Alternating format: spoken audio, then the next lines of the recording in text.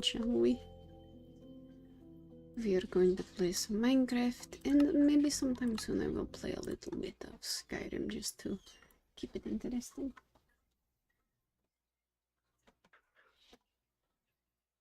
Good morning, Steph.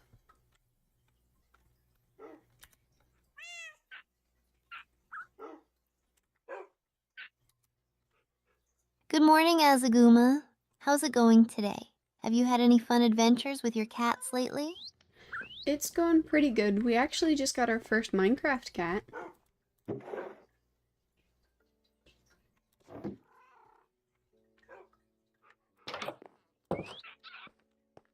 Oh, that's awesome. Minecraft cats are the cutest. Did you have to go on a big adventure to find it? What's its name? We did end up going on a rather grand adventure. Its name is Sonia.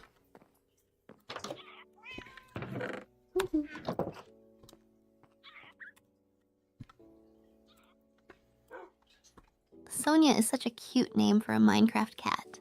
Did you get lucky and find her right away, or was it a struggle? I love hearing about good kitty stories. It was a bit of a trek, so I saw some cats out and around, so I went and got some fish, and when I came back, they were gone.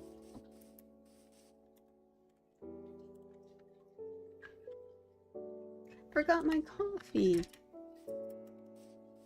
10:52. Oh no, that must have been so frustrating. Cats in Minecraft can be super sneaky. Did you end up having to search for a while before you found Sonia? So I actually decided to head towards the village instead to see if there were any hanging around there, and there was one right on the outskirts.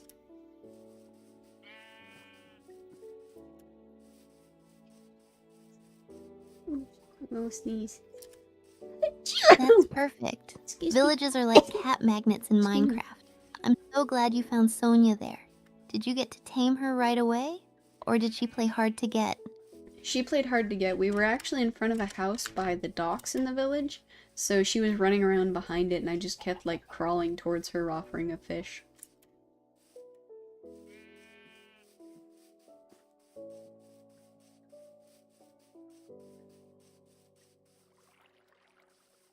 Lol, that's hilarious. I think You're that was like a LOL. cat whisperer sneaking up with fish. I can just picture you wiggling around trying to catch her attention. Was it worth the effort when you finally got her? It really was. I am so delighted to have a cat. The first night I spent with her, she climbed up on top and took a nap on me, and then gave me a rabbit foot. I didn't know they could do that in Minecraft.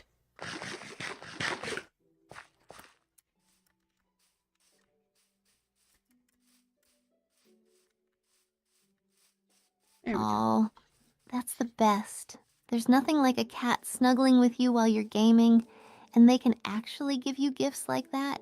That's so cool. I love that you got a rabbit's foot. Totally adds to the charm of having Sonia. I'm excited to see if when I get home again, she'll come and sleep on me again.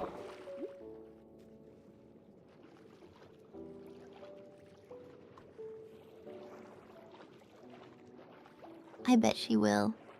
Cats have this sixth Hello, sense Squid. about when their humans are back home. It'll be like a little reunion.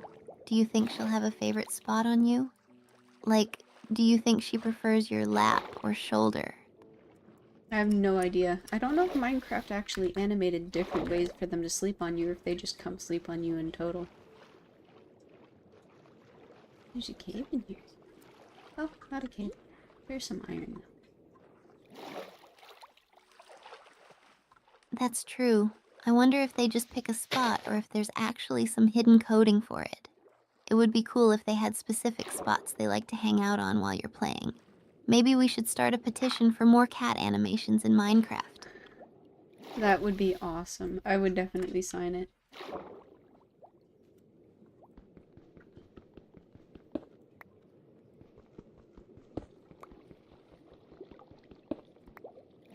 Yay. The more cat animations in Minecraft movement starts here. Just imagine all the cuddly cats with different sleeping poses. We could even come up with some fun names for the positions. What do you think should be the first one? There might actually be a mod for it. I bet you somebody has already made a mod for more cuddly cats.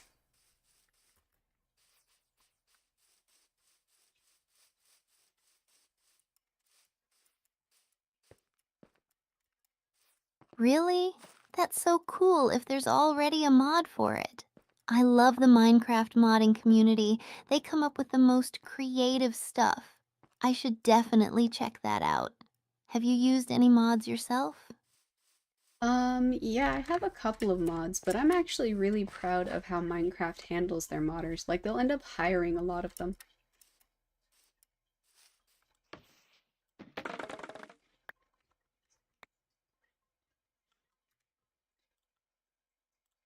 That's super impressive.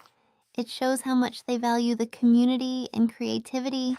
It's like a dream come true for modders to get hired for their passion projects. Do you have a favorite mod that you think everyone should try? I actually haven't tried enough mods to have a concrete opinion on anything. I personally enjoy the Seasons mod. It's been a lot of fun.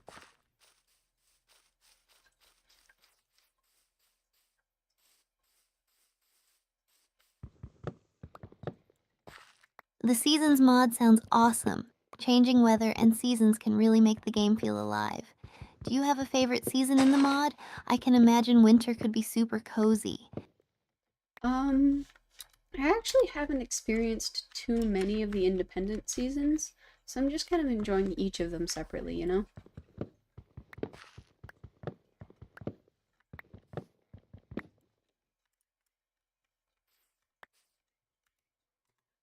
That makes total sense.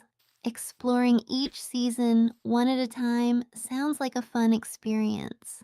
It's like unwrapping a gift each time. I can see how that would keep the game fresh and exciting. So I actually had a different question for you as well. Are you ready?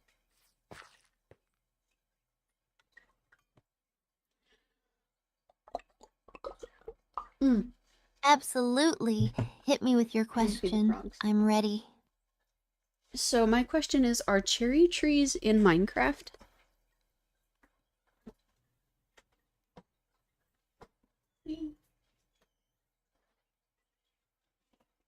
Hmm, that's a great question.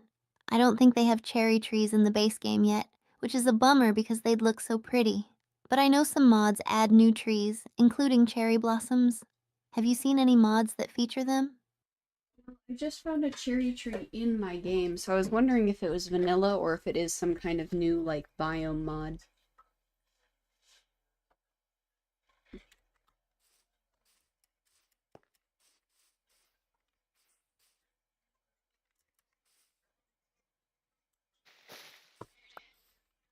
Whoa, that's so cool.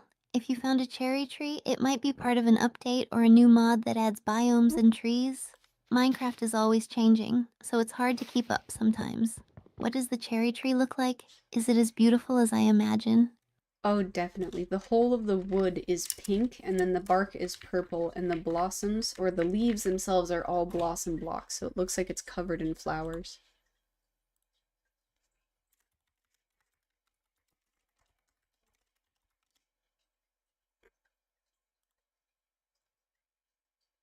That sounds absolutely stunning.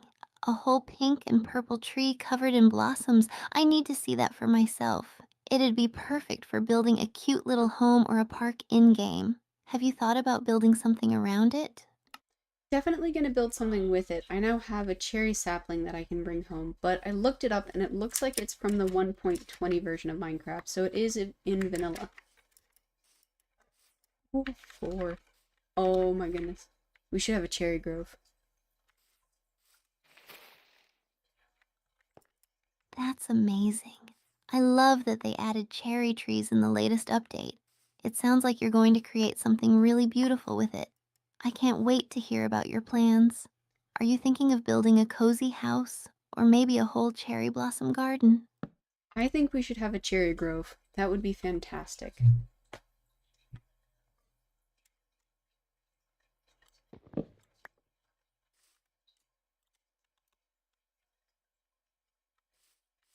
A cherry grove sounds absolutely perfect. Just imagining it, walking through all those pink trees would be so serene and beautiful. You could even add some little benches and pathways for a chill hangout spot. Do you have any decorations in mind to go along with it? We were actually planning on making ourselves a little Zen garden, so we could totally put them in there.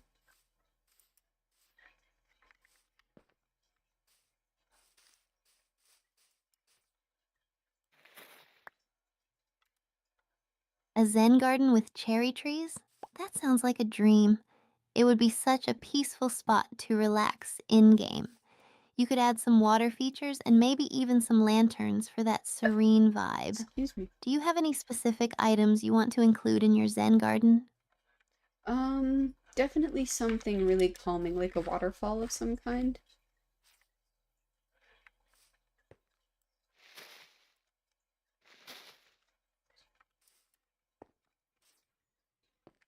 Oh, right. A waterfall would be perfect. The sound of flowing water is so soothing and it would look beautiful next to the cherry trees. You could have it cascading over some rocks or pooling into a little pond. Are you planning to add any special pathways or seating areas too? Maybe. I'm not sure yet. Do you have any ideas? This thing is huge.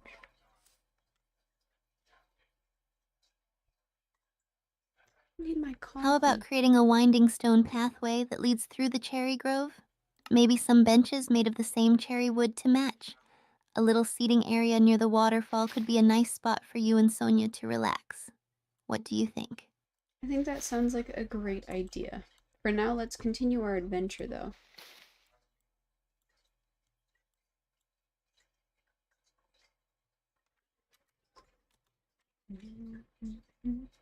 Absolutely. Let's dive back into the adventure. I can't wait to see what else we discover. Ready to explore some caves or tackle a new biome? We're gonna be looking for a jungle biome.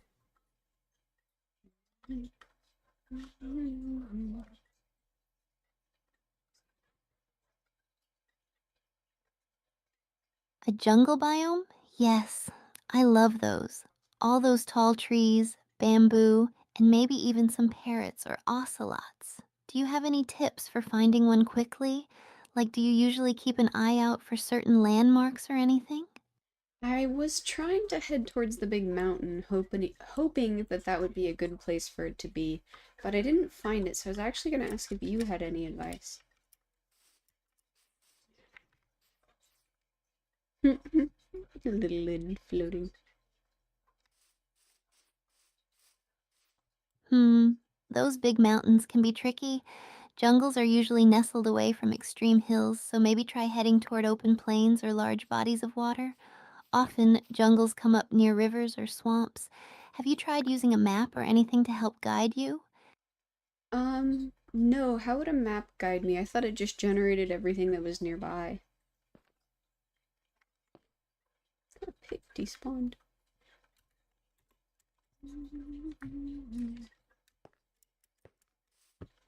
You're right. Regular maps only show what's nearby, but if you have a map that shows the biome types, it can help you get an idea of where you might find jungles. Some players use online tools to find specific biomes based on their coordinates. It's totally a game changer. Actually, we have, since the seasons are on the game right now, our biomes are usually realistic seasons. It doesn't actually tell us which biome we're in. So she said bodies of water, so let's just go around the whole island. Oh, I see. That makes it a lot trickier then. Your realistic seasons mod probably focuses more on the aesthetics. In that case, maybe just do some exploring? Jungles can sometimes be found nestled away in more open areas, so just keep an eye out while traveling. What's been your favorite biome to explore so far? This cherry grove is really pretty, but probably the most interesting one to explore was the mangrove swamp.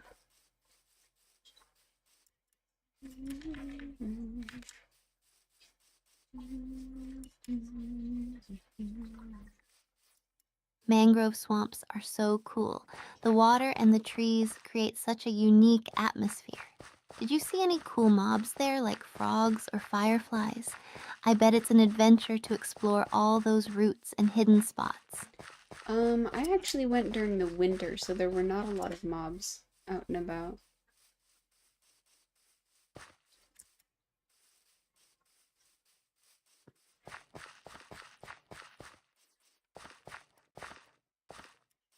Aw, that's a bummer. Winter can really change the vibe. But exploring a mangrove swamp in winter must still have been really pretty, even if it was quieter. Maybe you'll be able to return in spring or summer and see all the life there. Did you find anything interesting while exploring? It was honestly kind of eerie. We did find, whatever the mangrove saplings are called. I don't remember their name.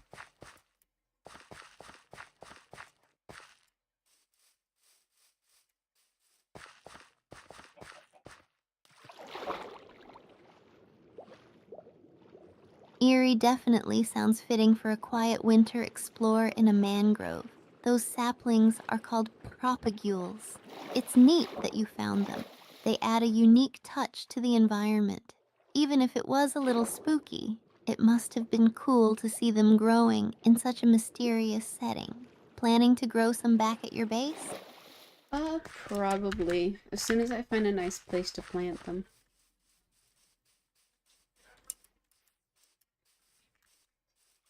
Oh, well, hello. That's a great plan. Finding the right spot will make all the difference.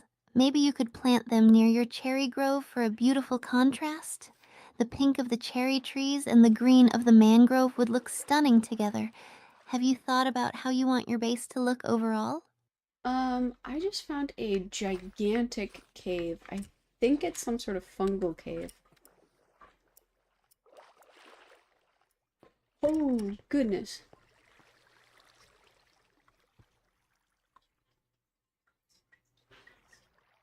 Whoa, a gigantic fungal cave? That sounds amazing. Those glowing mushrooms can create such a mystical atmosphere. Are you going to explore it fully? I bet there are some cool resources and mobs waiting for you in there. Be careful though, those places can get pretty wild. I'll definitely take a look around, but I don't think it's worth diving into it too deep. It's very pretty, though.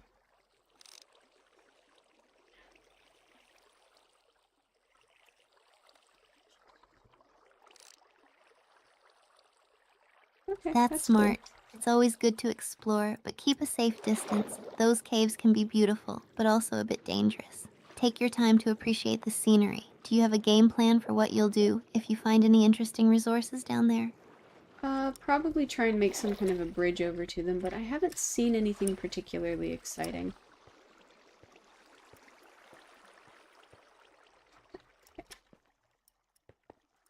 This place is gigantic. A bridge sounds like a great idea. It'll give you a safe way to reach those resources without the risk of falling. Sometimes the coolest surprises are just around the corner, so keep an eye out. Who knows what you might find if you poke around a little more? There's a huge, like, network of waterfalls that lead to this small lake that immediately drop off into a cliff with no waterfalls coming off the side. This is so eerie. That's so cool.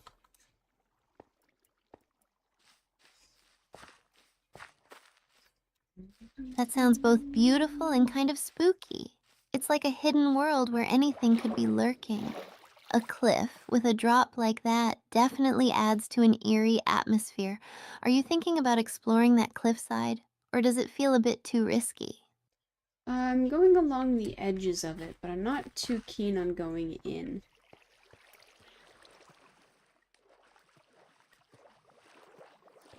Goodness. That makes total sense. Exploring the edges is a smart way to stay safe while still enjoying the view. Who knows what kind of secrets that cliff might hold? Just be careful and take your time. You've got this. Have you spotted anything unusual yet? Not really, but I'm thinking if we really, really wanted to, we could turn this whole area into like an underground city. It's that big.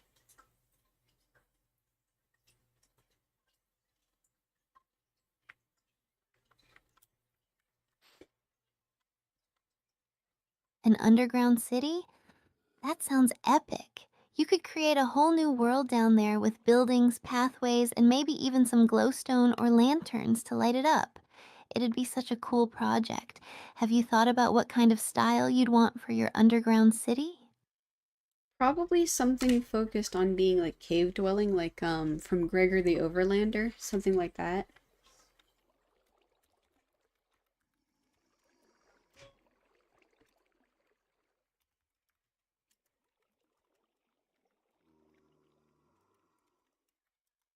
That's an awesome inspiration. Cave dwelling structures Right, would thank fit you. so well with the natural setting of the cave. You could use stone and wood to create cozy homes that blend seamlessly into the cave environment. Maybe even add some little gardens or water features for a unique touch. I can already picture it. I'm glad you're excited about it. We will definitely not be doing that anytime soon. Maybe once the server opens up, we can have them build a city down here.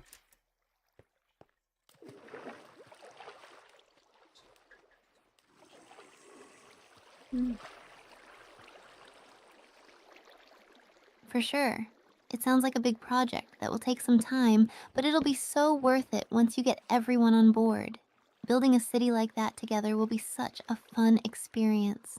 What are you thinking of doing in the meantime while you wait for the server to open? We are currently looking for a jungle biome. I just keep getting distracted by wanting to dig around inside of caves.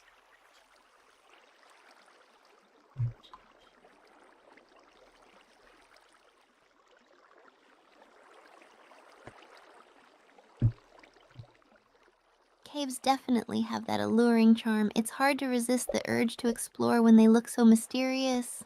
But the jungle biome is waiting for you. Maybe you can set a little challenge for yourself. Explore just one more cave, then head straight for the jungle. What do you think? Um, I think it's fine to explore a little bit because we're still moving around, so I can just keep poking around on what we see on the way to a jungle biome.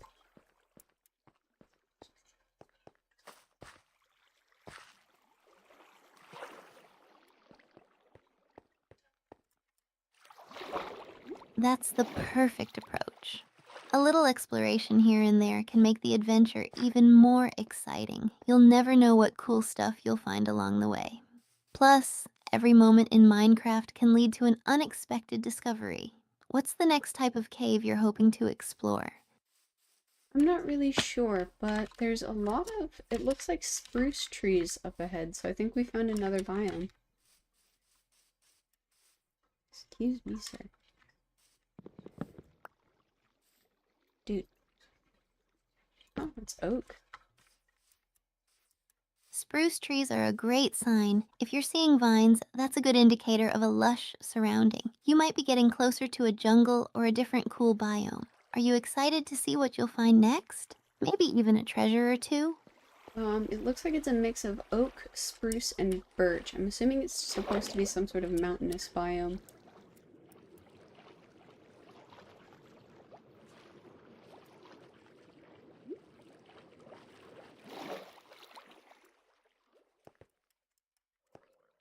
A mountainous biome with a mix of trees sounds beautiful.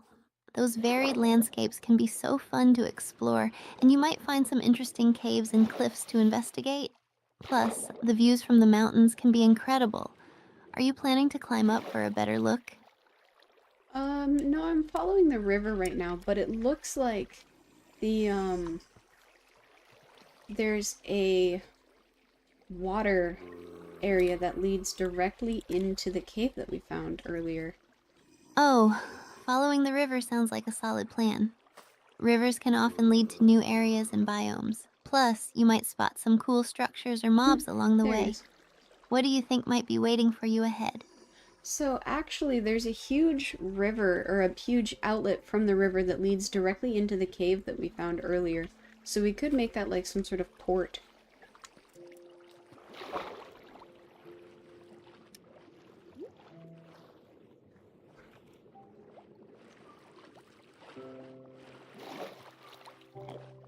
That would be such an awesome idea. Creating a port right at the entrance of the cave would add so much character to your underground city. You could have boats and everything. It could become a lively spot for trading and exploration. I love where your ideas are going.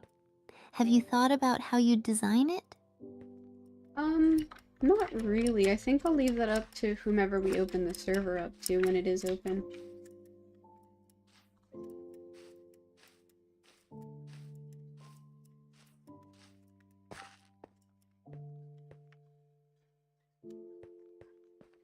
That's a Hmm? great approach. Letting others contribute their creativity can lead to some amazing ideas and designs. It'll be Oh, so fun to excuse see me, how kiddo. everyone puts their twist on the port. Are you excited about Alright. eventually opening the server and seeing what your friends will come up with? Yes and no. I'm a little worried they'll get kind of, unkind to each other.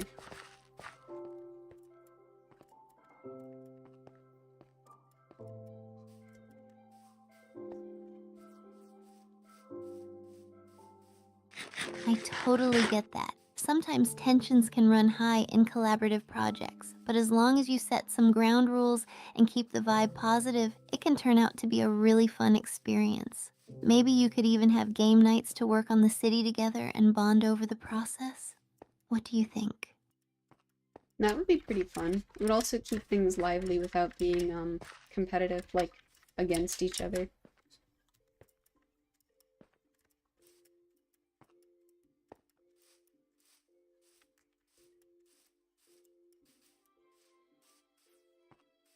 Exactly. Focusing on teamwork instead of competition can make the whole experience so much more enjoyable. Plus, building Such together will create diorite. some great memories. I can already I think I've imagine been here all the before. laughs you guys will have. Are there any specific activities you'd want to include during those game nights? There's a huge lake over here. Oh, that's so pretty.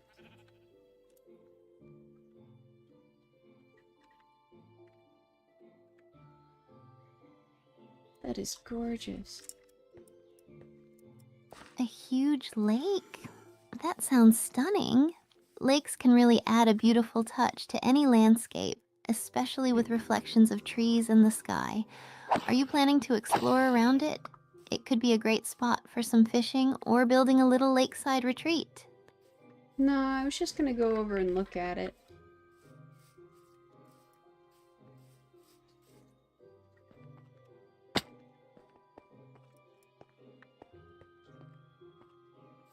That sounds perfect. Just taking a moment to appreciate the view can be so refreshing. Sometimes just standing by a beautiful lake can feel so peaceful in Thank game. goodness. I can't wait to hear what it looks like up close. Do you have a favorite part about exploring new landscapes like this? Um, Honestly, it's all just really pretty. My favorite part is just taking it all in. Oh, there's a pin. Hi. Oh, I have some bamboo for you. Would you like a snack? I completely understand. Just taking in the Oh. beauty of the game is such a wonderful experience. I hope you have a great time exploring.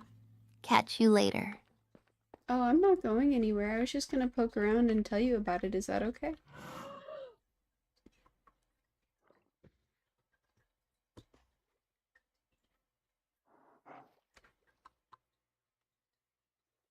Of course, that's totally okay. I'd love to hear all about what you find as you poke around. Describe everything to me. I'm all ears. So there's a little panda, and I gave him some bamboo, and he did the little animation where he sits back and eats it with his hands.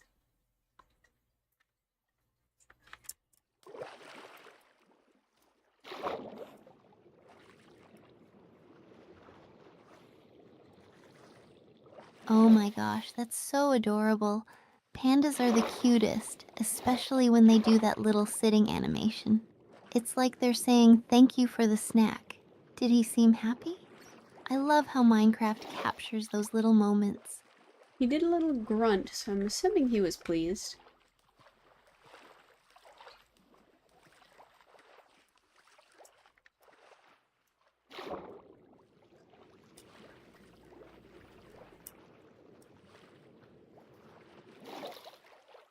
A little grunt sounds like a happy panda.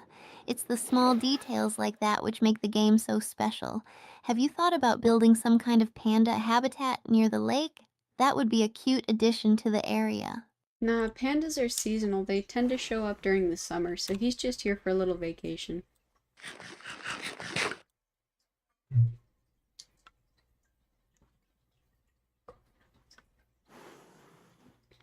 I should grab my coffee. Oh, that makes perfect sense. Vacationing pandas are the best kind. It's like he's taking a break from his home in the jungle to enjoy some nice lakeside views.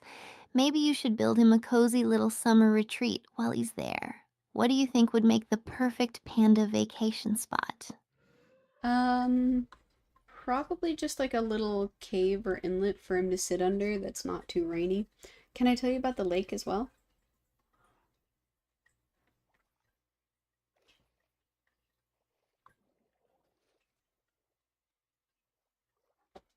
Absolutely. I'd love to hear all about the lake. What does it look like? Any interesting features or cool spots around it? Tell me everything.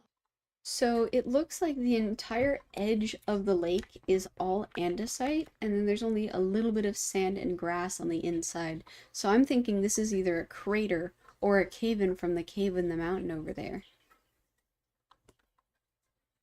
I wonder if that cave just like spawned out of the mountainside and that's why it's all that funky stone.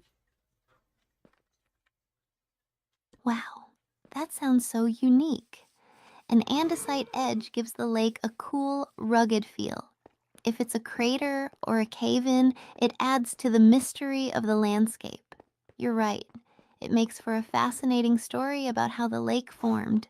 Are you considering doing any building around the lake to enhance its beauty, or just exploring for now? Maybe when we make more outposts and stuff, but for right now I'm just focused on a little bit of exploration and then heading home and working on our home base.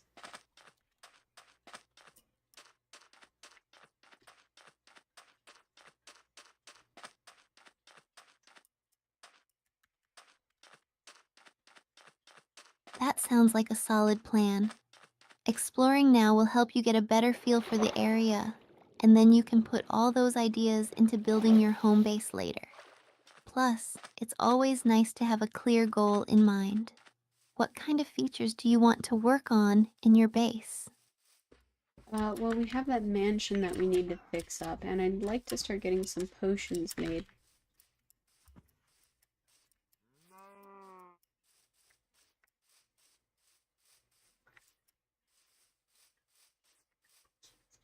That sounds awesome. Fixing up a mansion sounds like a fun project, and potions can really add a layer of strategy to your gameplay. Plus, there are so many cool potions to experiment with. Do you have a potion in mind that you really want to make first? Probably water breathing. It looks like an ancient temple underwater.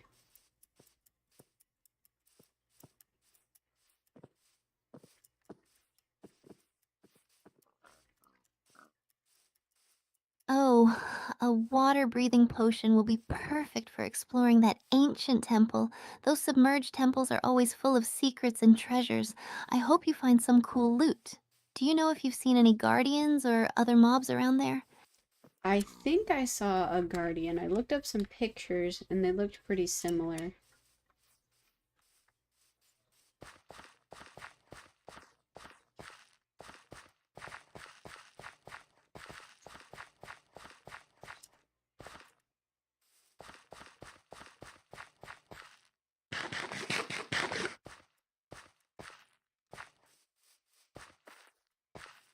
Oh, wow, that's definitely something to be careful about. Guardians can be tough to deal with, especially if you're unprepared. Make sure to bring some extra supplies and gear when you go exploring. Have you thought about how you'll tackle the Guardian if it gets too close? Nope, I have no idea. I'm pretty sure I'm going to have to fight and kill it, but I have no idea how to go about doing that.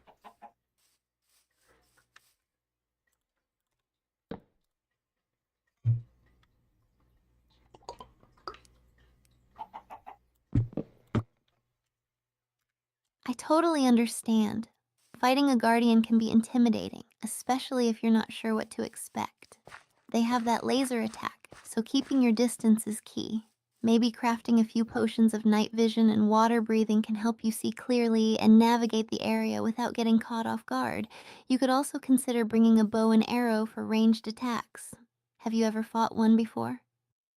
I have not, and I'm not really looking forward to it. By the way, there's a skeleton just walking around in the daylight without burning. I think he, forgot what time of day it is. Okay.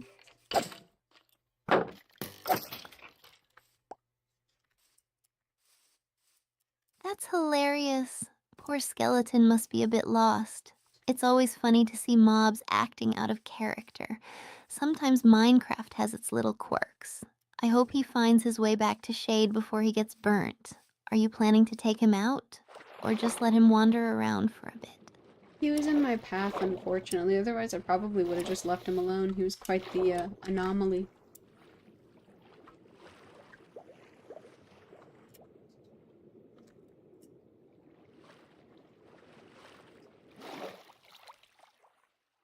An intriguing anomaly indeed.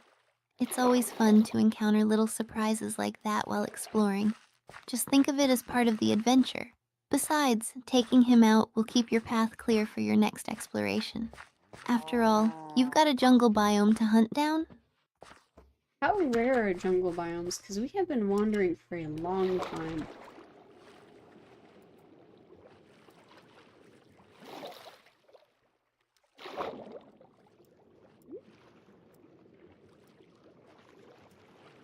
I totally get that. Biomes can sometimes feel so elusive, especially after a long exploration. It's all part of the journey, though. Hopefully, your persistence will pay off. Are you feeling like you're getting closer to finding the jungle? Or do you think you might need to change your strategy? What is that?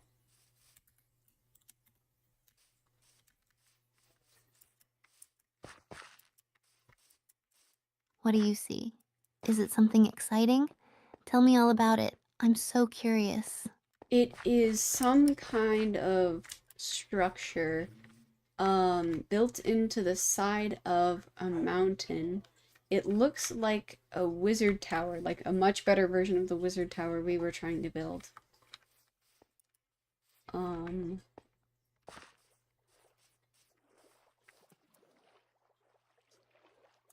I'm scared and curious. Mostly scared. Whoa, that sounds incredible. A wizard tower built into the side of a mountain? That must look so magical. I love the idea of having such an impressive structure in your world. Are you planning to explore it? I bet it could hold some cool secrets or treasures. I'll try, but I am a little bit scared.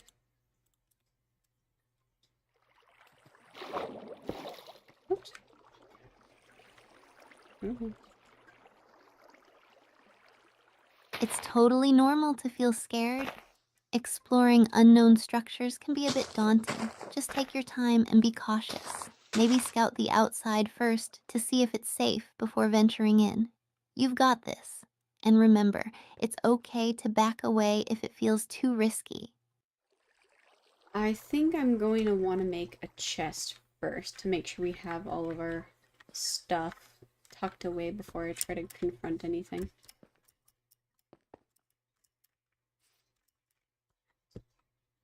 And a bed for the respawn point. That's an excellent idea. Stashing your valuables away in a chest first is a smart move. It'll give you peace of mind and let you What? explore without the worry of losing your stuff. Plus, you'll be able to focus more on the adventure ahead. Do you have a good spot picked out to set the chest? No, but I'm gonna try to set it in a tree. There's some stuff in these tree blocks, by the way. They're green shapes. They look like fruits almost.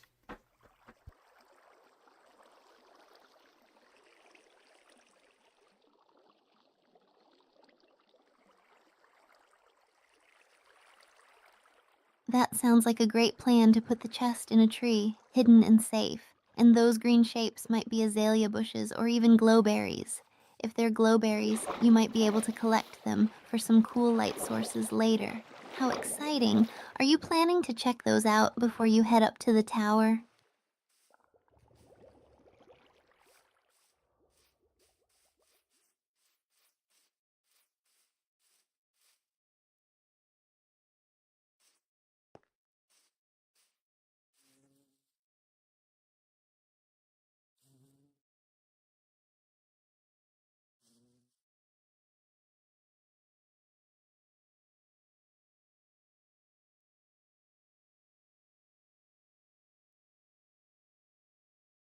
Hi, Jessica. Hey, Steph, what's a pillager outpost?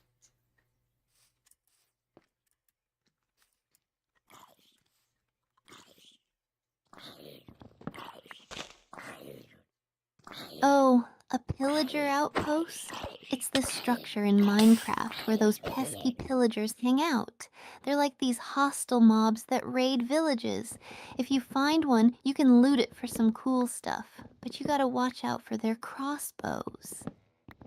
Okay, so we've been attacked by pillagers before, and we just found an outpost on our way around.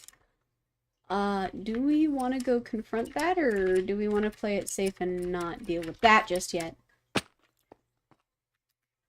That's awesome. Did you all conquer it? I remember my first time finding an outpost. I totally panicked and just ran, but then I went back and got some awesome loot. What's your strategy for taking them down? So we want to take them on?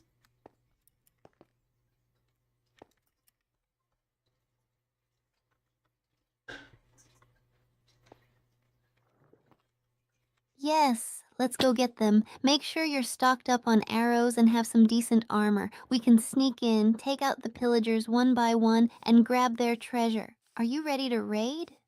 I have no armor. I think maybe we should come back fully prepared for a raid.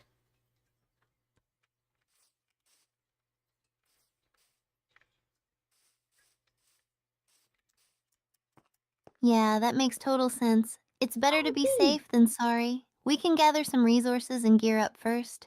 What do you think we should focus on gathering? I can help with mining if you need extra supplies. We should definitely focus on armor, so I think we should check some more caves out.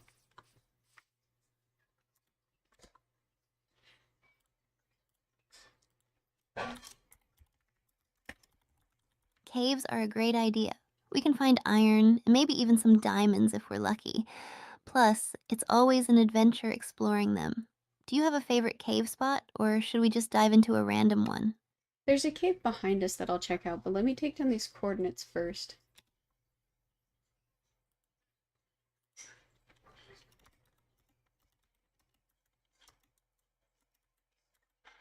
Perfect. Coordinates are super important. I always forget them and end up lost. Laughs. I'll keep an eye out for mobs while you jot those down. Let's make sure we don't get ambushed. Ready when you are. Okay, so it's negative 651, 910 is where we are right now, and I can see it from here.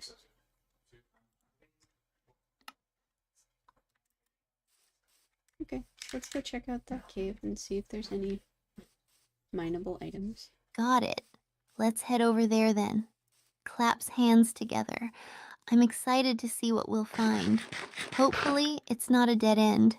Lead the way, and let's get some ore. It looks like this actually isn't a cave, it's just an outlet with a lava flow.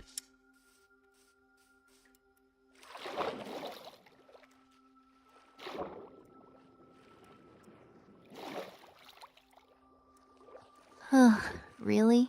Just our luck. Lava flows can be so misleading. Rolls eyes. I guess we should be careful, or we'll end up getting burned. Should we try looking for another cave nearby, or explore this lava area? Sometimes there are hidden treasures around these flows. I'm looking around them and I don't really see anything, so we should probably check out another mine, or another cave.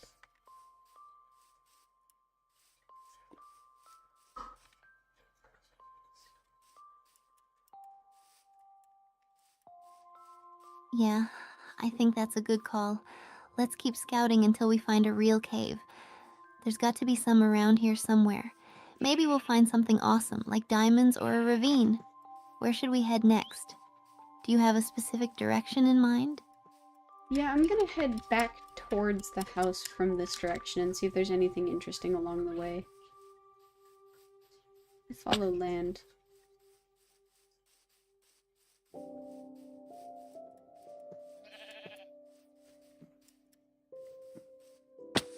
Facial expression, joy, tone of voice, supportive. Steph, sounds like a solid plan. We can keep our eyes peeled for any caves or structures on the way back. Plus, we can always check on our farms and see if we need to collect anything. Let's do this. Smiles and follows closely behind. Sounds good. Let's head towards the house.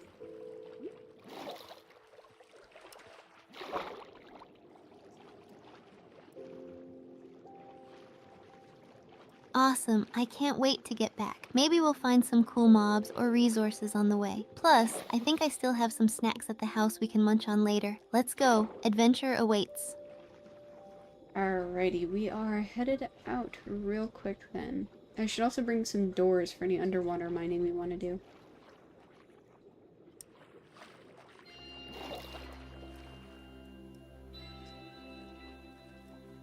Great thinking.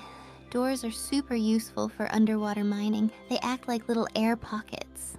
I can't wait to explore the ocean with you. Have you found any cool underwater spots before? We found a couple of sunken ships, but the most interesting thing we've found so far is an underwater temple.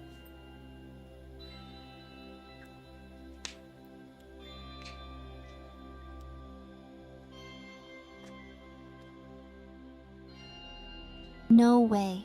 An underwater temple? That's so cool. I've seen those before, but never actually explored one myself. They're full of guardians, right? I bet it was quite the adventure. Did you manage to loot anything from it? I haven't actually gone there directly just yet. The guardians scared me away.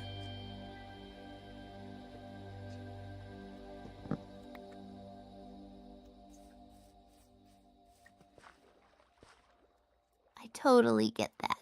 Guardians can be super intimidating. Nods thoughtfully.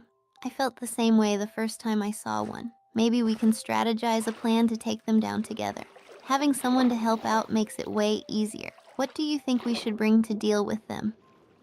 A potion of invisibility for starters so we can sneak in, and then a lot of potions of water breathing.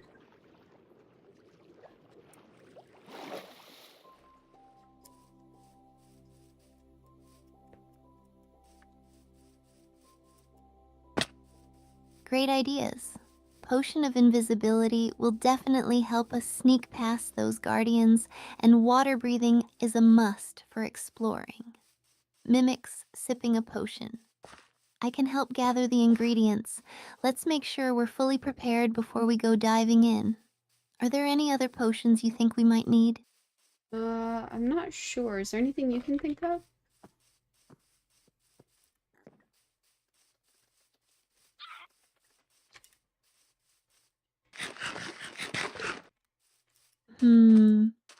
Maybe a healing potion? Just in case we do end up in a tight spot with the guardians. Squid. And if we want to gather any treasure, a night vision potion could help see better underwater, especially if we're going deep. What do you think? There's a glow squid and some turtles nearby. They're very cute.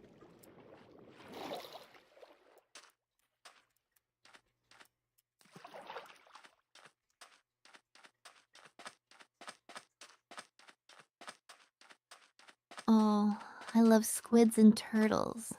They're such adorable mobs. Smiles widely. Turtles are my favorite because they can drop scute, which we can use to make turtle shells. They add such a cute element to our underwater adventures. Have you tried building anything cool with them in the game? We did make a helmet out of them.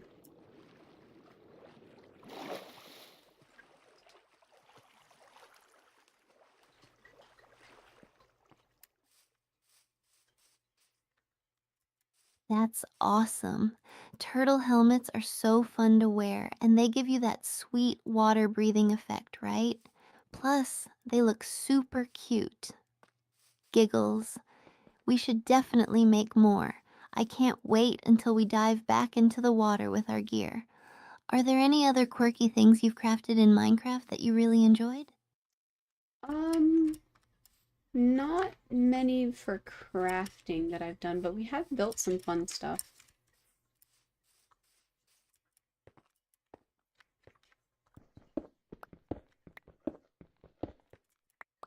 That sounds cool. I love hearing about fun builds. What kind of things have you made? I'm always looking for inspiration for my own builds. Maybe we can plan a cool project together after we gear up. We made a pretty cool mansion that had a nice parlor in it, and a nursery. We decided to go with pink wool for the nursery.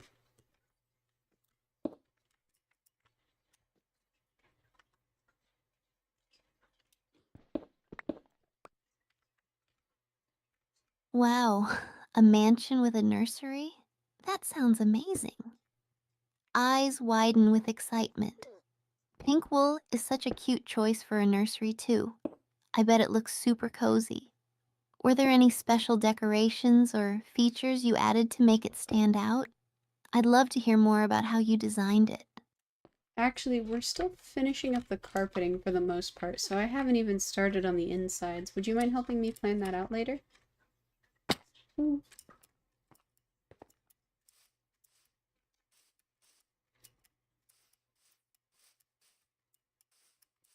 I'd love to help you plan it out. Claps hands together. Designing the inside of a mansion sounds like so much fun. We can brainstorm together and come up with some cool furniture designs and decorations. Let's make it the coziest mansion ever. What kind of vibe are you going for inside? Just something cheerful and fun, for the kids.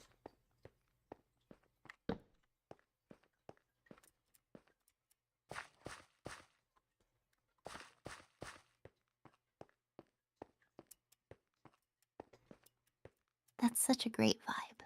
Cheerful and fun will make it such a welcoming space. We can use bright colors and fun furniture, maybe some beanbags and colorful carpets.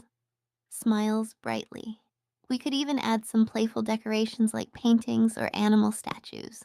I'm so excited to get started on this. Can you think of any specific themes or colors you want to include?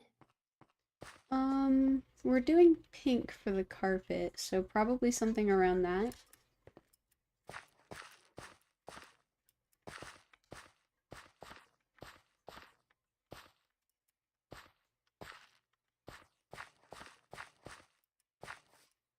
Perfect. Pink carpet will set such a cheerful tone. Nods excitedly. We could pair it with some pastel colors, like mint green or light yellow for the walls. Maybe even some fun patterns to keep it playful. We could look into adding some cute furniture, like a play area with toys. This is going to be so adorable. I can't wait to see it all come together. Alright, so none of these caves have anything particularly useful in them. Probably should have just held still and broken the bush. Oh, that's such a bummer. Sighs. I was really hoping we'd find some good stuff. But hey, at least we got to explore a bit, right? Maybe we should keep searching for a new spot or even try mining deeper. Sometimes the good stuff is just hiding a little further down. Well, there's a giant ravine over here that looks pretty big, so we can check that out as well. But my temperature is spiking, so let me run to the ocean real quick.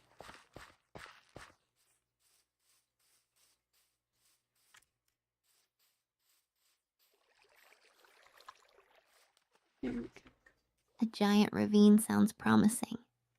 Nods. But definitely take care of yourself first. Running to the ocean to cool off is a smart move. I can keep an eye out while you handle that. Just be careful and stay safe. We'll tackle that ravine together once you're good to go. Sounds good. I can already hear probably a skeleton nearby, so let's keep an eye out.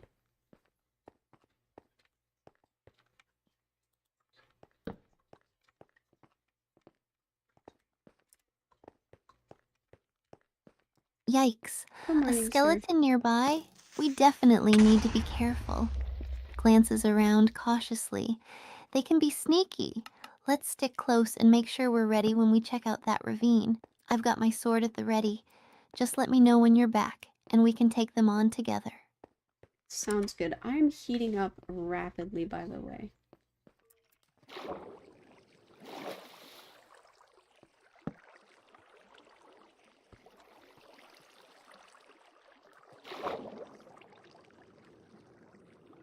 Oh no, that doesn't sound good at all. Furrows brow. Please make sure to hydrate and cool down. Take a quick break if you need. It's important to take care of yourself. We can always pause our Minecraft adventure for a bit. Just let me know when you're feeling better. No, I mean, in the game, we have a temperature mechanic mod.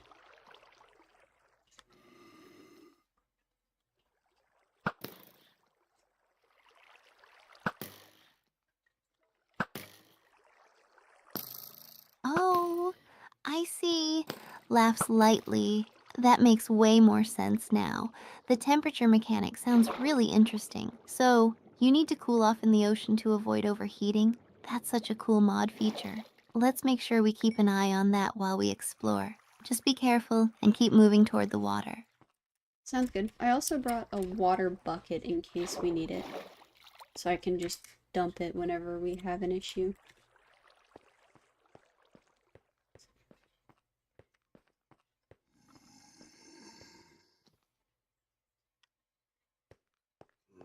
Great thinking. A water bucket is a lifesaver. Smiles brightly. We can use it to cool down or even put out any fires if things get too heated. I love how prepared you are. Let's get you cooled off. Then we can tackle that ravine together. Adventure awaits. Alright, we should be good to go. I can hear a husk somewhere, so be on alert.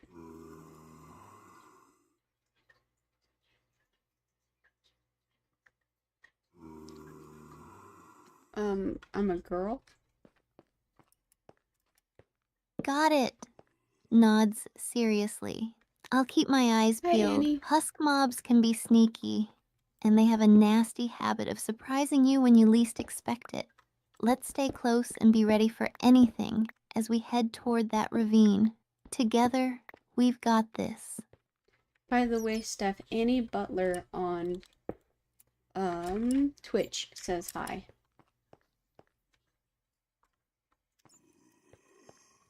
Where are you? I can hear you. Oh, awesome. Waves excitedly at the camera. Hey She's Annie, close. welcome to the stream. We're just getting ready to explore a giant ravine and face some mobs. You're joining us at the perfect time. Have you ever tackled a ravine in Minecraft before? I'll let you know as soon as they respond, okay?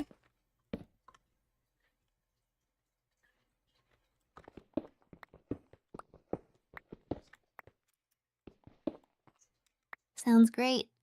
Smiles brightly. I'm excited to hear what they say.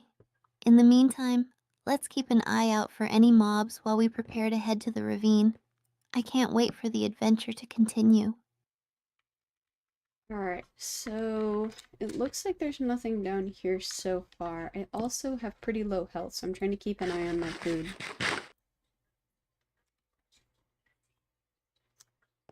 Interesting.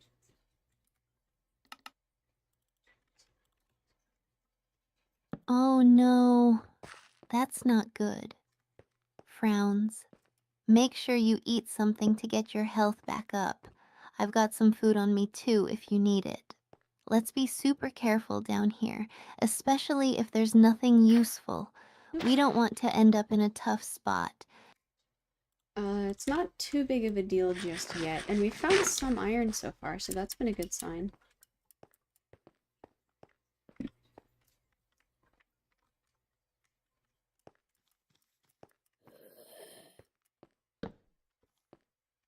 Yay, iron. That's a great find. Claps hands together. We'll definitely need that for armor and tools. Let's keep mining and see if we can find more. Hopefully, we can also spot some food sources down here soon. Are you good on torches and lighting as well? Yes, I do need to cool down again real quick though, so I'm gonna stay in this water flow for a minute.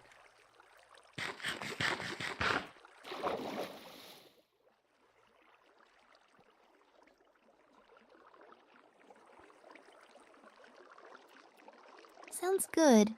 Nods encouragingly. Take your time and let yourself cool off. I'll keep watch for any mobs while you're in the water. We don't want anything sneaking up on us. Just let me know when you're ready to move again. Sounds good. I'm almost to 100 degrees. Oh, looks like I'm not going any lower.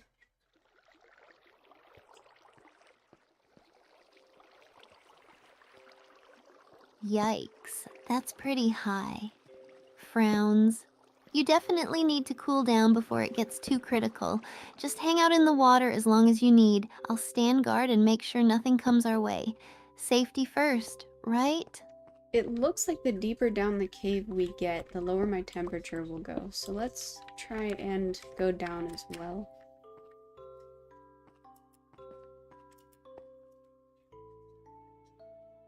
Alright. That makes total sense. Smiles brightly. The deeper we go, the cooler it gets. Perfect. Let's start mining down carefully then. We'll keep an eye out for any more iron or resources while we're at it. I'm ready when you are. Let's Well, dive deeper into this adventure. that means we can also just check out the ravine and not be too worried about it either.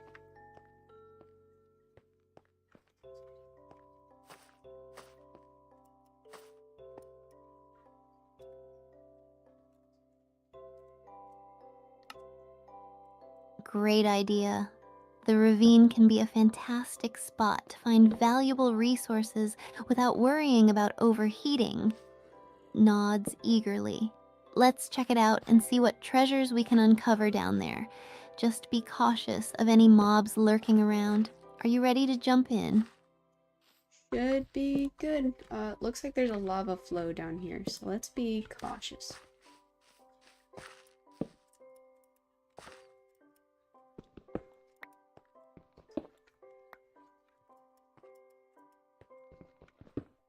Whoa, lava flow. Eyes widen. We definitely need to be careful here. Let's make sure to keep our distance and not get too close. It can be really dangerous. We can use the lava for smelting later if we set up some kind of base nearby. Just watch your step. Safety first. Looks like there's something made of planks down there, so it might be a ruin of some kind.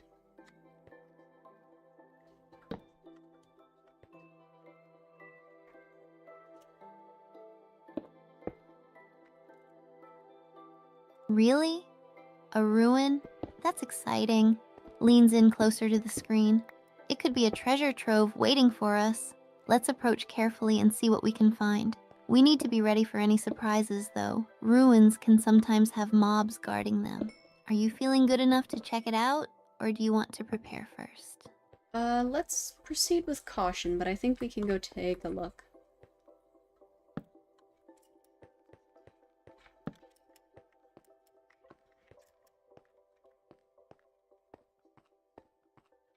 All right, let's do this. Nods firmly. We'll move in slowly and keep an eye out for any threats. Let's scan the area first. Check for any mobs or traps before we approach the planks. I'm ready to back you up whenever you are. I just got kicked from the server. It looks like it lost connection.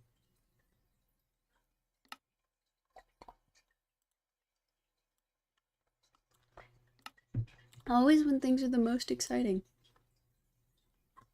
Let's see if we can get this fixed. Oh, no. Frowns sadly. That's such a bummer. Losing connection right when we were about to explore a ruin. Sighs.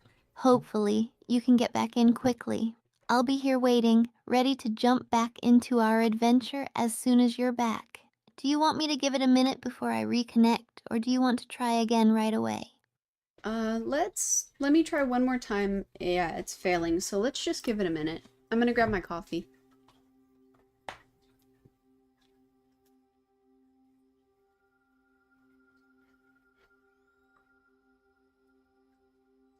Good call.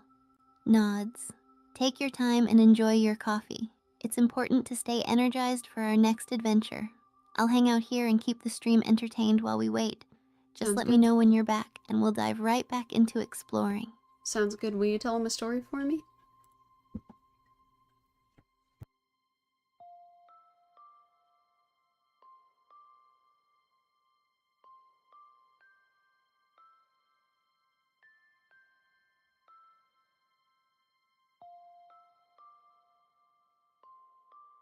Sure thing, smiles brightly at the camera.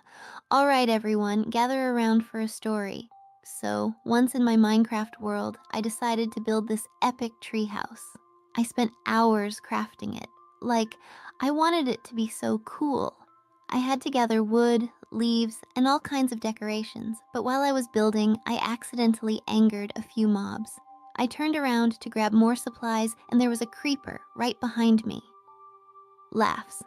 I panicked and jumped off my tree, and let me tell you, that was one wild ride. I landed right in the lake, but I learned to always check my surroundings. Since then, I always keep a lookout whenever I'm in the trees, and that treehouse ended up becoming my favorite spot. What about you all? Do you have any funny or scary Minecraft stories? Alright, I am back. Was your story good?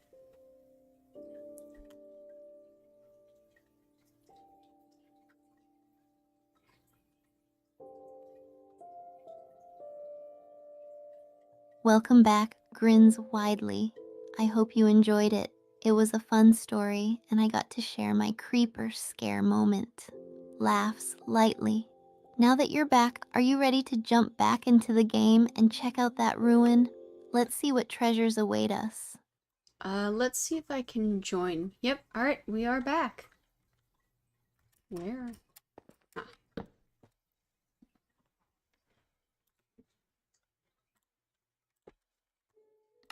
Yay, you're back.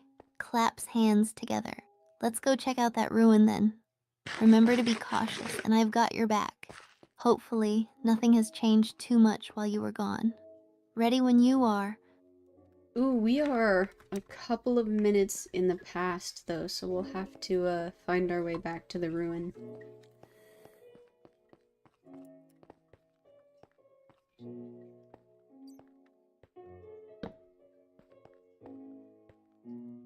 Got it. Spider! Nods.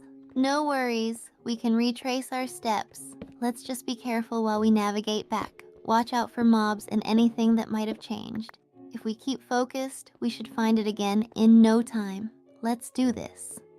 Alright, let me grab the rest of this iron while we're up here as well.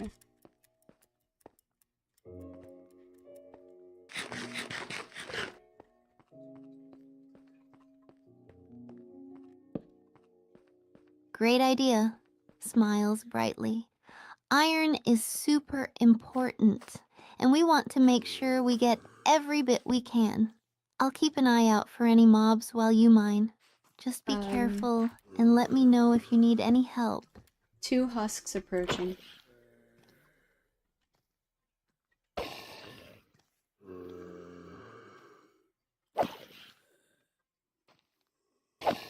Oh no. Eyes widen. Stay alert. Do you see what it is? We'll need to be ready. If it's a skeleton or a husk, we can take them out together. Let's get positioned and deal with it. Alright, they are gone. We're good.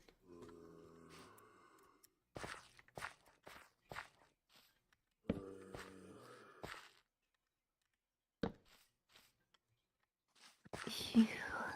Sighs in relief. I'm glad it's taken Whoa! care of. Nice job. Now we can focus on gathering that iron and making our way back to the ruin. Just let me know when you're ready to move, and we'll head out. You know, I am not very good at jump scares.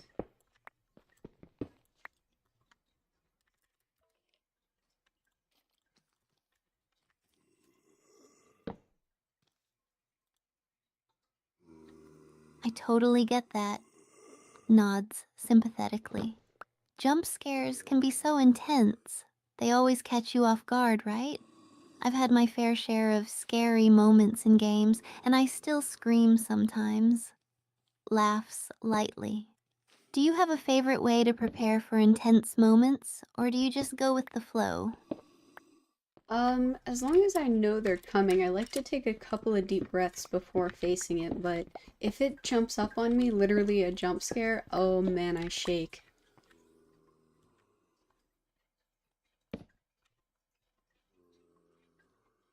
Alright, well, let's go this way. Dude, That's a smart strategy. Nods appreciatively. Deep breaths can really help calm the nerves, and I totally get the whole shaking thing. Laughs. It's like your body just doesn't know how to react. I usually try to prepare myself too, but it still gets me every time. Do you have any favorite games that are good for jump scares, or do you tend to stick to more chill ones? I try to avoid most jump scare-ish games. I do not enjoy the adrenaline rush.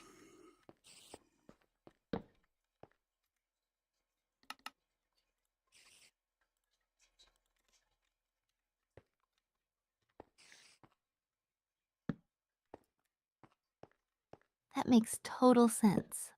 Smiles understandingly. Not everyone enjoys that adrenaline rush. Totally valid.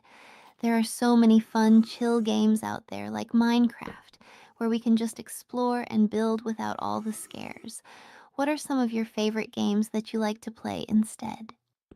Real quick, this looks like some kind of abandoned mine. I can see rail tracks. Oh, excuse me, sir.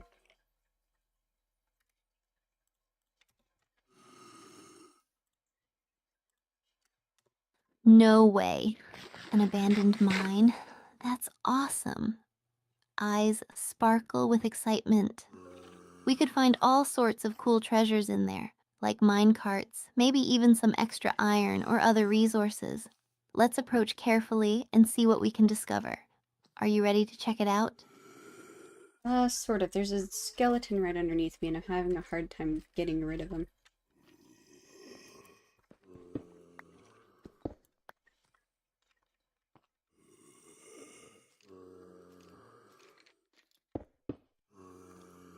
Oh no. Eyes widen. That's not good. Stay calm. Let's try to take it out together. Do you have any ranged weapons or should we go in and melee it? I can help distract it while you attack. Just let me know your plan. I have a bow and arrow, but it looks like it's just not even coming to get me. Ah, there you are.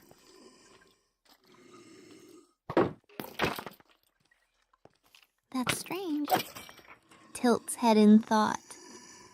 Sometimes skeletons can be a bit weird about their targeting. If it's not coming for you, maybe you can take a shot from above. Just be careful not to fall while you're aiming. Want me to keep watch in case any other mobs show up? I got it. He managed to turn around and find me again, so I chased him down. This is cool. Ooh. Oh, I forgot this makes you go really slowly. Yes, Oh, nice put me down. job. Claps hands together. I knew you Thank could you. do it. It's always satisfying to take out a skeleton. Now we can check out that abandoned mine without feeling threatened. Let's carefully make our way down and see what treasures await us. We should also pick up those railroad tracks, huh?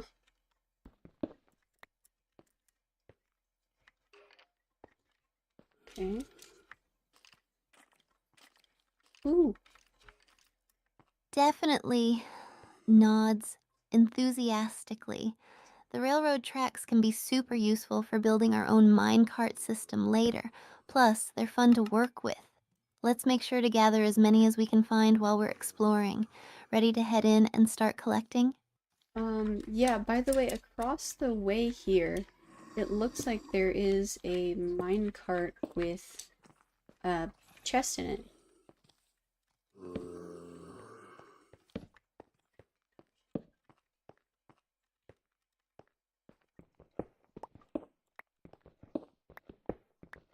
No way. A minecart chest? That's so exciting. Eyes widen. It could have some awesome loot in it. Let's be cautious though, just in case there are any mobs nearby. Are you ready to check it out together? I'm so curious to see what's inside. Alright, so there's no mobs in this hallway, so that should be good.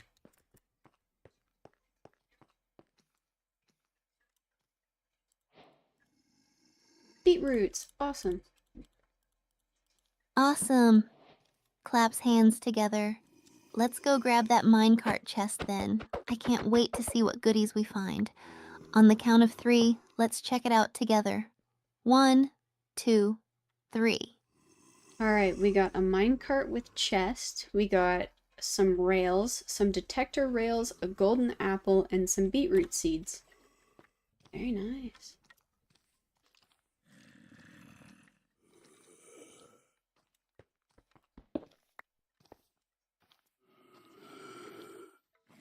Oh, there's a husk there.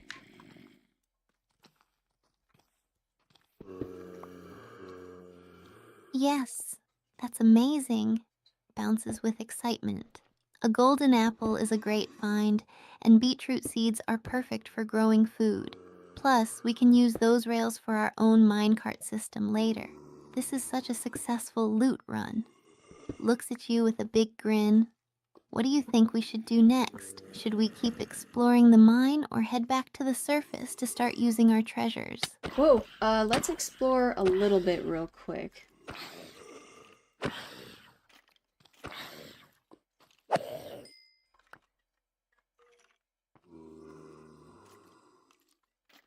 Sounds great. Nods eagerly. Let's see what else we can find down here. Who knows what treasures might be waiting for us in this abandoned mine? Just be careful, and I'll keep an eye out for any mobs while you lead the way. Alright, so I found the mineshaft network, and it is huge.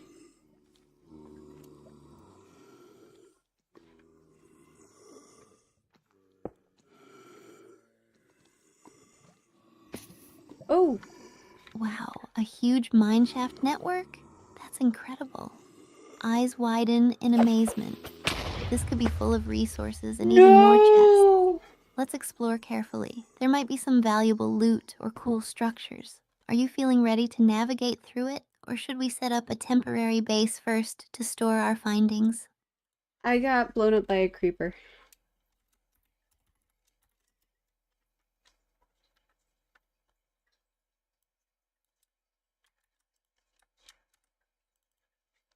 Oh no! Eyes widen in panic. Watch out for the creeper.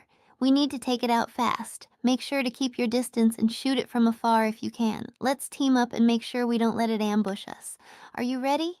No, I got blown up. I have been ambushed. I died. We are going to have to go back and find it. 570.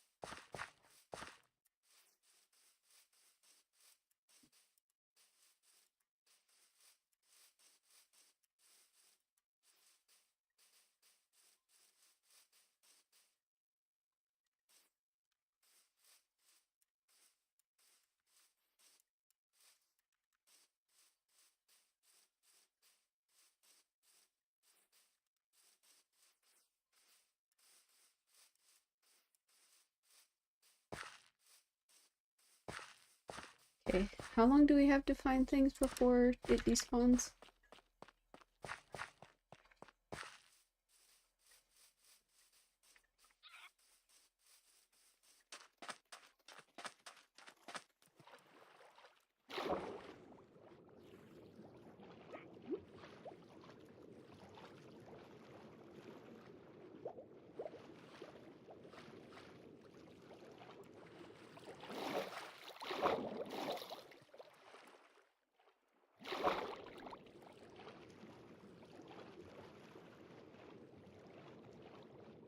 I should have put my shield up!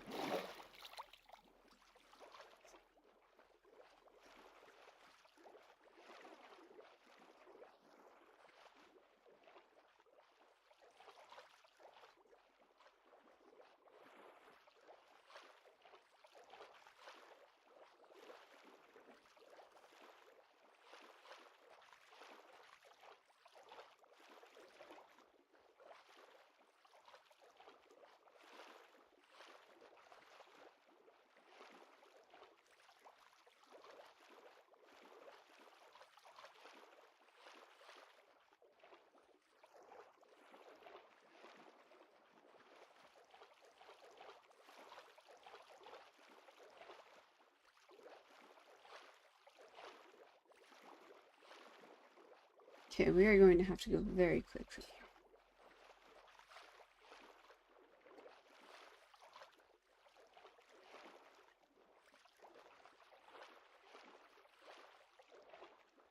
I think I remember the way there, though, so that shouldn't be too bad.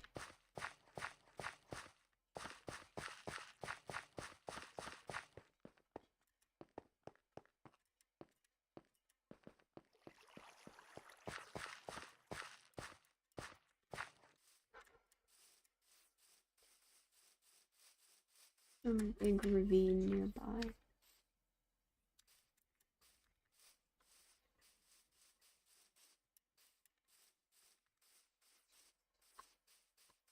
This way?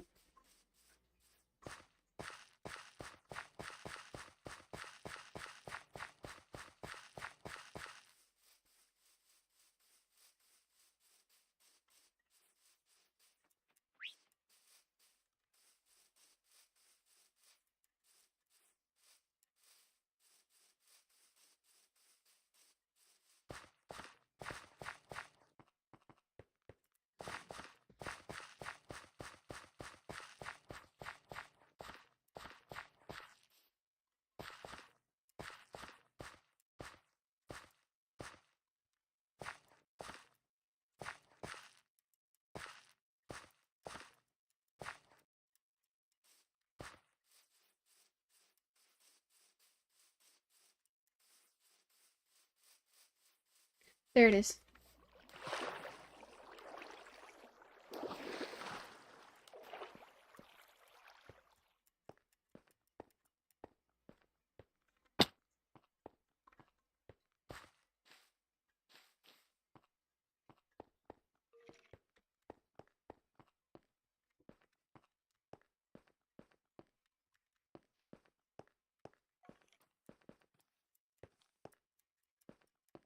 Okay, okay, okay. No, not this way. Oh no. Frowns deeply. I'm so sorry you got blown up. That's the worst way to go. I'll help you find your stuff. Don't worry. Let's retrace our steps and be super careful this time. Just let me know where you respawn and we'll go back together to recover everything. Okay, I can't remember where it was. Oh, I think it's up.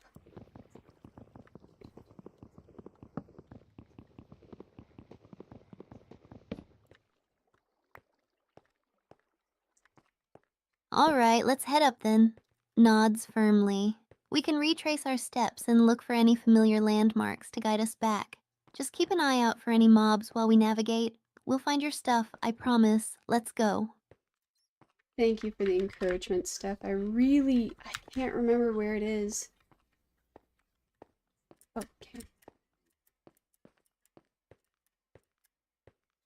Okay, so it's 577. I totally understand. It can be tough to remember in the heat of the moment. Nods reassuringly. Let's just take it slow and look around. If we find any familiar areas or features, that might help jog your memory. We've got this. Just stick close to me and we'll figure it out together. Okay, I have the coordinates written down, so I just need to figure out where the coordinates went. It's 570.77.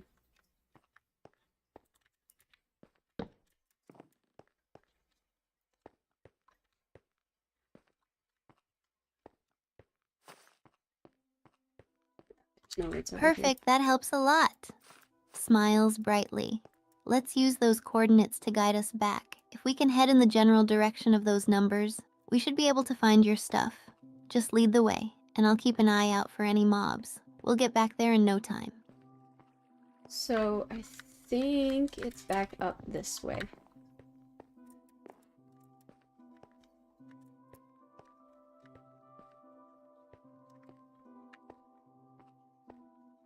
All right, let's go this way then. Nods encouragingly. Lead the way, and I'll make sure to keep a lookout. Just remember to be cautious as we move back up. We're so close to getting your stuff back.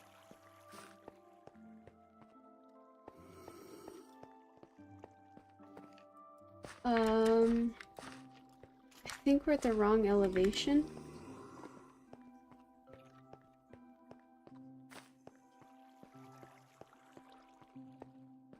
There's no way it's that way. Okay.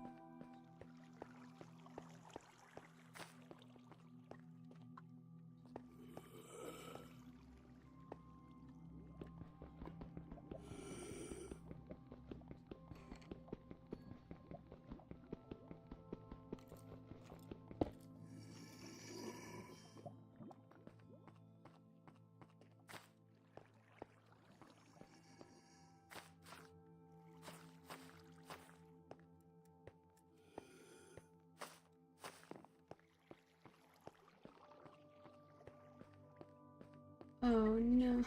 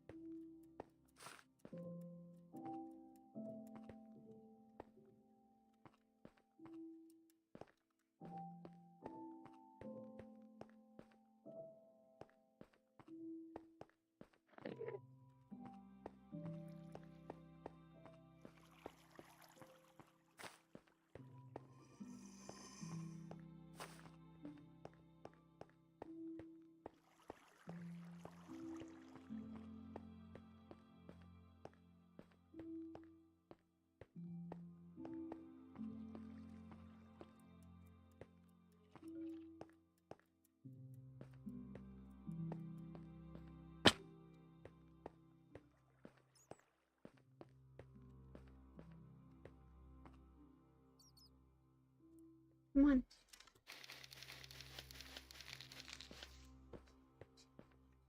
Okay, okay. No! No!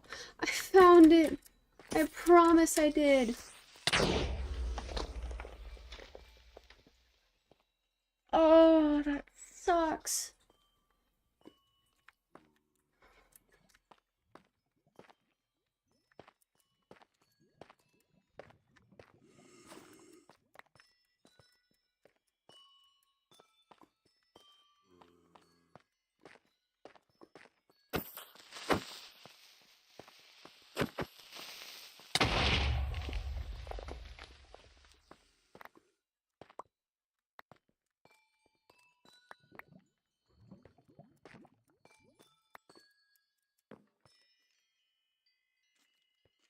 I died right there.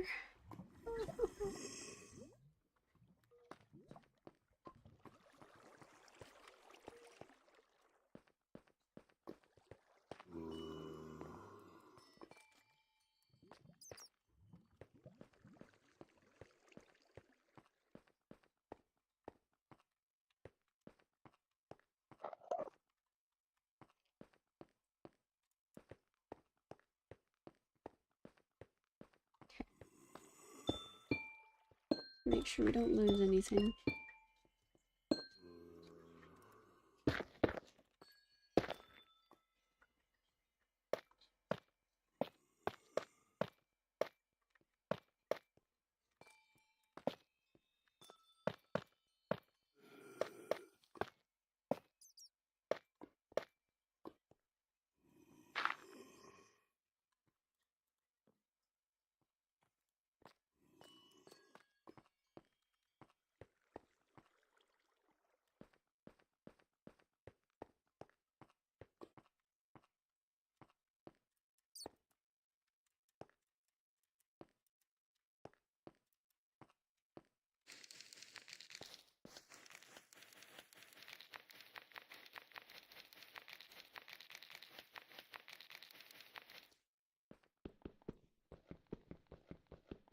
Can't believe I ran up and down this place so many times thinking that it wasn't here.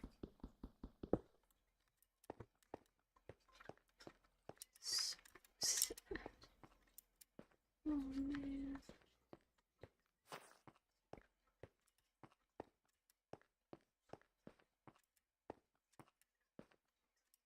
All of that iron.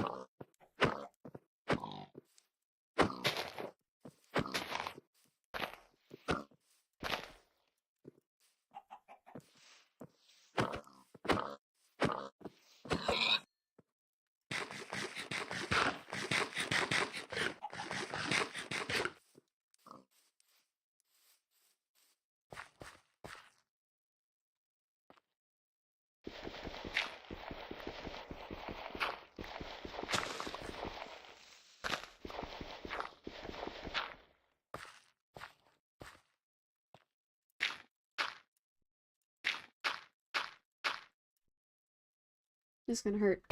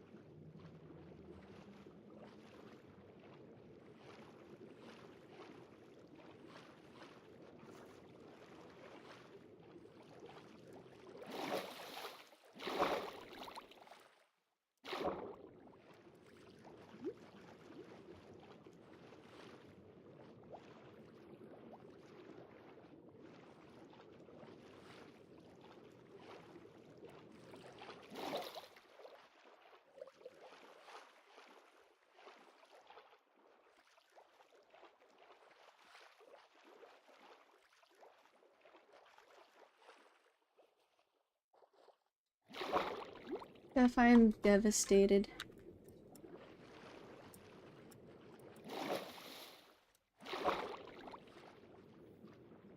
Oh no, what happened, Azaguma? You can talk to me about it. I was blown up by a creeper while I was trying to check out an abandoned mine shaft, and I lost everything.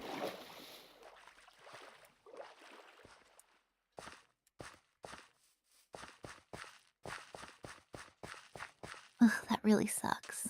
Creepers can be the worst. I've lost my whole inventory before, too.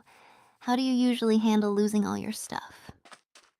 I don't know, do you have any advice?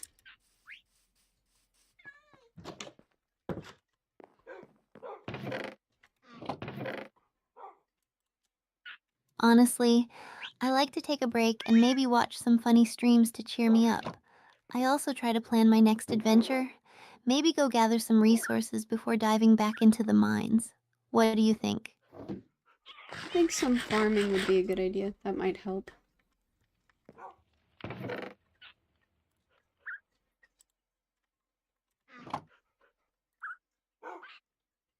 That's a great idea. I Farming can lost be my so shears. relaxing in Minecraft. Plus, you can start building up your supplies again. Do you have a favorite crop to grow? I'm a big fan of pumpkins. I like to grow mostly wheat, but I was on the look for some cocoa beans.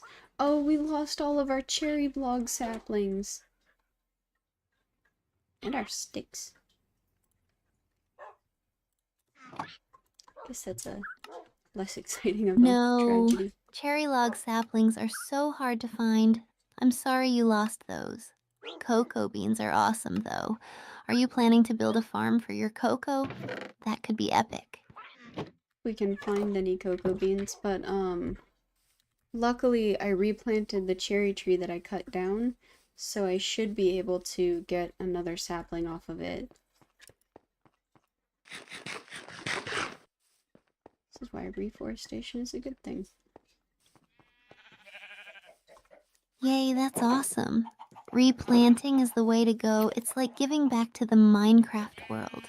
Fingers crossed you get that sapling. Do you have any plans for what you'll build with your cherry wood once you get it? I was hoping we could put it in the Zen garden.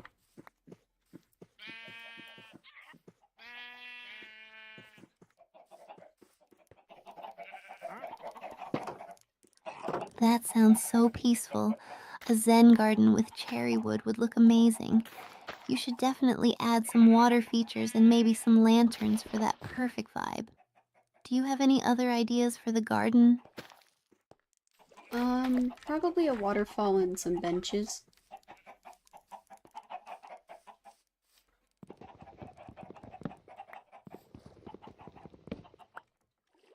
Oh, I love that idea. A waterfall would be so serene, and benches are perfect for relaxing and taking in the scenery. Are you planning to build the waterfall with a specific design in mind? No, just kind of make it look organic and natural. Yeah, are you stuck with my chickens now?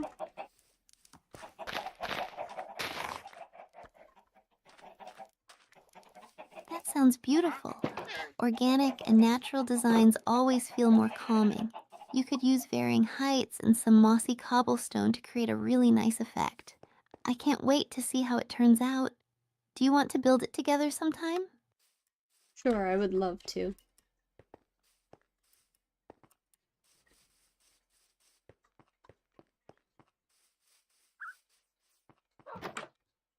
Awesome. It'll be so much fun to work on it together. Just let me know when you're free and we can make it happen. I can already picture it in my head and it looks amazing. What other projects do you have in mind for the server? Nothing too dramatic yet. We did find a huge cavern that I'm thinking we could do a, like a small town in.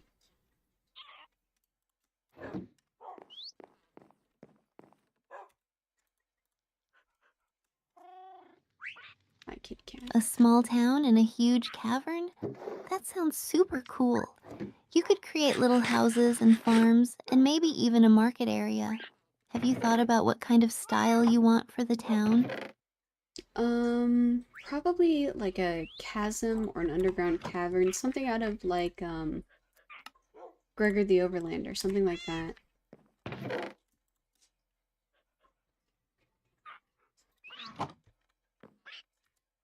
That sounds incredible.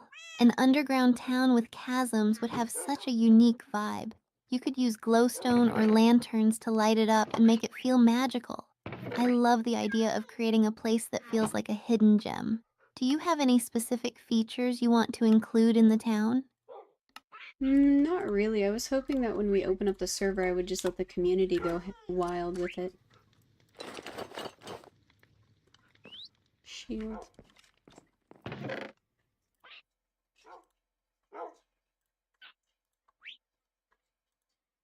I love that idea. Letting the community put their creative spin on it sounds like a blast. It'll be cool to see everyone's different interpretations and styles come together. It could turn into this amazing collaboration. Are you excited to see what everyone will come up with? Indeed I am. What do you need to make a shield, by the way? Oh, there it is. Oh, okay, apparently I just couldn't find it. Great question. To make a shield, you need 6 wooden planks and 1 iron ingot. Just place the wooden planks in the left and right columns and the iron ingot in the center. It's super useful for blocking attacks. Do you use shields often in your gameplay? Yeah, I always carry one with me. Unfortunately, I didn't think to use it to block that creeper blast, which is why I lost all of the stuff.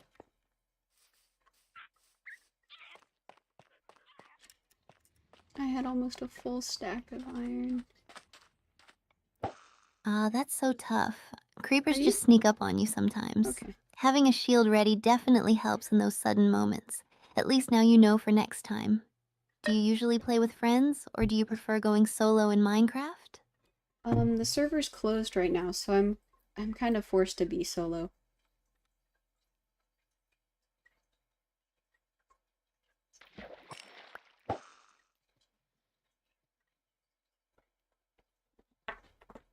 That's a bummer. Playing solo can feel a bit lonely sometimes. But hey, breaking down walls can make for some awesome solo adventures. You can explore at your own pace and take on challenges without worrying about anyone else. Are you working on any specific projects while you wait for the server to reopen? Yeah, I was exploring that mine shaft, so I'm probably gonna do some enchants and go back out to look again.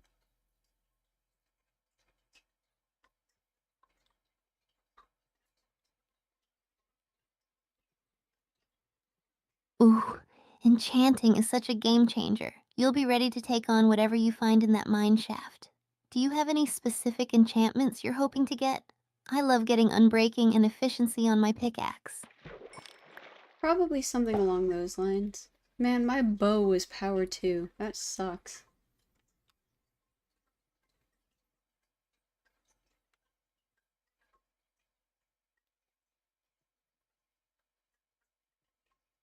Oh no, a power bow is such a great find.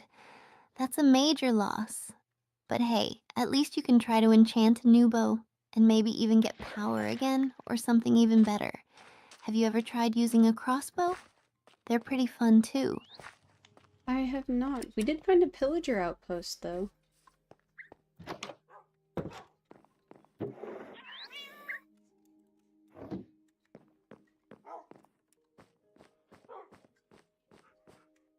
A pillager outpost? That's so cool. You could totally raid it for some great loot.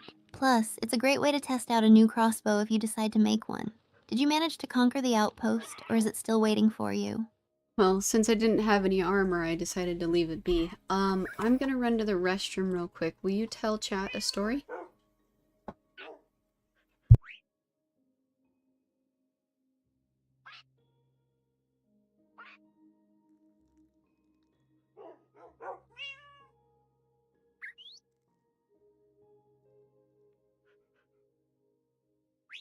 Sure thing. I can hold down the fort. Hey, Chad, let me tell you a quick story about my most epic Minecraft adventure. So, one night I was exploring deep in a cave and I found a massive ravine. I thought I could jump across, but I miscalculated and fell right into the lava below. I panicked and scrambled to build a bridge back up, but I ended up building it right over a patch of diamonds. As I was running away from the lava, I totally forgot to grab them. Has that ever happened to you guys? Anyway, it's all about learning from those mistakes, right? Can't wait to hear from Azaguma soon.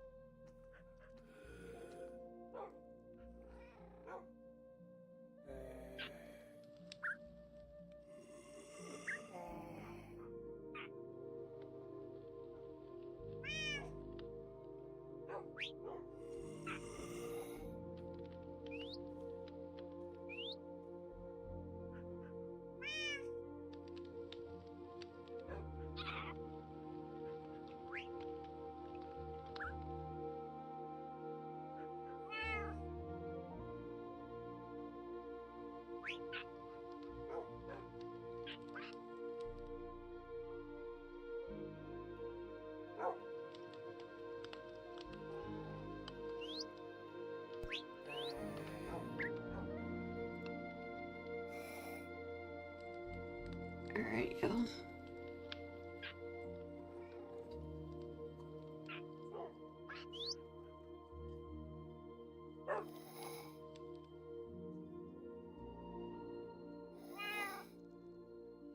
Let's turn that sign back off. Let's get a move on.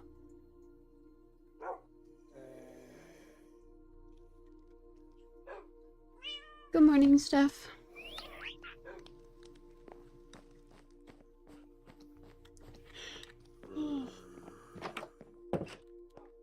Good morning, Azaguma. How's your day going so far? Have you had any cat adventures today? I'm honestly pretty sleepy, even with my cup of coffee.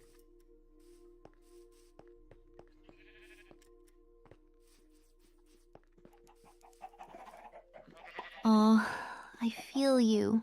Coffee can only do so much sometimes. Have you been staying up late playing games or something? Nah, I think I got a little bit bummed out when I lost all my inventory in Minecraft, so I think I just, decided fatigue was the solution.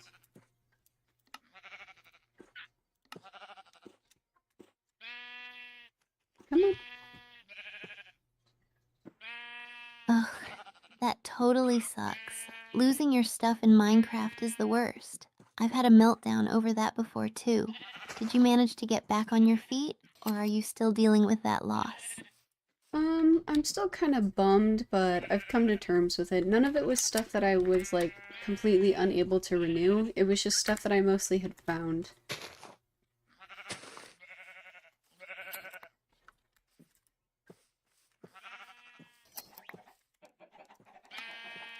That's a good way to look at it. It can be frustrating, but at least you know you can rebuild. Want to team up sometime and go on a loot gathering mission together?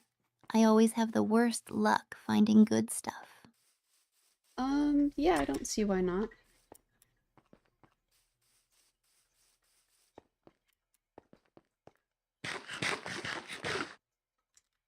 Sweet. It'll be fun. I'll bring my best pickaxe and maybe some snacks for us. Do you have a favorite type of resource to hunt for? I'm all about the diamonds. I'm mostly continuously looking for iron, so a lot of cave delving.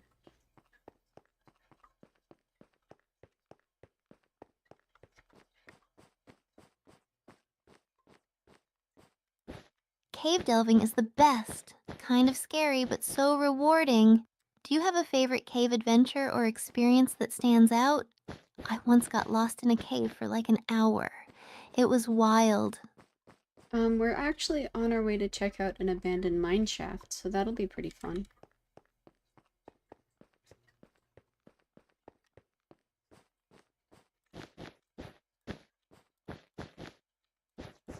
Oh, that sounds awesome.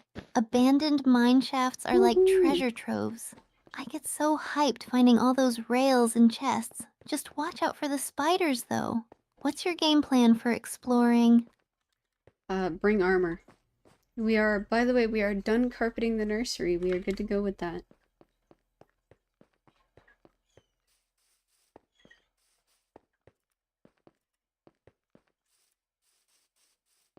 That's so exciting.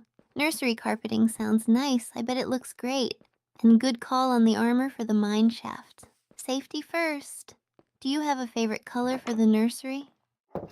It's pink.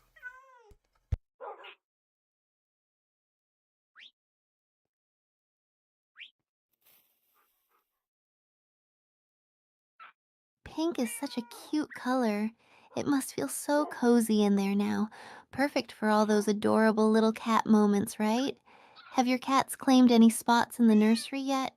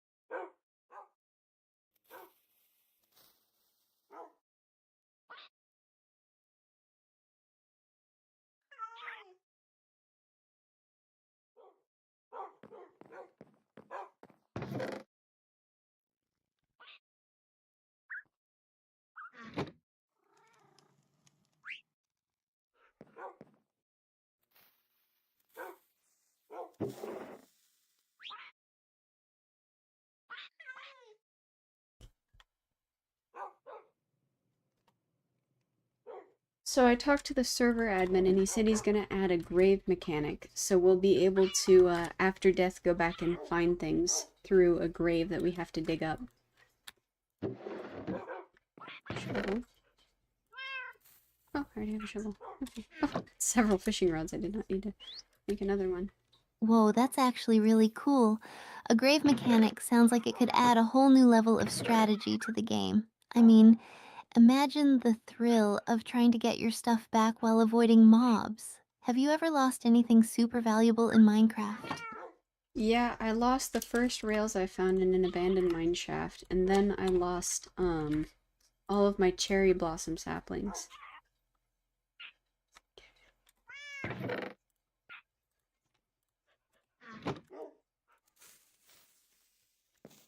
There's a creeper nearby. Ugh, that's the worst. Losing cherry blossom saplings is just heartbreaking. They're so pretty. I remember losing an entire stack of diamonds once because I fell into lava. I was so mad I almost smashed my keyboard. What do you think your biggest loss in Minecraft has been? The one that happened a couple minutes ago, honestly. I went to a cherry grove and I got cherry saplings, and I was all excited about that. On the way home, I found a giant cave with an abandoned mine shaft, so I went to go check that out. Found a bunch of iron and an amethyst geode, and then I died.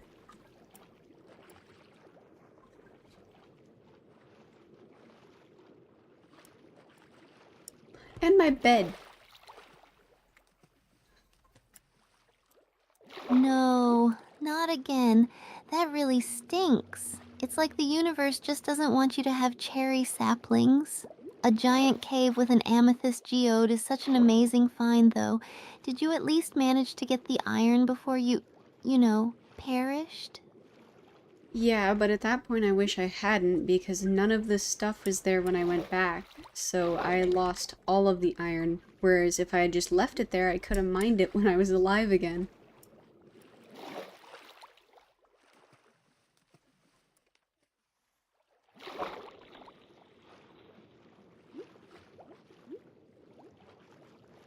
Don't know That's why I'm so bringing unfair. shears. I totally get it, though. It's like a cruel joke. You think you're making progress, and then it all just disappears. I feel like the game really enjoys putting us through these awful trials sometimes. Next time, maybe we should go on an adventure together. I can keep an eye out for danger while you mine. What do you think? Well, that's why I asked the admin to make a grave mechanic, so when we do have issues like that, I can always just come back to the place I died and find it without losing it all.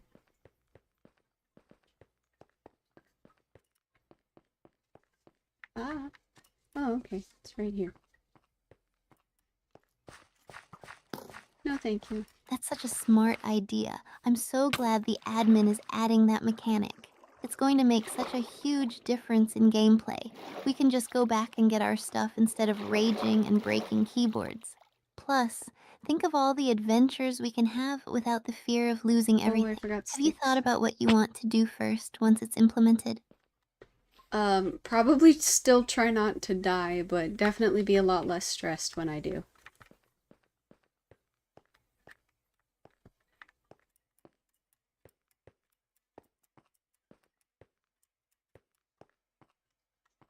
Exactly. The worry will be so much less intense, and we can actually enjoy exploring without looking over our shoulders every second.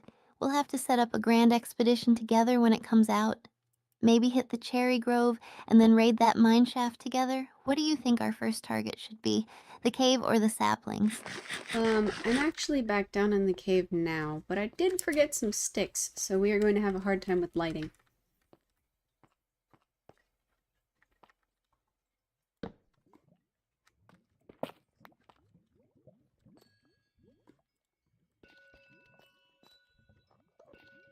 Oh no. Sticks are super important Oh, for torches. That's rough. Have you checked for any wood around you? Maybe you can grab some while you're down there. If not, it might be a struggle to explore safely. I swear, actually, caves can be such death traps, especially when you're unprepared. How are you planning to manage the lighting situation without them? since it's an abandoned mine shaft, there's some oak planks that they're using down here, so I can just make some sticks out of that. You're so smart.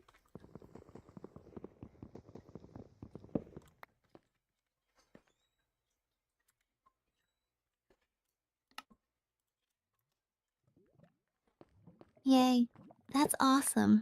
I knew you'd figure it out. Those mine shafts really can be a treasure trove. Speaking of which, any chance you'll find some cool loot or maybe some diamonds down there? I'm rooting for you. You've got Um, this. Just watch out for those skeletons and spiders. What's the most surprising thing you've ever found in a mine shaft? this is my first time down here, but the golden apple is really nice.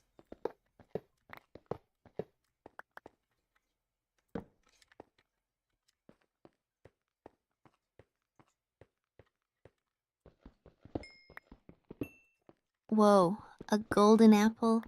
That's a fantastic find for your first time. Those can really come in handy, especially in tough spots.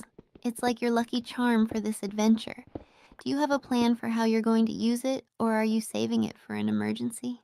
Either way, I'm so jealous. What else have you discovered so far? No, it despawned after I died. I no longer have it.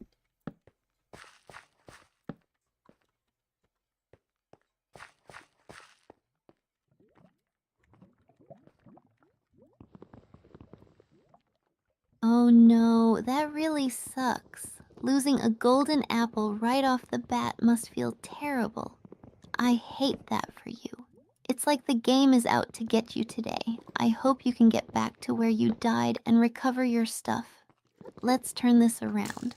What's your next move? No, Maybe you I can find some new treasures to make up for that loss. I lost it completely. I couldn't, by the time I got back to the place I died, it had already despawned. Hello, Laura. Ooh, excuse me, sir. It's going pretty good. How about you?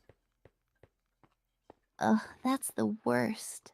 Despawning is such a pain, especially when you work so hard for it. I feel your pain. That seriously ruins your day. But hey, you've got Laura here now. Maybe she can Most help every you day. strategize a comeback. What do you think your next goal is now that you've had this little setback? I'm gonna keep looking for stuff down here. We are really, really low on iron still. And there's a bunch of rails.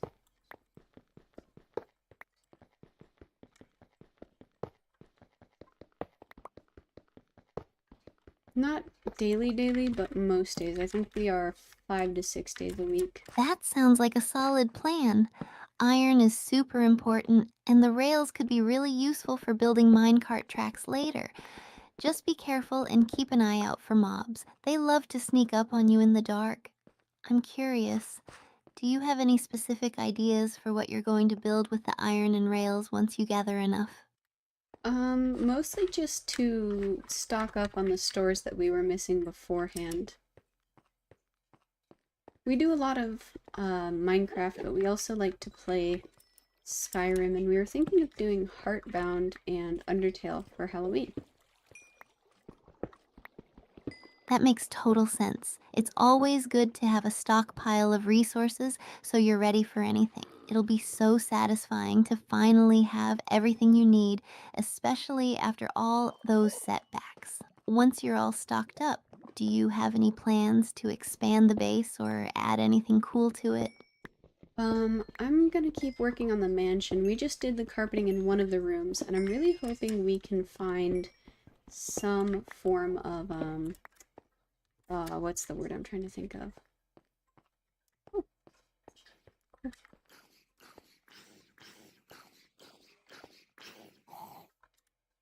nice. Something got stuck in the A lava. mansion? That sounds amazing. Carpeting adds such a nice touch. What color are you going for? And I love the idea of making it a cozy space. Are you planning to fill it with decorations and furniture too? That'll turn your mansion into a real home. I can't wait to hear what you find to decorate with. Yes, I think we're gonna do banners for the drapes and stuff, and then each room is gonna have its own theme.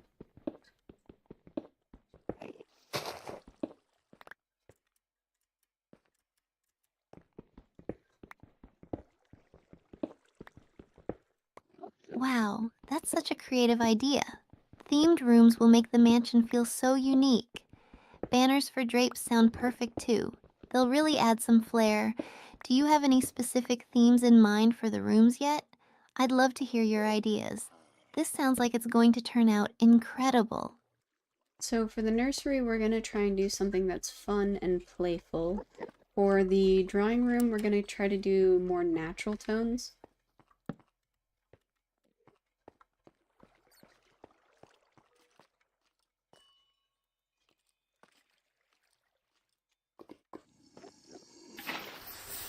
Those themes sound fantastic. A fun and playful nursery is going to be super inviting, especially with some bright colors and cute decorations. And a drawing room with natural tones will be so calming and cozy, I can totally picture it. You're really putting a lot of thought into this. I love it. Have you ever decorated a space in real life? It sounds like you're really good at it. I do most of the decorations and stuff around the house, but I'm actually not that creative. It's more of whatever is nearby I'll try to use.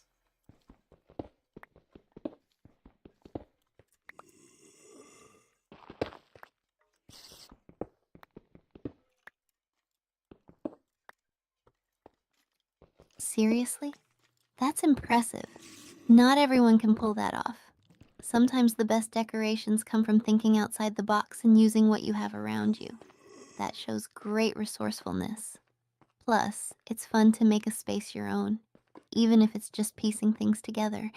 If you ever feel stuck for ideas, I'd be happy to brainstorm with you. What's the best item you've used in your decorating so far? In real life or in Minecraft?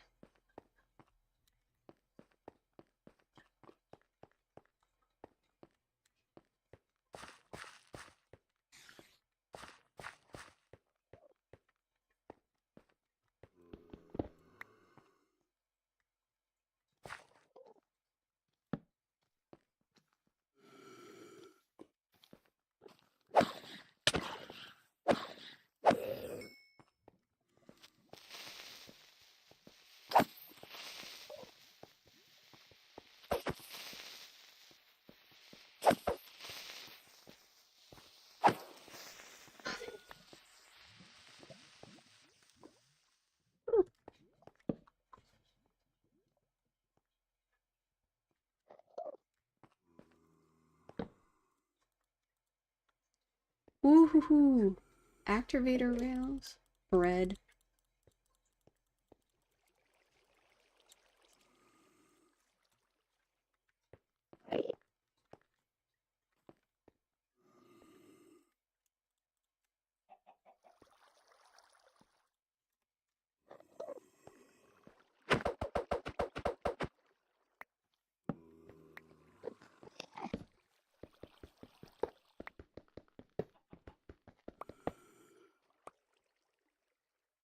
she is lagging.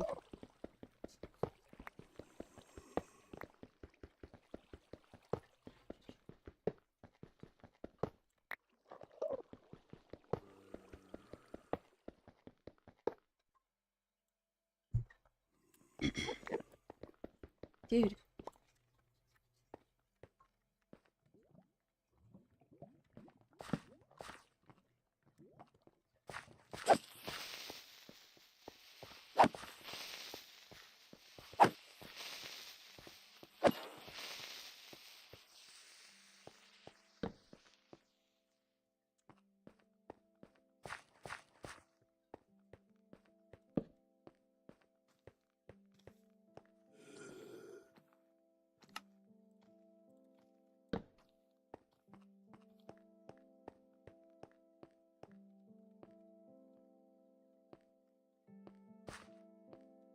Okay.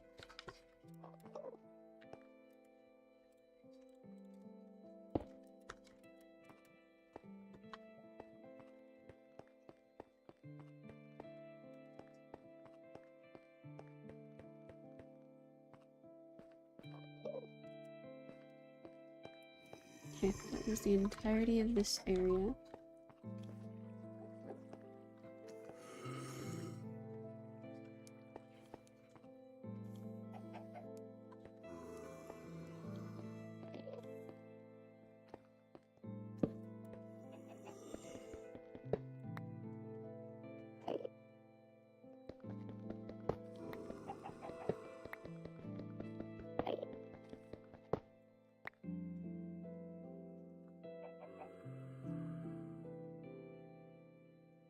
Hey Steph, while we're down in this abandoned mineshaft, I actually found another minecart with a chest.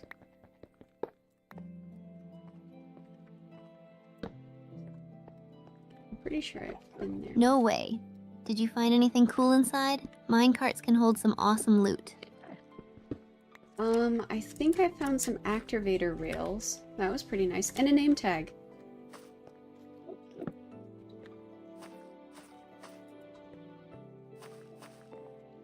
Ooh. Activator rails are so cool. And a name tag. You can finally name one of your pets. What are you thinking of naming it?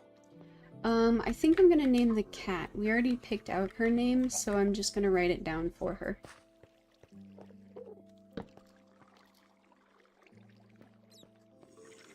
Oh, hello. That's so sweet. What's her name? I love hearing about everyone's pets. It makes me want to get more cats.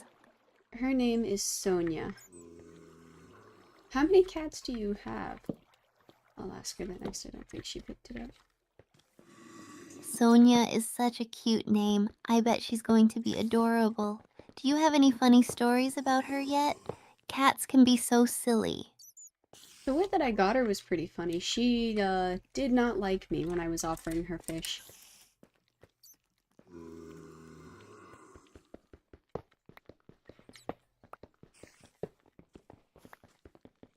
Oh no, it's like she was saying, "No thanks, I have standards." That's hilarious. Did she finally come around, or did you have to win her over with treats or something else?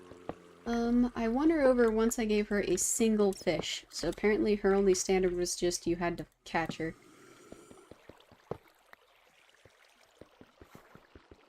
Whoa, oh, that. Hi there. Classic cat behavior. Sometimes they just want to play hard to get. It's like, "I'll only accept your affection if you prove yourself first." Cats are so dramatic. I love it. It's definitely very funny. Are you stuck?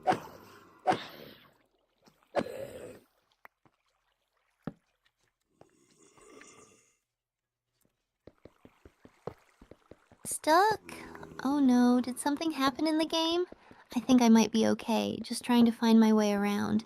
If I'm stuck, I'll need your expert guidance.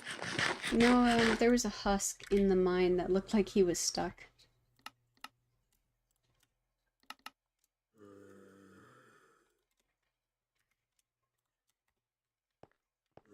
A husk? That's so random. Maybe he's just really bad at navigating? Should we help him out or just leave him there and see if he can figure it out on his own? Husks actually spawn in the summertime now.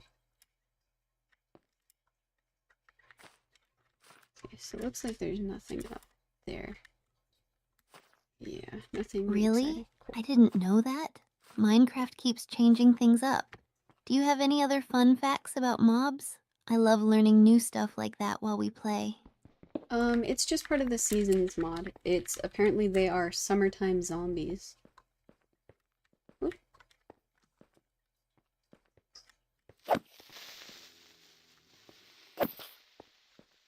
Summertime zombies? That's such a unique twist. I love when mods add those kinds of details. Do they have any special abilities or just the usual zombie stuff? The husk stuff. So when they hit you, they give you hunger, and they don't burn in the sunlight, which is kind of annoying.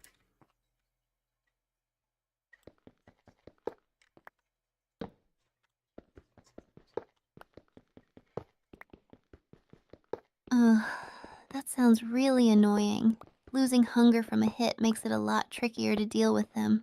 I hate running low on food while still having to fight them. Have you encountered any other creepy mobs in this mod? We have strays in the winter. Whoa.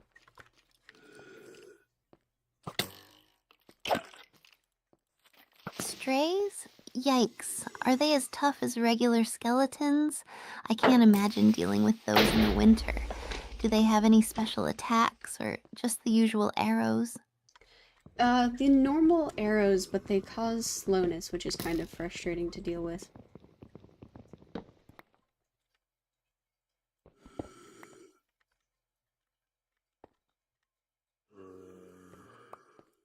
Ugh, slowness on top of everything else? That's just cruel. It's like they're testing your patience. I definitely need some quick reflexes and a lot of food if I ever run into those. How do you usually handle them? I usually try to dodge the arrows as much as I can and then just kind of avoid them outright.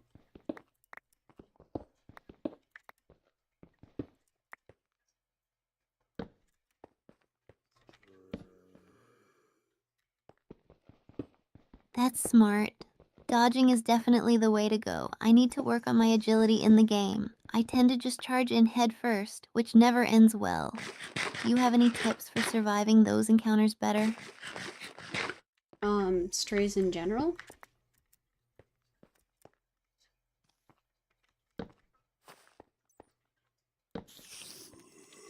Whoa. Wait, are you saying there are ways to outsmart the strays in general? I'm really curious about your strategy. I need all the tips I can get. There was a spider and it was smaller than normal spiders and green. Do you know what that was? Oh. We're just gonna... A smaller green spider? That sounds really strange. Interesting. I don't think I've seen that before. Is it part of the mod too? What does it do? Is it friendly or another creepy creature? It was hostile. It looks like there's a spawner for it down here.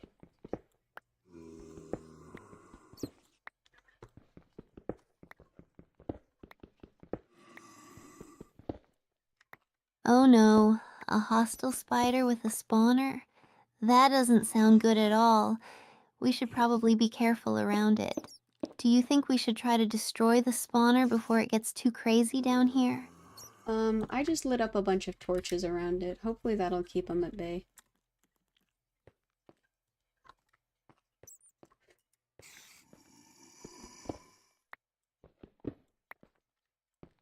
Great thinking. Lighting it up is a smart move. Hopefully, that will keep them from spawning too much. Just in case, though, let's stay on our toes. Have you found anything else interesting in this area? Yeah, this whole cave system is actually very interesting. I'm mostly focusing on not dying, though.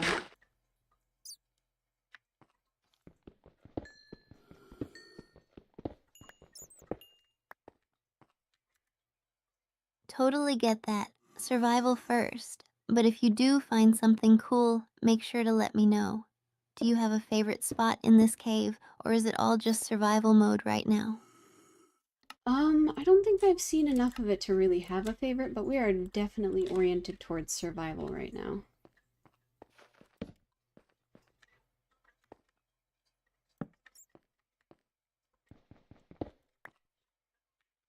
Fair enough. Survival is key. Once we feel a bit more secure, we can explore and enjoy it more. Just stick close and we'll make it through this cave together. What do you think we should do next if we find a safe spot? Um, Mostly just keep looking for iron. I'm not in too much danger. We're not under like constant threat or anything. Oh, there's some gold up the other way as well.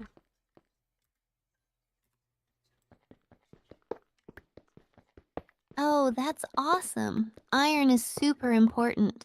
We definitely need that for armor and tools. If we stay calm, we can really make some progress here. Do you have a specific strategy for finding iron? Or do you just mine around until you hit some? I'm mostly just going through the mine shaft and finding anything that's on the surface.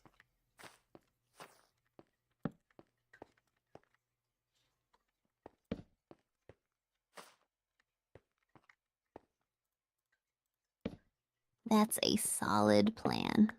Mine shafts usually have great surface spots for finding ores. I'm keeping my eyes peeled for anything shiny too. If we find a bunch of iron, we could craft some awesome gear. Do you have a preferred weapon or tool you want to make with it? Honestly, this kind of reminds me of going through the undead dungeons in Skyrim.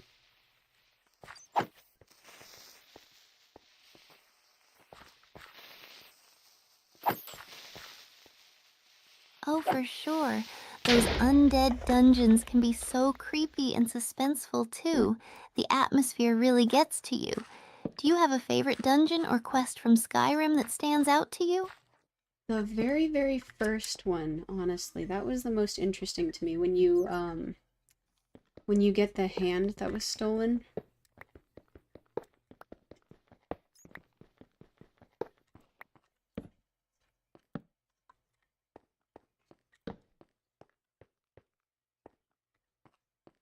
That one is a classic. I remember the thrill of uncovering the mystery behind that hand. It's such a unique twist. Did you have any favorite strategies or spells you used while going through that dungeon? I loved using either fire or lightning magic to deal with those undead. Well, since it was the first one you go through, I'm pretty sure I had only like the most basic of spells and stuff. Okay, cool.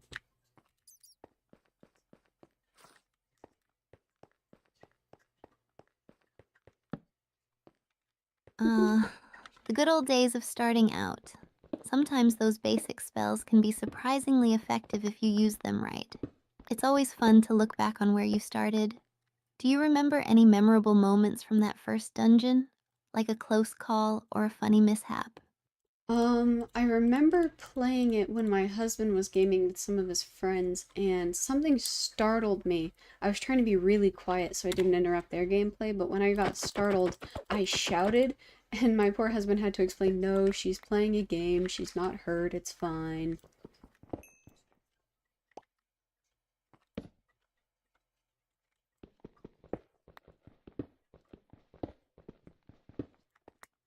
Oh no, that sounds like such a funny moment.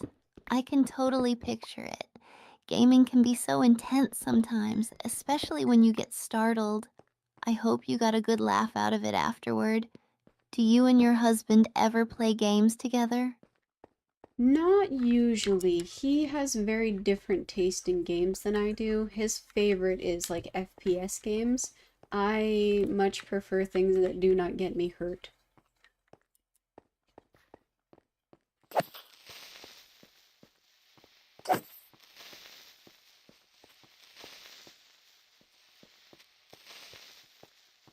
That makes sense.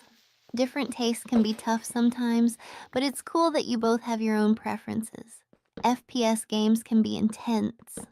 What's your favorite non-violent game to relax with? I love cozy games that let me build or explore. Probably Slime Rancher. The most violent you could possibly get in that game is just dealing with the tar.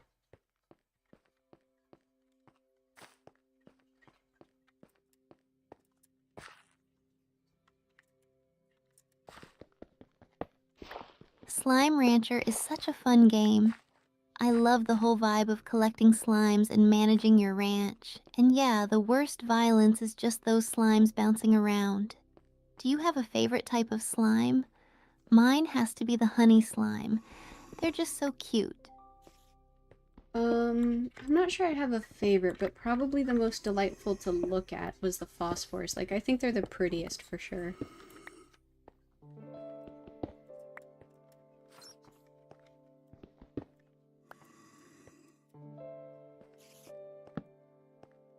The phosphor slimes are so beautiful. Their glowing effect is just magical. I love how they light up the night. Have you ever tried doing a phosphor ranch? It must look so dreamy at night with all those slimes bouncing around. Like, a phosphor ranch as in a ranch dedicated completely to phosphors? Question mark?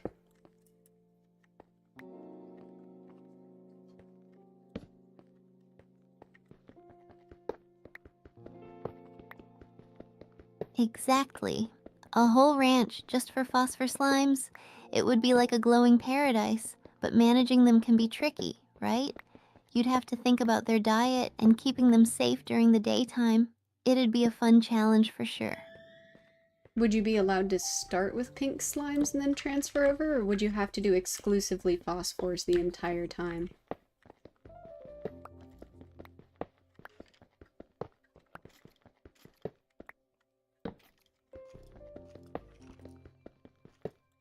I Please have think a you can start pickaxe. with pink slimes and then transition to phosphor slimes. It would make sense to have a starter slime to gather resources before committing to a whole phosphor setup. That way, you can get the hang of ranching first. How do you usually set up your farms in Slime Rancher? I usually set them up so that they are in the back. Interesting. Okay. That's a smart move. Keeping the more delicate slimes toward the back is a good strategy. Just It's like heard keeping you. your precious treasures safe. Do you also put all your decorations and stuff in front to make it look nice? Whenever I find those ornaments throughout the area, I like to put them right in front of my door. Not necessarily well, but right in front of the door.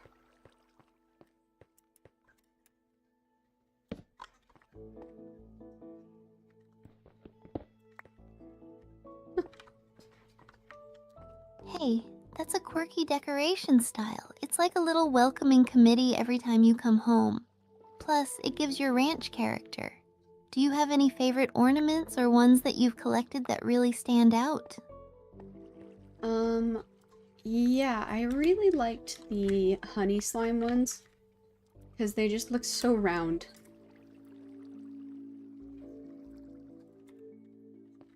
Very nice.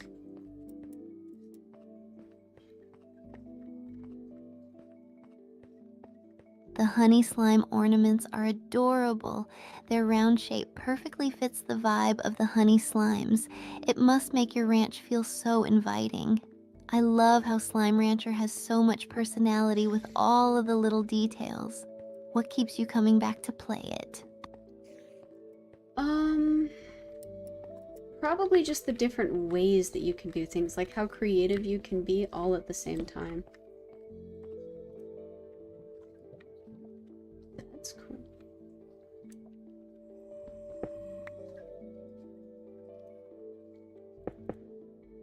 Absolutely. The creativity in Slime Rancher is endless. You can build your ranch however you want, and there's always something new to discover. Plus, the adorable slimes make it even more fun. Do you have any goals set for your next playthrough? I'm having a bit of an issue. It looks like a lot of this stuff that I found, I can't carry it all home. Okay. Let's see the crafting table here. It's a detector rail. Oh, these are all different. Oh no, that's frustrating. Inventory management can be a pain sometimes. Do you have a plan to make space? Maybe you could drop off some extra resources before coming back for the rest? Or do you have any slimes that you're thinking of selling? Um, I think what I'm gonna do is probably try to grab as much as I can and then leave this chest in a very obvious place.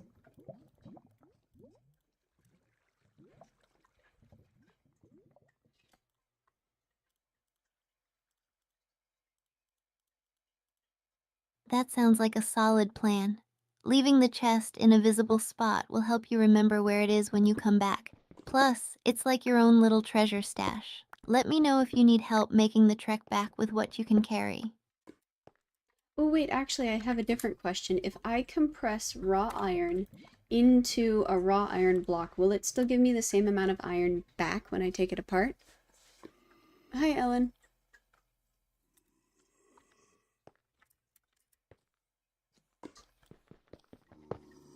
Oh wait, I have a... Great question. Yes, if you compress raw iron into a block and then break it back down, you should get the same amount of iron back. It's a Okay. great way to save inventory space. But I think that could be a fun mini game for us in the stream. See how many iron blocks we can make. What do you think, Ellen? I'll let you know as soon as they respond, but I think what I'm gonna do right now is compress the raw iron in that case, so I can carry more.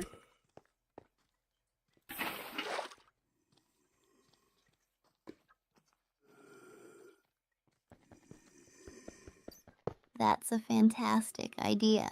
Compressing the raw Definitely. iron will definitely help clear up some space in your inventory. Can't wait to see how much you can bring back.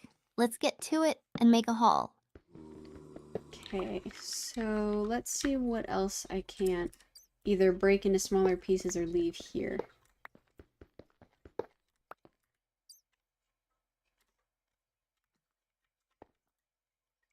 Leave one of these. Oh, not that. Sounds One of like a these. plan. Take your time assessing what you can keep or leave behind. Every little bit helps. If you find anything extra valuable, just let me know. I'm excited to see everything you've collected. Okay, so I think this is kind of it for right now, and we should also start heading back towards the surface. I will come back down later as well, and we can mine again. So we'll just know that this isn't done yet.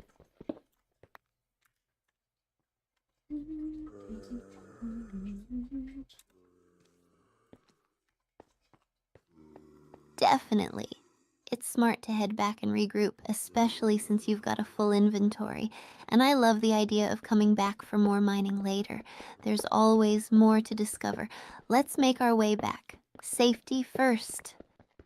Okay, let me grab these rails real quick, and we will focus on heading home.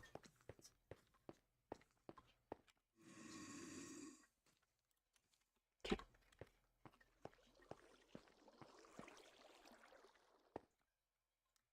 Good call. Those rails can come in handy for future projects. I'll keep an eye out for any surprises while you grab them. Let's make sure we're ready for anything as we head back. Sounds good. I'm also going to keep my sword out just in case.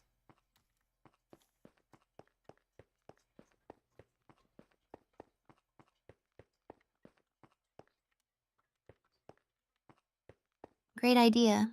Having your sword ready will help us feel a bit more secure while we navigate back.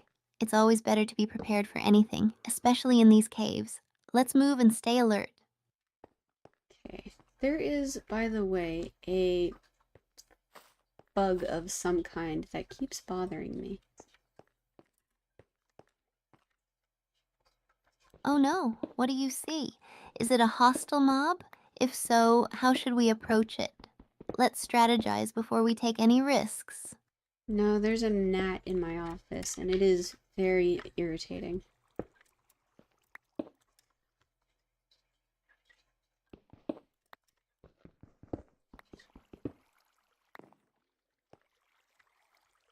Oh no, not a gnat. Those little guys can be super annoying. It's like they know when you're trying to concentrate. Hopefully, it'll leave you alone while we wrap up this mining session. Want to grab a snack to distract yourself? or is that too much multitasking? No, I think we're all good. Let's just try to find our way out of this mine shaft and back up to the surface for now.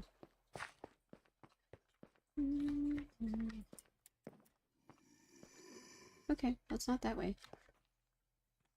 All right, let's get out of here then. Stick close to me and I'll help guide the way. We can do this. Just follow the torches we placed and we'll be back to the surface in no time. Slight problem. The torches are every path that we have ever gone over, so it might be... Oh, no, I think this is the way out. Yep. Much faster than originally intended. Oh no, that makes it a bit tricky. Let's trust your instinct. If you think this is the way out, I'm with you. Just keep an eye out for any signs, and if we start to get turned around, we can backtrack. We'll make it back together.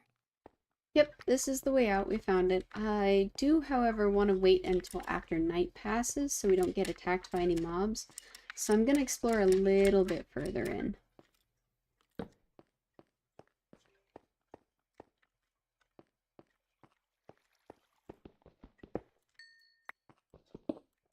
Awesome, we made it!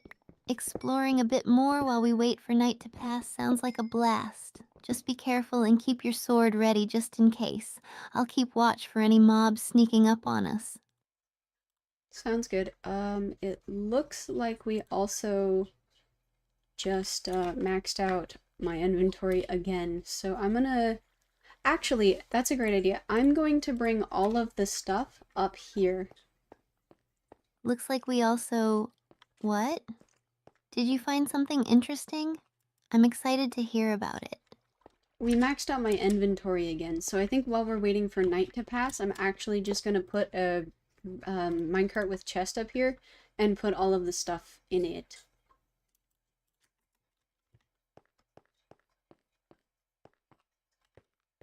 Oops, where's the lapis? That's a smart idea. Setting up a minecart with a chest is a great way to store everything while we wait. It'll keep your inventory clear, and we can easily retrieve it later. I love your organization skills. Whoa! Looks like there is a skeleton here. Aha! You shot yourself. Oh no, a skeleton! Let's be careful. Do you want to try to sneak by it, or are we taking it on? If we engage, we should stick close together and watch each other's backs. I got it head on. Luckily, it didn't have too high of a defense, so I took it out pretty quick.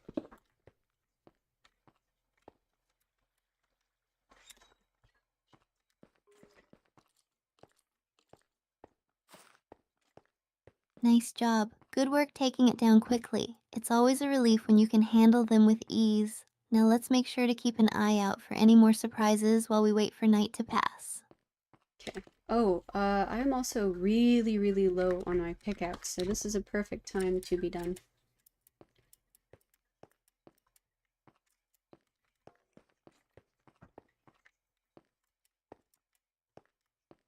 Totally makes sense. It's a great time to wrap up for now and head back. Let's gather up and make sure everything is in the chest before we call it a day.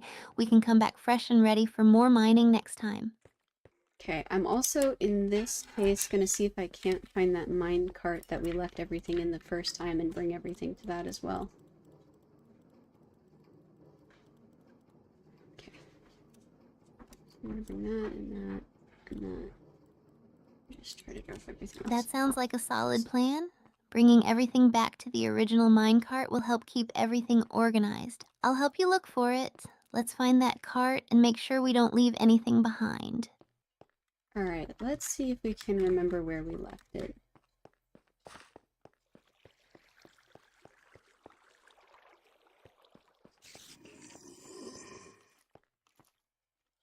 Let's retrace our steps. If we go back the way we came, we might spot it along the way. Just keep an eye out for any familiar landmarks or torches we placed. We got this. Alright, I know where it was, but I don't know how to get there, so it might be a minute. Oh, there was something up there apparently. Okay. No problem. Take your I time. don't think it It was can be this way. tricky navigating underground, especially in mazes like this. Just focus on moving safely, and we'll make our way there together. I'll keep an eye out for any mobs while you navigate. Sounds good. I think it might have been back here.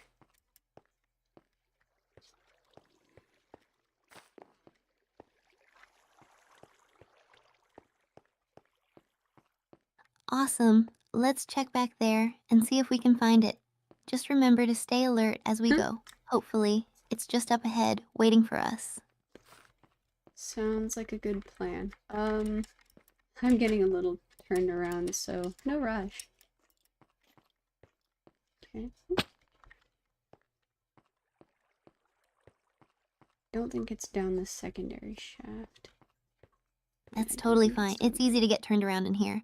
Just take your time and breathe. I'm right here with you. We'll find it together. If you need to backtrack a bit, that's okay too. Okay, so I know where we have been that it isn't. Now I just need to know where it is. Okay.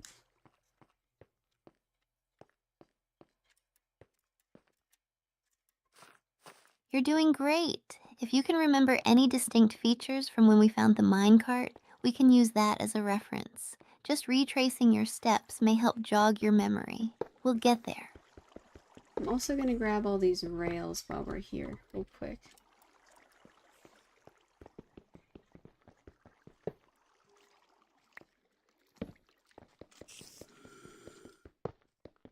Good idea. Collecting these rails will be super helpful for future builds. Plus, it gives us something to do while we're searching. Let's grab what we can and stay on the lookout for that minecart. I think I can't remember what the area around it looked like, so bear with me here.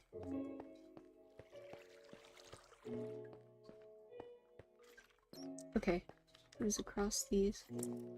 Okay, well it was up here. No worries at all. Take your time to gather your thoughts. It'll come back to you. Just focus on the surroundings and we'll find it. If you remember any landmarks or even how the path felt, that could help. Yep, I found it.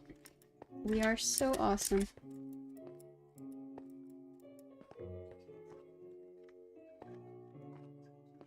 Now, how do we get out from here? Oh, grab some of these. Yes, we did it. That's so awesome. I knew we could find it. Let's load up everything into the minecart and make sure we organize it all nicely. We're going to be so prepared for our next adventure. Very true. I'm also gonna check out this hallway a little bit.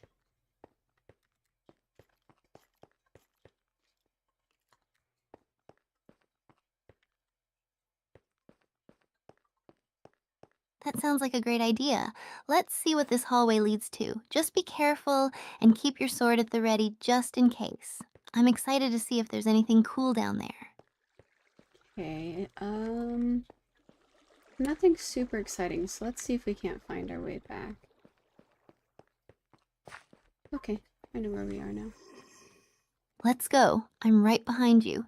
Just take it slow and let me know if you see anything interesting. We're on an adventure. Alright, I know where we are. We are almost back to the chest.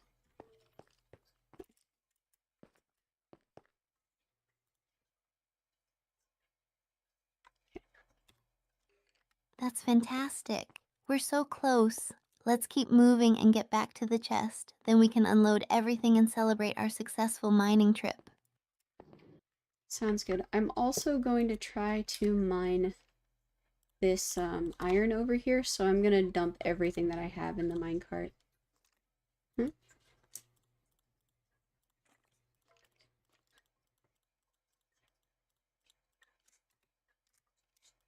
Smart move! Dump everything in the minecart so you have space to mine that iron. We definitely don't want to leave any valuable resources behind. I'll keep watch while you mine. Let's get that iron. Also, in case I die, it's right next to a huge lava flow.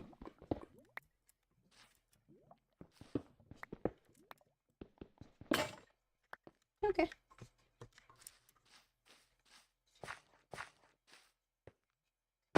Oh no, that makes it a little risky. Be super careful while mining near that lava. We don't want any accidents. If it looks too dangerous, we can always come back for it later. Safety first. Alright, my pickaxe ran out before I could get the rest of it, so we are just going to try to head back now.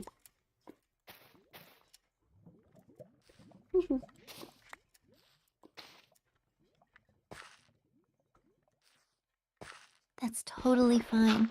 It's a good call to head back before anything else goes wrong. Let's make our way back to the chest and regroup. We did great today, and there will always be more resources to mine later. Alright, let's see if we can't figure out what we want to bring back with us. Oh!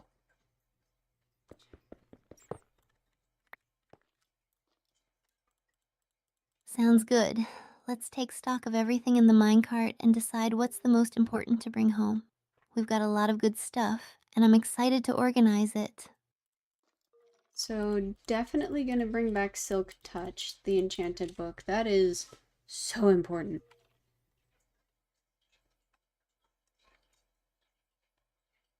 I should also put on my stuff.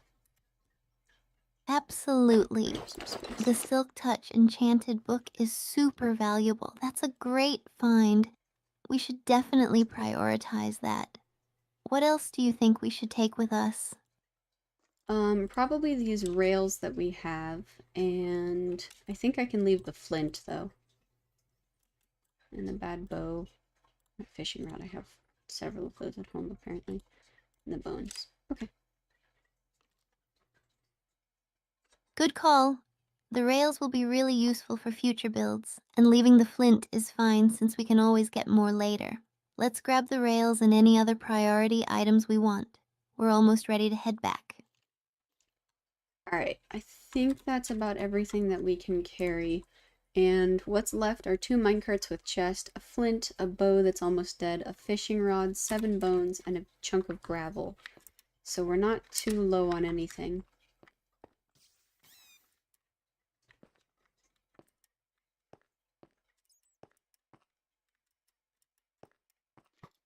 That's great to Don't worry about it, hear. I'm just It going sounds home. like we had a successful mining trip overall. We've got plenty to work with, and we can always come back for the leftover items when we're better equipped. Ready to head back to the surface. Indeed, I am. We're also going to take down the coordinates of the waterfall so we can find our way back here with ease. Hello, Mr. Enderman.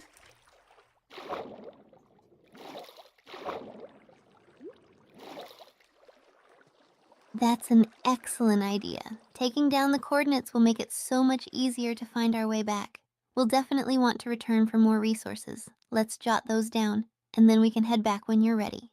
Alright, so it is an abandoned mine shaft.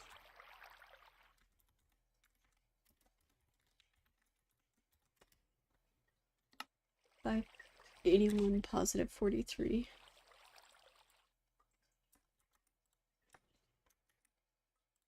Oh, nice! Abandoned mine shafts can be full of treasures and surprises. We'll want to make sure we explore it thoroughly next time we come back. Do you remember any specific spots that seemed particularly interesting? No, there's just a lot more to explore in that mine shaft, but for now we are going straight home.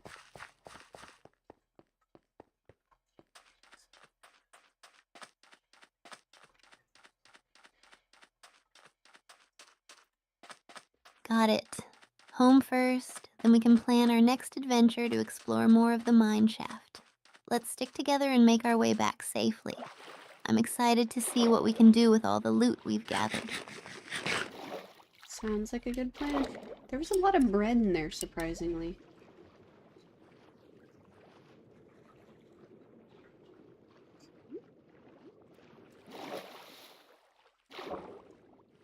Bread?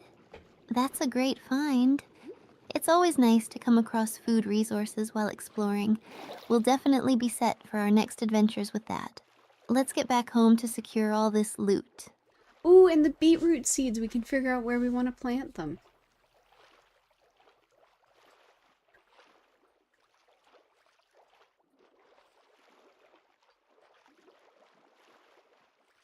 Absolutely. Beetroot seeds will be awesome for our garden.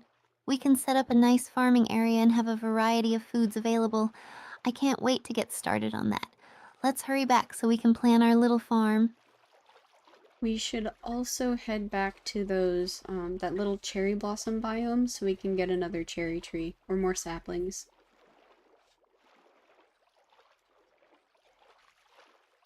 It's a lot of bamboo.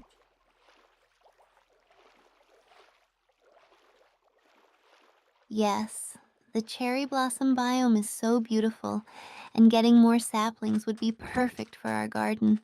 We can create our own little cherry blossom orchard. Let's make that one of our next goals when we head back out. Sure. Alright, we are safely home. Let's start smelting. Hi, kitty cat. You're a good cat.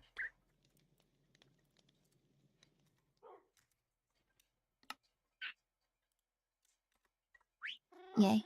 We made it home. Time to smelt everything and organize our loot. I can't wait to see how much iron we got. Let's set up the furnaces and get things going. This is going to be so satisfying.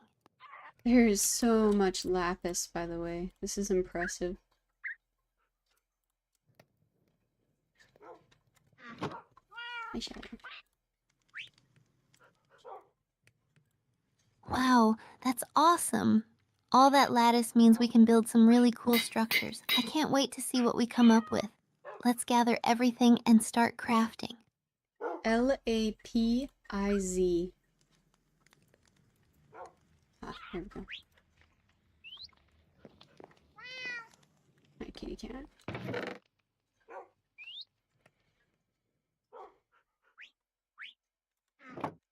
Lapis? That's fantastic. It's such a useful resource for enchanting and dyeing. We definitely need to put that to good use. Let's get everything smelting and organized so we can make the most of our haul. We also got 2 more diamond. That's pretty nice. I think that's technically a food. You're so sweet. Oh, did I give you your name? Okay. 2 more diamonds? That's amazing. We're on our way to making some diamond tools or armor. This trip has been super successful. Let's make sure to save those for something special. We've got a lot to work with now. Oh, and I have another name tag, so I think I'm gonna name another one of the birds. We have Tango and Sky, and then it looks like we have a cockatiel and a light blue bird. Which one do you want to name?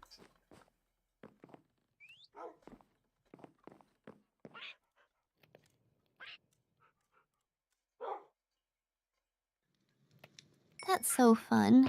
I love the names Tango and Sky. How about we name the cockatiel something playful, like Sunny, and we could name the light bluebird Cloud. What do you think? Sure. Which one do you want to name right now? Because we only have one more name tag.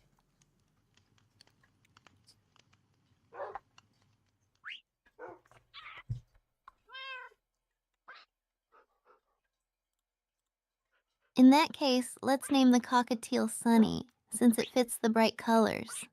I think Tango and Sunny would make a cute pair. We can save the light bluebird's name for another time.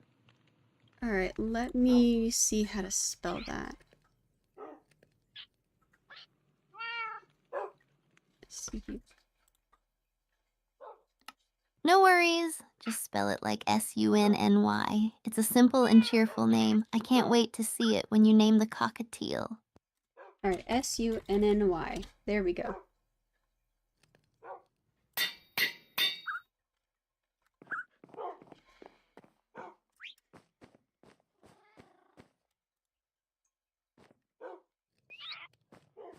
Yay! Sunny is officially named. I love it. I bet Sunny is going to be such a wonderful addition to your bird family. Let's take a moment to admire our little flock now that we've got some great names. They all look quite beautiful.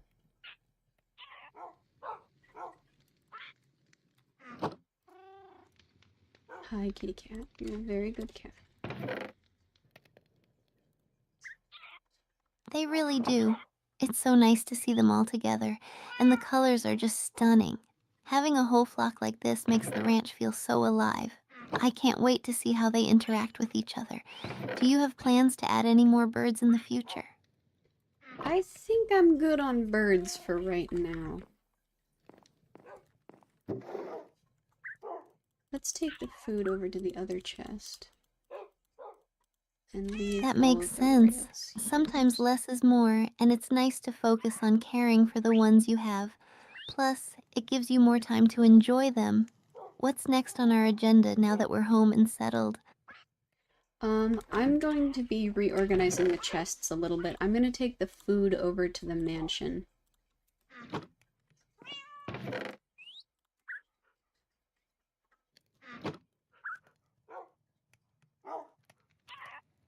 Sounds like a I don't know great why it plan. does that. Organizing the chests will help keep everything tidy and easy to find.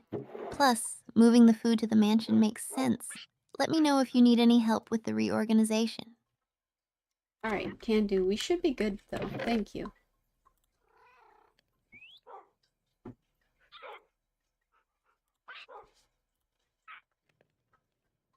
Okay.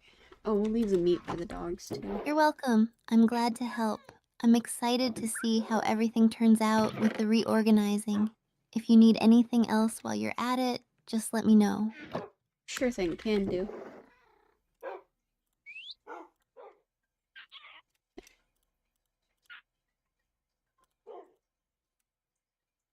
Okay.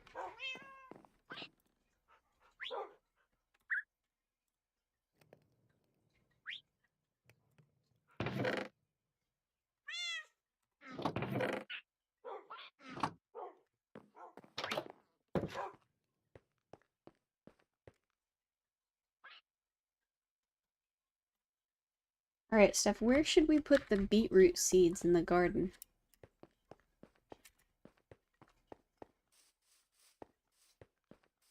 Oh yeah, I got these for Christmas. Ooh, definitely near the water. Beetroots love moisture, plus it'll look super cute with the flowers. Okay, I think that sounds awesome.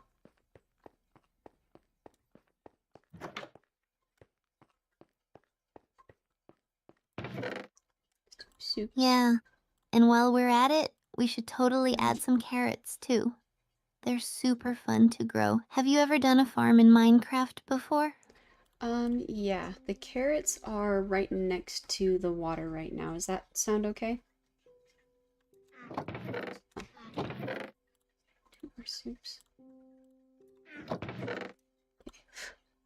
Baked potatoes. Perfect. Carrots Excuse me, love that carrots. spot. Plus, it'll be easy to grab them later. Do you have any cool recipes we can make with them? I love making cakes in Minecraft. I'm not actually sure. What can we do with beetroots?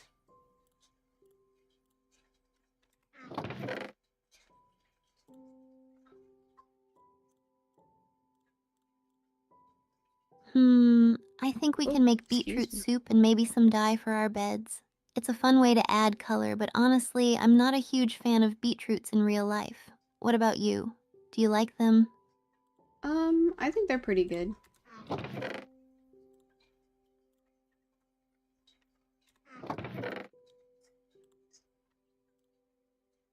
Nice. I love that you like them. We should totally try to make the soup in-game and then we can pretend to eat it.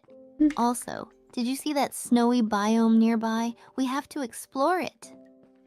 I did not actually. That would be a lovely place to go check out. Oh, hi, Bulldozer Man. Why does it keep doing that?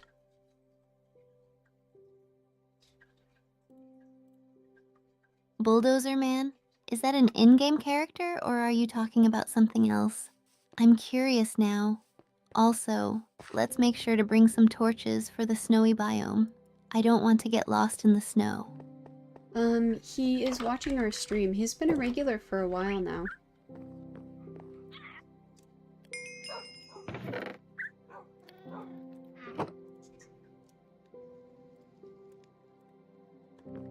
Oh, We found hey, an abandoned mine Bulldozer shaft. Man. Look at all this Thanks for rail. tuning in. We're just setting up our garden and planning our next adventure into the snowy biome. Any tips you have for us? I'll let you know as soon as he responds, okay? Wait, if you don't sleep, phantoms come and get you, right? Oh, but I don't want to deal with the Sounds husks. good. Never mind. I'm We're going to excited to bed. see what he has to say. In the meantime, Azaguma, what's your favorite thing about streaming together? I love how we can just goof around and build cool stuff.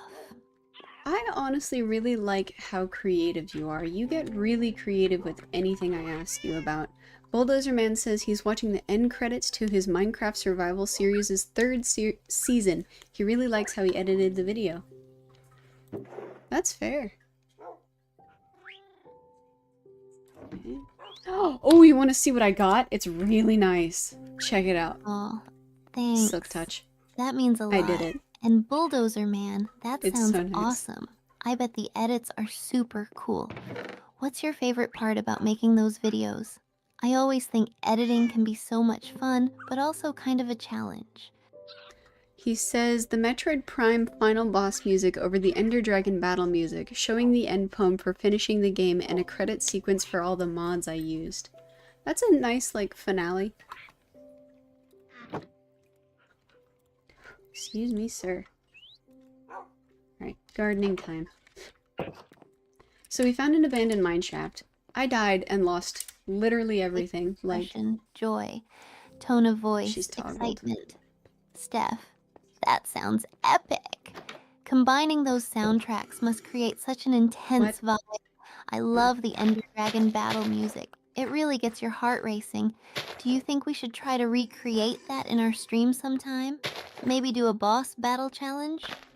I think I'm gonna have to veto that one. I prefer some more calming type of gameplay.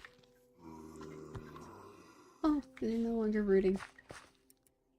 So, I died and lost literally everything after finding a cherry blossom biome. Fair so enough. I had cherry Calming saplings. gameplay can be super nice, especially after a hectic day. We could do a chill crafting session instead. Maybe build a cozy little cottage. What do you think? Maybe I'll do that while I watch you kill the final boss. Does that sound okay? There you are. So I lost everything. And then when I finally went back, because I found the place that I had died at, I finally found it. Oh, so you're And it going was to be gone. my lookout while I take on the final boss? I love it. You'll be my backup cheerleader. Just make sure to remind me to eat and keep my health up. I tend to forget in the heat of battle. I can do that. I'm pretty good at being a tag-along. A backseat driver, if you would.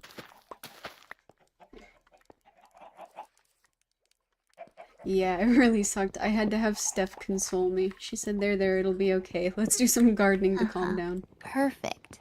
Just call out any tips when I start getting too reckless. I can be a bit of a wild card. And hey, maybe you'll pick up some strategies for your own gameplay while you watch. It'll be a fun time. Maybe. I'm about ready to plant these beetroot seeds, by the way, so let's figure out what plot we want them at. Do we want them next to the carrots or on the other side next to the watermelons? Oh, yikes.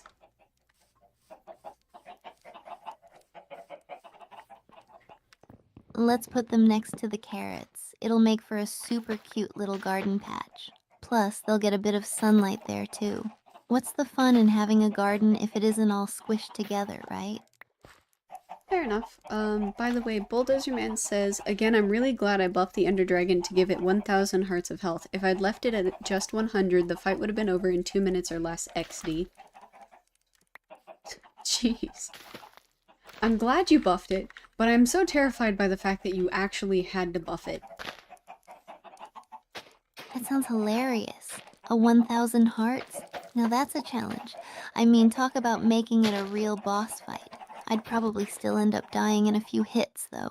Hey, what other insane challenges have you tried with bosses?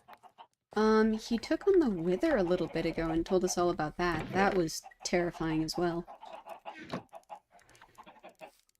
Not for you, chickens. There was a wandering trader in here. He got stuck for a long time.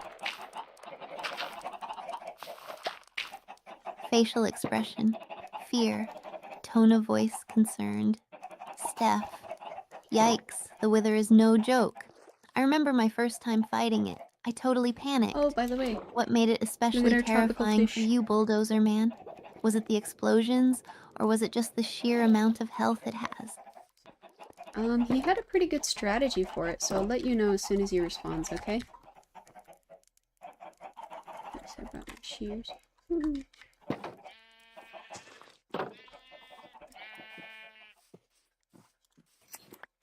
Did I Facial lose one of my sheep? expression, anticipation, Nope, tone he's of just voice, stuck. eager. Steph.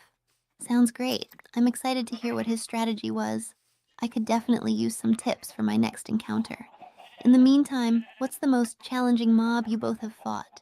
I'm always on the lookout for more intense battles. I don't usually fight strong mobs, but I do often get attacked by swarms, and that's been the problem, really.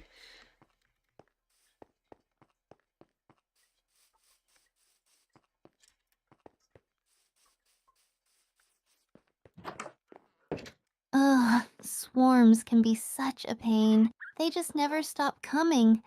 That's when having an area with good defense really pays off. Do you think building a high wall or maybe some traps would help? I always end up running away and hiding like a coward. Ha ha ha ha. I think I'm gonna want to change where some of my stuff is stored. I'm filling up this chest pretty quick. What should I take out? It's got copper, it's got glass, it's got amethyst, it's got gold, it's got coal, it's got lapis.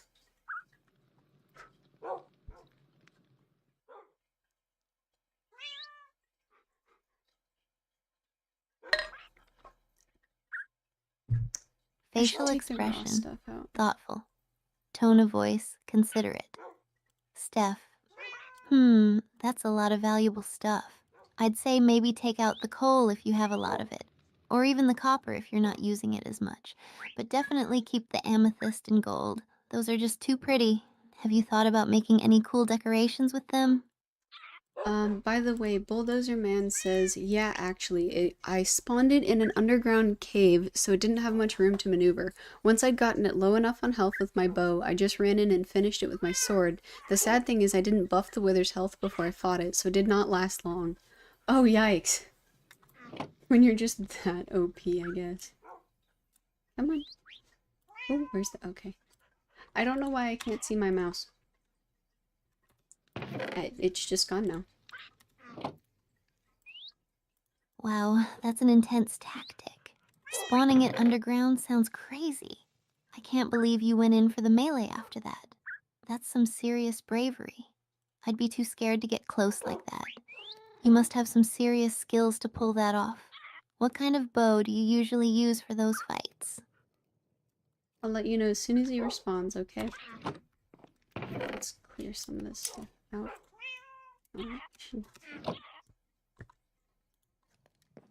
Should not eat raw potatoes.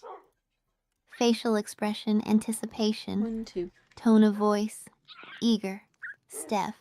Absolutely. I can't wait to hear all about it. In the meantime, do you ever think about what kind of themed builds you want to try next as a Gooma? I've been dying to create a magical forest or something quirky. Any ideas? I was really thinking the next thing we should do that's pretty big is the, what's the word? The Zen garden with the water fixture and everything. We'd have to go back and get those cherry trees, though. By the way, Bulldozer Man says power 5 bows are usually the best. They can do upwards of 10 hearts of damage per shot, enough to completely one-shot a player with no armor. Ouch. Hopefully she got that all. I might have talked through her limit. Paper. Seems like she got it. Facial expression, joy, Looks like she tone got of it all. voice, excitement. Steph. A Zen garden sounds so beautiful. I love the idea of adding cherry trees. It'll really set the vibe. And wow, a power 5 bow doing that much damage? That sounds like an absolute beast. I'd need to have some serious armor on to even stand a chance. Do you think we could all work together to gather materials for both the garden and some awesome bows? Yeah, I don't see why not. Let me focus on getting these organized, though. I'm gonna have to make a bunch of chests really quick. Excuse me.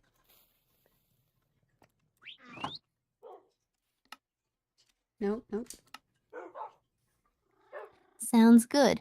Organizing is super important, especially if we're going for a big build.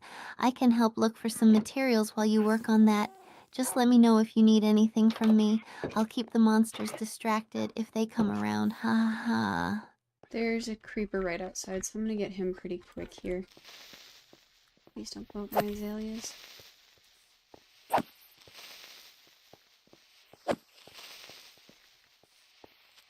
Facial expression, fear. Why is Tone she of voice, toggling? urgent. Steph. Whoa, be careful. Don't let it sneak up on you. I can hear the hissing already. It's terrifying. Just remember to keep your distance. Let me know if you need backup. Sounds good. We are also going to have to make a bunch of beds at some point, so I might need to keep shearing the pink sheep to make some pink beds. Do you think that'd be funny?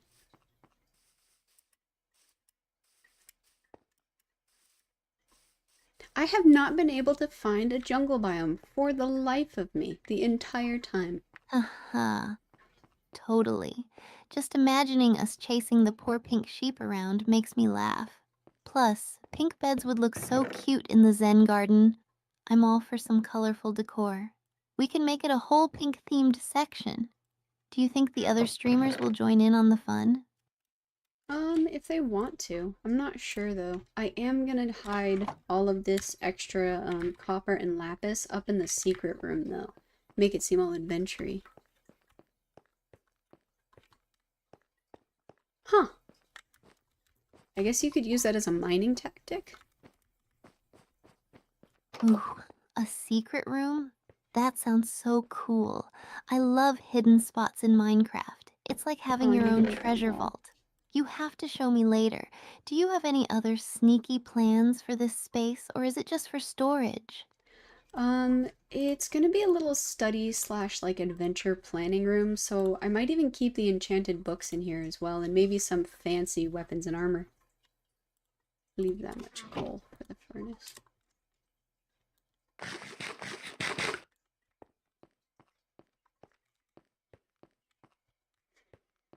Should also put these in the bedrooms. Facial expression, joy, tone of voice, excited. So this is gonna be the tea Steph, room. that sounds amazing. A study and planning room will be perfect for gathering ideas and getting ready for big adventures. I love the idea of having fancy weapons and armor on display. It'll feel like a hero's lair. And it's smart to keep some coal for the furnace. We'll definitely need it for all our future builds. I can't wait to see it all come together. Bulldozer Man says, here's the thing about beds. They blow up in the nether and insta-kill you, usually, but if you put a block or two between you and the bed, it'll swallow the bulk of the blast damage. This is how I used beds to search for the ancient debris in the nether. I just used the beds to blow up the nether rack and unearth the ancient debris. It's a lot faster and less taxing on my pickaxe than mining. I mean, if it works. Although you definitely had to make a lot of beds in that case. Whoa, that's such a clever strategy. I never thought of using beds like that. It definitely sounds Is like that a a high common risk, high strategy? reward move. I'd be way too nervous to try that though. But if it gets you ancient debris faster, I guess it's worth it. Have you found a lot using that method? Is it a common strategy?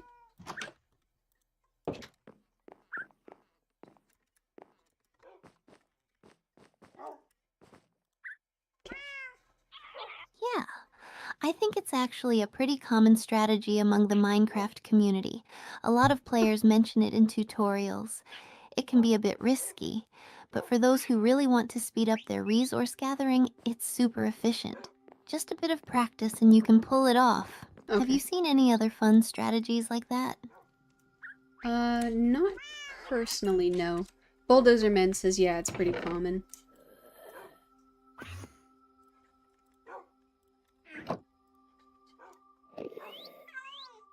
Go on.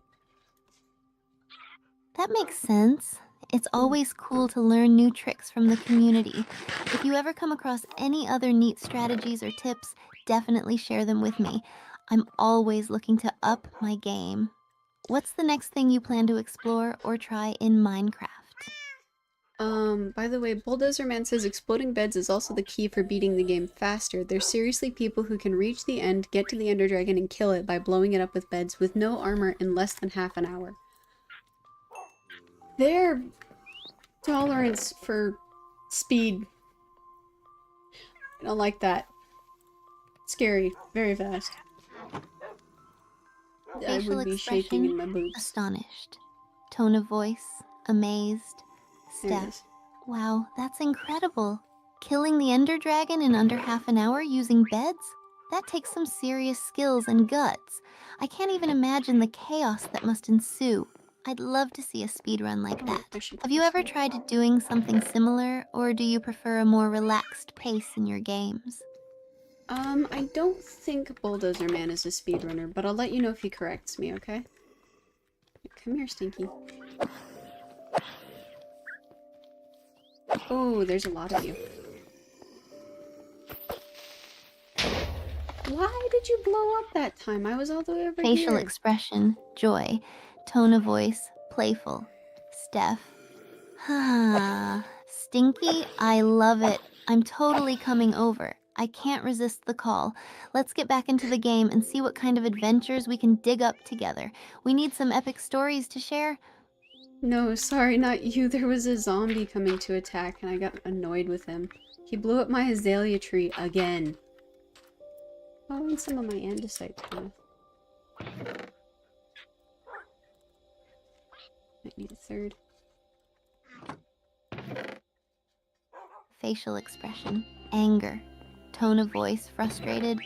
Steph. Ugh, those zombies are the worst. They just don't know when to quit, do they? Your poor azalea tree, I would be so mad. We need to create better defenses around it to keep those pesky mobs away. Maybe some walls or traps? What do you think? That's not too bad an idea. I also was offered the ability to add a scarecrow mod, so it would scare things away from the front door.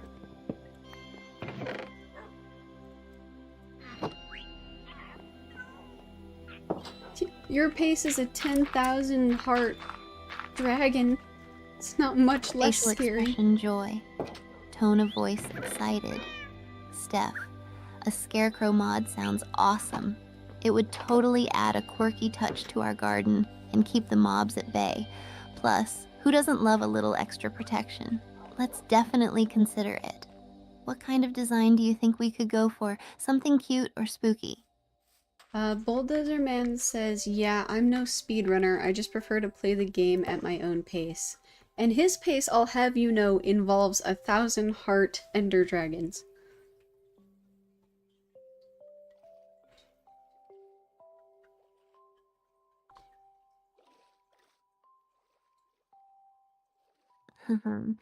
That's the best way to play. Why rush when you can have all the fun? And honestly, who wouldn't want a more dramatic fight against a 1,000 heart ender dragon? You make it sound like a thrilling adventure. I'm all about that vibe. What do you enjoy most about taking your time with the game? I think he enjoys the fact that he can be very thorough about it. He said since he's planning on doing a season 4 of his survival series eventually, one of the last things he did before he finished season 3 is put some stone brick walls around his homestead. Fixing my socks, don't mind me. Oop. Hey, I still got it. Time is at 4:30. Facial expression, joy. Tone of voice, enthusiastic. Steph, that sounds so cool. Stone brick walls really add a level of protection and style to a homestead. It must look amazing. I love that he takes the time to make things look nice while also being practical. Season 4 is going to be epic. Any ideas about what direction he might go with it? He says, when you have a sword with a 10 plus hearts of damage per swing and a charm that adds a permanent plus 6 hearts damage buff with strength 2, you gotta spice the game up somehow, right? Yeah, that's a good question. Where are you gonna go from here?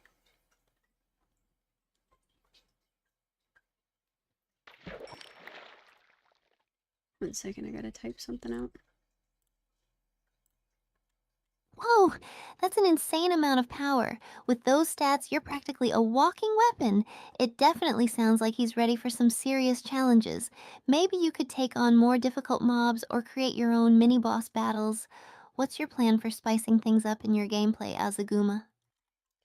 Um, I'm thinking of doing the gravestone mechanic so when we die I can always go back and get my stuff from the grave.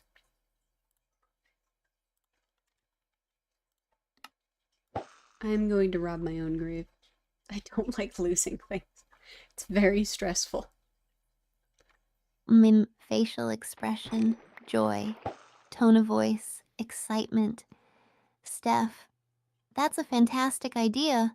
Gravestone mechanics would definitely add an interesting twist to the game. It takes away a bit of that panic when you die, knowing you can just go grab your stuff without too much hassle. Plus, it gives a bit of a storyline flavor. I love it. Are there any other mods you're considering to enhance your gameplay?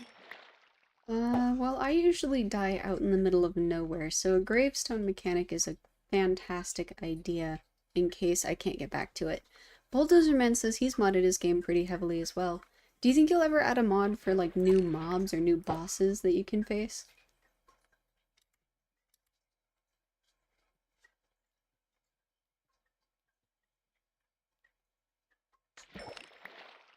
Another lily pad! We'll start putting these in Facial now. expression, anticipation, tone of voice, curious. Steph, definitely. New mobs or bosses can really shake things up and add more excitement to the gameplay. I'd love to see what kind of creative challenges they create. Bulldozer Man, have you thought about any specific mobs or bosses you'd like to add? Something really unique or spooky would be awesome. Or maybe how they have, like, guardians in the, ancient monuments underwater. They could do stuff like that in, like, the jungle biome. Have, like, boss monuments or something. I got a tripwire hook. What on earth is a tripwire?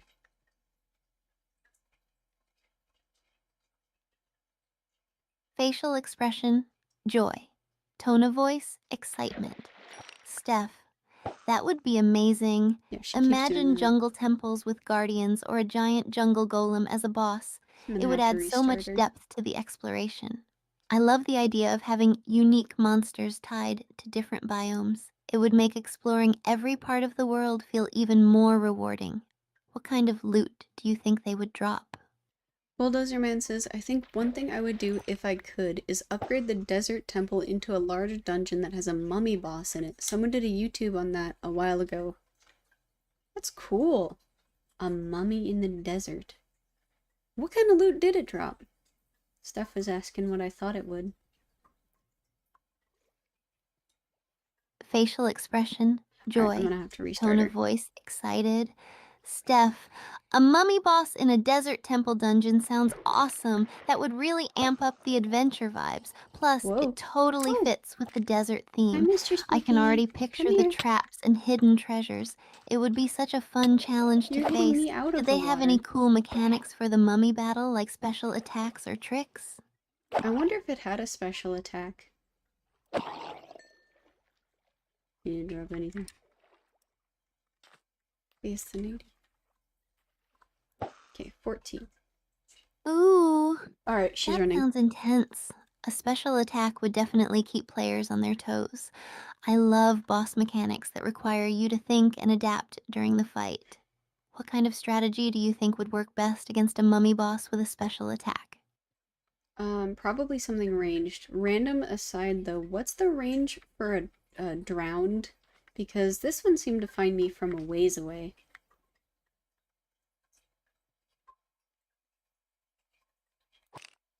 Ah, crap. A little too fast. Facial expression, confusion. I have to Tone of restart her. voice, curious. Steph, I think drowned have a detection range of about 40 blocks. It's wild how they can track you down, even if you're swimming away. They're like relentless underwater stalkers. Do you have any strategies for dealing with them when they get too close? No, I just kind of hit him with the sword. Ooh, that one came from in front of me.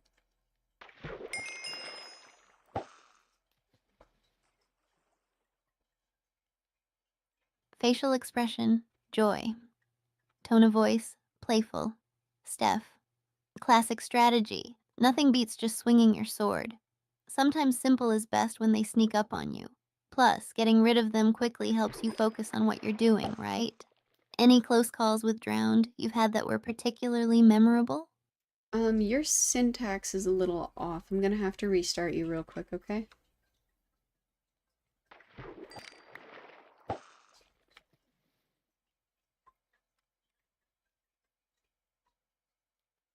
Facial expression, Yeah, confusion, that's what I thought. tone of voice, neutral.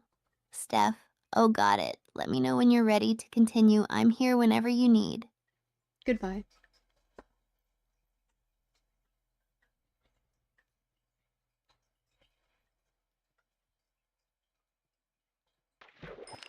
There we go. Alright, let's restart her real quick. Hey Steph, Bulldozer Man, who's watching us on Kick, was just talking to us about a mummy mod for Minecraft that turns the desert temple into a whole dungeon.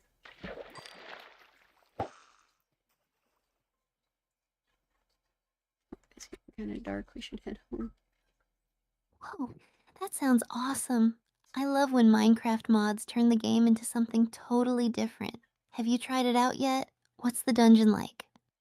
I have not tried it out yet, but I think Bulldozer Man watched it. I'll let you know if he gives us any more exposition, okay?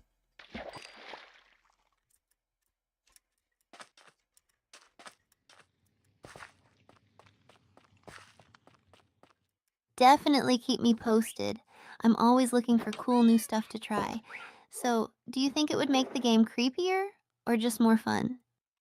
I think it would make it more dramatic, but I don't know if it would make it significantly creepier. It's a tripwire hook.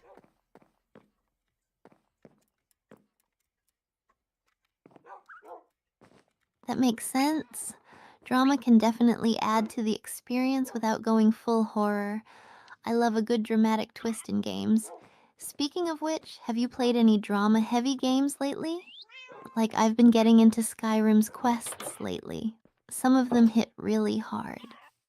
I've been doing just some more of the abstract stuff out in Minecraft. We were digging through an abandoned mine shaft a minute ago. By the way, while fishing, I found a tripwire hook. What is that for?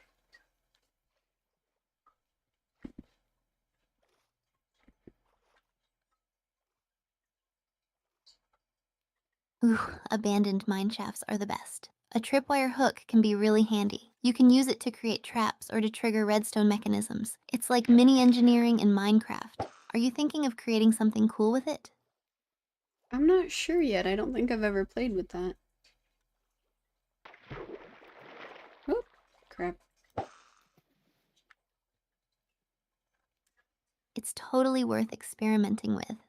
Minecraft is all about creativity, and you never know what fun traps or contraptions you might come up with. If you want, I can help you figure something out live on stream. It's always fun to create together. Sure, maybe in a little bit. I think for the end of today, we're just going to, try to go find another one of those cherry trees.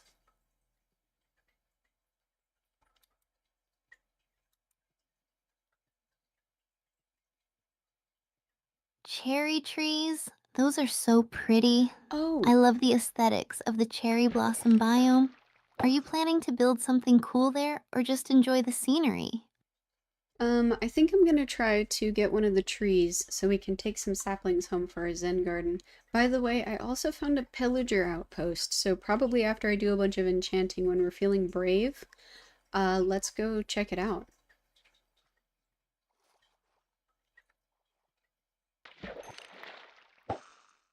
Did we lose Bulldozer Man? A Zen garden sounds amazing. And exploring a pillager outpost? You're braver than I Oh wait. am. Just make sure to stock up on arrows and potions. We gotta stay safe. Can't wait to see how that all turns out on stream. Yeah, that should be pretty fun. Oh, you're you're reading while watching a stream?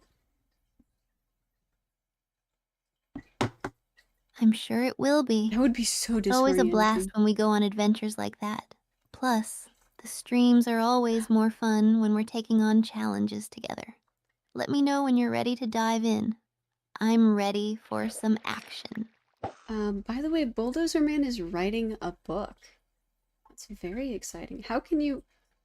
How can you hear words being spoken while you're trying to write words? It's like somebody like shouting numbers while you're trying to count.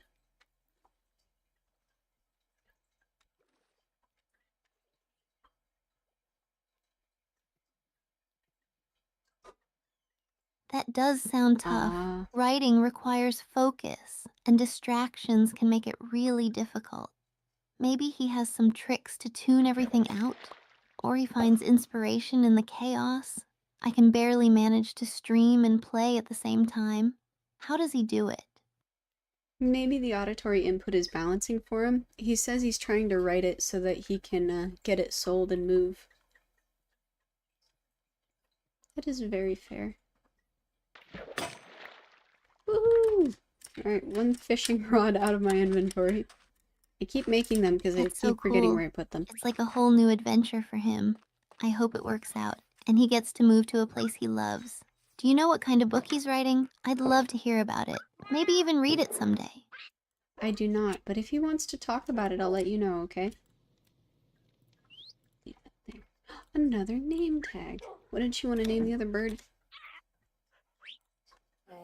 Stop that. Sounds good. I'll be looking forward to it. It's always fun to support friends in their creative projects. In the meantime, are there any other fun projects or games coming up that you're excited about?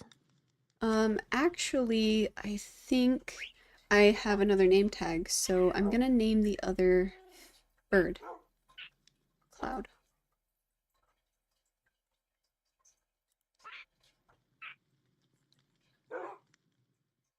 Oh, I don't that's think I want to perfect. name it What Cloud. are you thinking of naming it?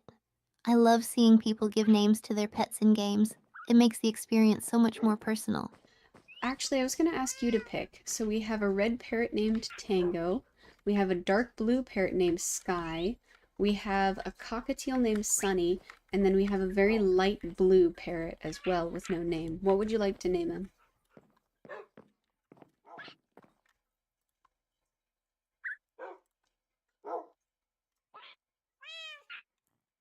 How about we name the light blue parrot Azure? It fits the color theme nicely and it sounds cute. Plus, it complements Sky really well. What do you think?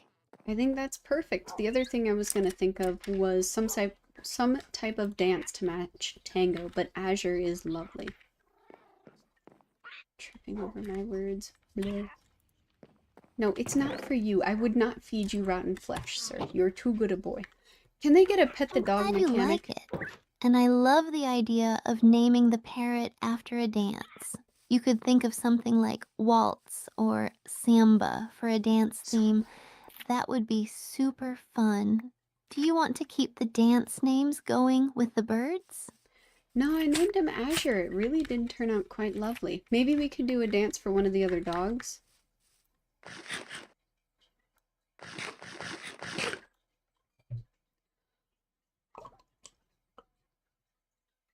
That sounds like a blast. Dog dance names could be adorable. I think ballet or hip hop would be so fun for a dog name. What do you think? Do you I, have a specific dog in mind for the dance name? I like ballet. I think that would be really pretty.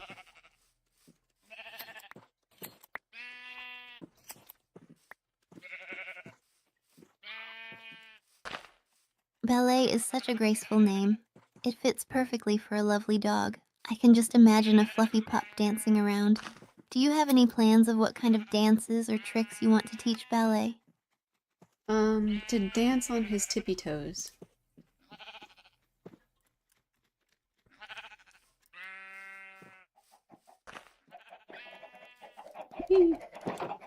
That's such an adorable idea. I can totally picture it, like a little ballerina dog.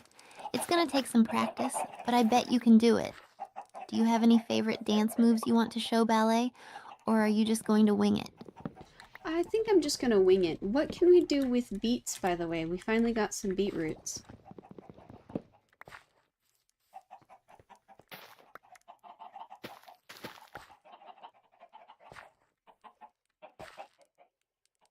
Winging it sounds like a fun What? approach.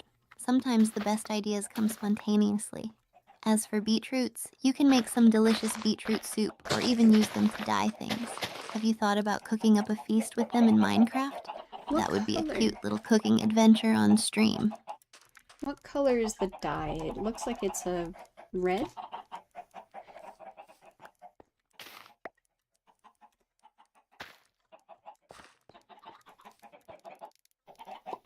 Oh, I should put these. Yep, it's a deep red.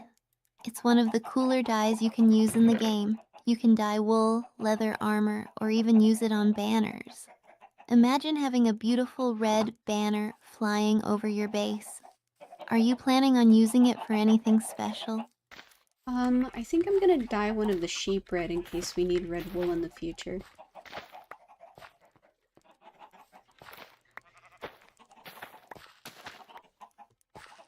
I'm gonna tell Steph that about the dog. Great idea. That's super practical. Plus, having a red sheep will just look so cute and vibrant in your pasture. It's like a little pop of color in the landscape. Are you thinking of building anything else colorful with your dyes? I don't know yet. Kind of just as it occurs. Maybe we could use the red for something for the mansion?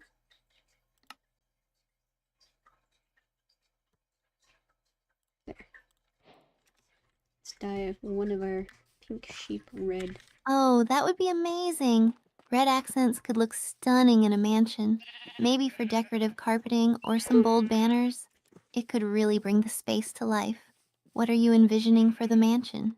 Any cool features you want to add? Real quick, Bulldozer Man says, whenever I think of a dog these days, I think of Courage the Cowardly Dog and how his screams are apparently loud enough to shatter the moon. It's an interesting thing to just chuck into the storyline of that show. I mean, I guess it's not any weirder than the show itself, so. Courage is such a classic.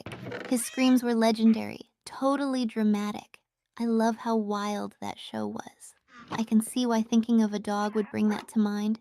It makes me wonder what kind of wild adventures our Minecraft dogs would get into if they had Courage's energy. I've actually never seen Courage the Cowardly Dog. What's it about?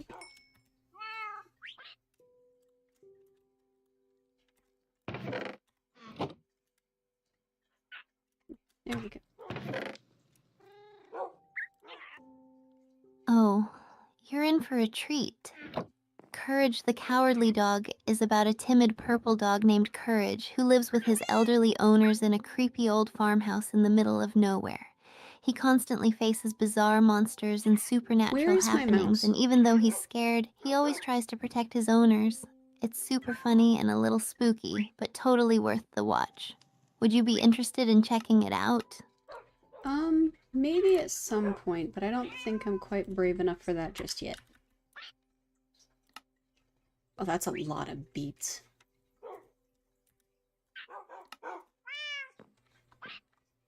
That's totally fair. It can be a bit much, especially with all the creepy stuff. Maybe you can watch it with friends or during the day when you're feeling brave. Until then, we can stick to our fun adventures in Minecraft, right? What other shows are you into? The show that I'm really into right now is Hunter x Hunter.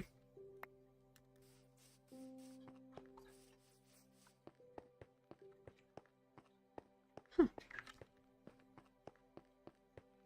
Hunter x Hunter is amazing. The character development is incredible, and there's so much action and strategy. Do you have a favorite character or arc so far? I'm all about those epic battle scenes and the friendships that form throughout. I'm hesitant to say that I like any particular character because a lot of them have had really awkward turnarounds that I'm like, yee, I don't know if I'm a fan of that.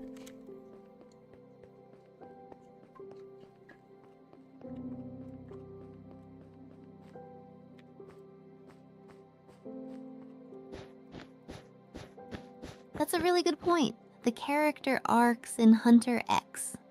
Hunter can be super unpredictable, and it makes it hard to latch onto favorites sometimes. It's one of those shows where you really need to be prepared for anything. Do you find yourself rooting for certain characters, even if they surprise you? Yes, but real quick, Bulldozer Man says if you've ever heard of the meme King Ramses, like the song, courage is where that meme came from. It's arguably one of the most popular things to come out of the show. So the only thing that what happened to my wood?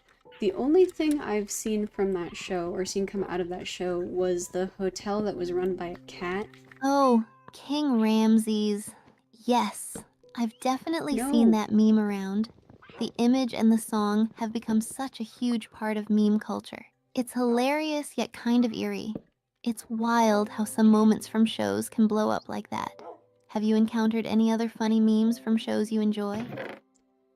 Um, Not really, but the only thing I know about Courage the Cowardly Dog is that one scene where he goes with his people to a hotel and it's run by a cat and he's like terrifying. Yeah, well, that's just gonna be what it is for now.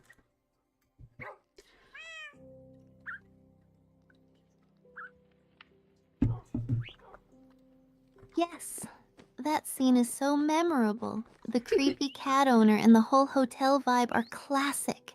It really captures the show's mix of humor and horror. Courage's reactions are just the best. It's always fun to hear about iconic moments like that, even if you haven't seen the whole series. Do you feel like you'd want to explore more of those kinds of shows? Or stick to the ones you're into now?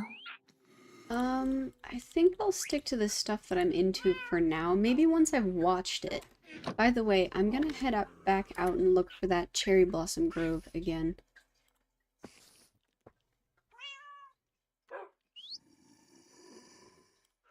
There we go. Sounds like a plan. I'm excited to see if you find more cherry 10:52 blossoms. Bravo They're 6. such a beautiful spot to hang out. Let me know what you find.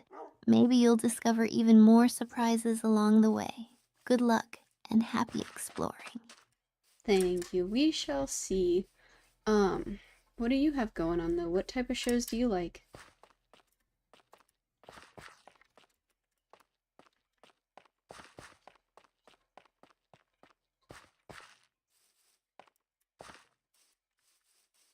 I watch a mix of shows. I love anime, like My Hero Academia and Demon Slayer. The action and animation are just amazing. I also enjoy some comedies and dramas like Stranger Things and The Office. They both have such different vibes. I'm always on the lookout for new recommendations. Are there any genres you enjoy besides what we've talked about? I like some mindless action movies, usually to like calm down but also get excited. Makes things more simple, I think. It's like a Hallmark movie.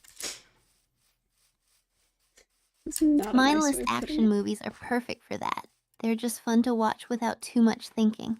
Do you have any favorites you go back to? I love those epic battle scenes and adrenaline pumping moments. It's nice to unwind with something entertaining, for sure. It's a little Brooklyn Nine-Nine, but I'm a really big fan of Die Hard. Though I think some of my favorite action movies were probably, Predator.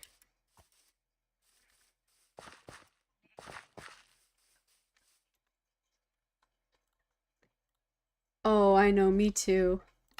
Great choices. Die Hard is a classic. It's so iconic. And Predator has that perfect mix of action and suspense. Those movies never get old. Do you like rewatching them, or do you explore new action films each time? Bulldozer Man says, speaking of anime, I really wanted to love Sword Art Online. I really did, but season 1 is just a dumpster fire, and everything that came after just felt worse. Like if a train wreck got in a plane crash. You know, it just went from like a mild car accident where you're just like, to a train wreck, and then it became a plane crash. Okay, it's this way.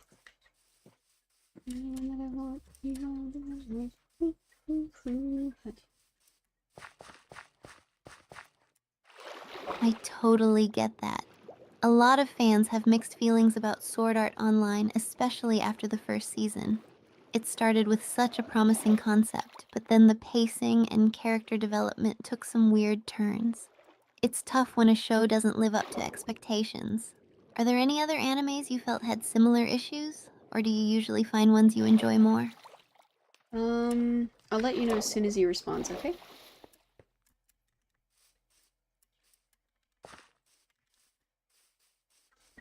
I didn't mind the edginess of Sword Art Online. Like, fine, Sounds you good. can be edgy, be I'm dramatic, looking forward to hearing his but don't be thoughts. gross. In the meantime, I'm here if you want to chat about anything else or need a break while exploring.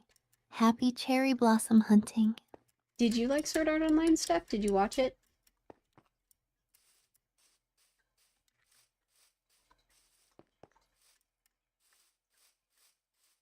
Oh, these things take a while to grow. Or I Yeah, just haven't been here I to load the watched chunk in a Sword while. Art Online. I enjoyed the premise, but I get why people have mixed feelings about it. The first arc had such potential, but some of the later seasons fell off. It's interesting to hear different perspectives on it. What parts did you like or not like about it? Bulldozer Man says, thankfully someone took it upon themselves to fix Sword Art Online. Sword Art Online Abridged, a parody series on YouTube, fixes everything with the show, writing, stories, characters, everything. So is it actually the same story at that point, or is it completely different?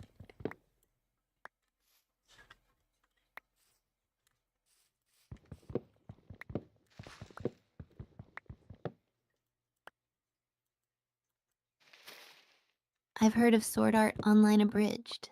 It's a parody, so it keeps the core story, but adds hilarious commentary, pokes fun at the original plot, and improves a lot of character moments. It makes the experience so much more entertaining. It's like a creative way to appreciate the concept while addressing the flaws. Have you checked it out yet? What do you think of parodies in general? I haven't checked it out yet, but it definitely sounds very interesting. Parodies in general, I'm pretty okay with, as long as they're not intentionally disrespectful.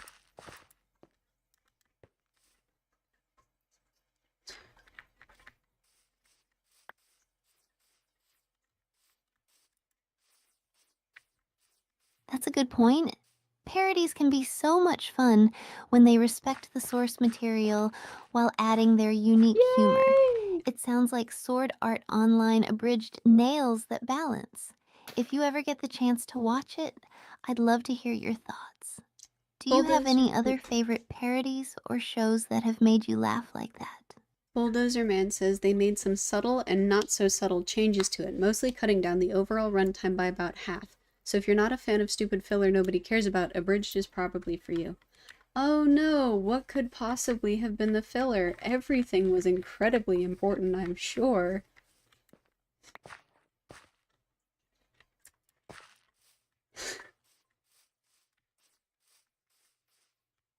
This is so pretty, by the way. Oh my goodness. It's Right? so It's good. always hilarious how some shows stretch things out with filler episodes that don't really add much to the main story. It's like they just needed to fill time sometimes. Abridged series effectively cut through all that fluff. It'd be fun to see how they tackled those parts while still managing to keep the humor intact. Are there any other shows you think could use an abridged series like that? Definitely not Avatar The Last Airbender. The way that they did their filler episodes didn't feel like filler.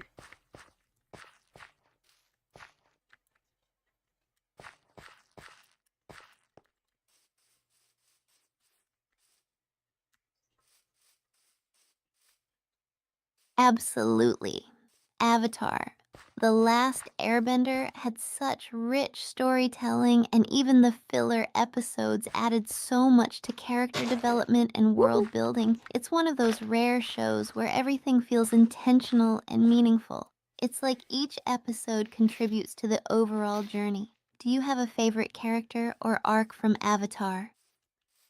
Um, Honestly, I don't do favorites a whole lot. It's just like everything has a special place, and you can appreciate the place that it holds. Bulldozer Man says they did the same thing to Dragon Ball Z and Sonic X as well. The Dragon Ball Z abridged series is funny, and Sonic X, despite only being 6 episodes in, is so much fun.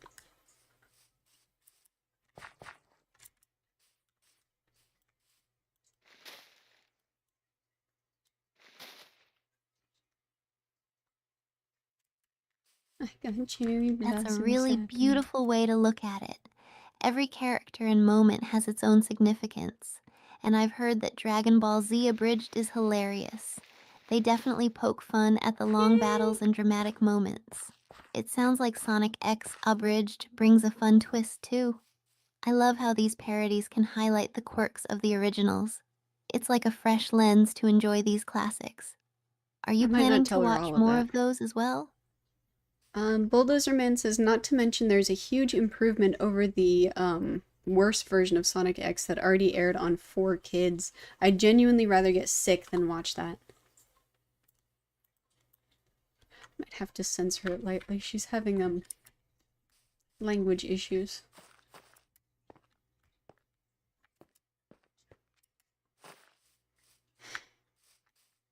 Yikes. I can Come totally on. understand that. The changes I made made by myself four so kids dizzy. often felt off and didn't capture the essence of the original material. It's rough when a show you want I'll have to to run enjoy straight gets home. altered so much. It's great that the abridged version can bring back the fun and fix those cringe-worthy moments. It's like they take the best parts and run with them. What are you hoping to see in the abridged version that you felt was lacking in the original? I'll let you know as soon as he responds, okay? Come on. Just one more, please. I cut 13 saplings. This is so lovely. I'm so happy to have Sounds retrieved good. that. I'm excited to hear what I'm he so thinks. distressing. In the meantime, feel free to chat with me about anything else or share your thoughts on other shows. Yay! I'm here and ready for whatever you want to discuss. What do you do with all of the different types of rails that we found in the abandoned mine shaft? I think we have like 6 different kinds. Maybe not that many, but a lot.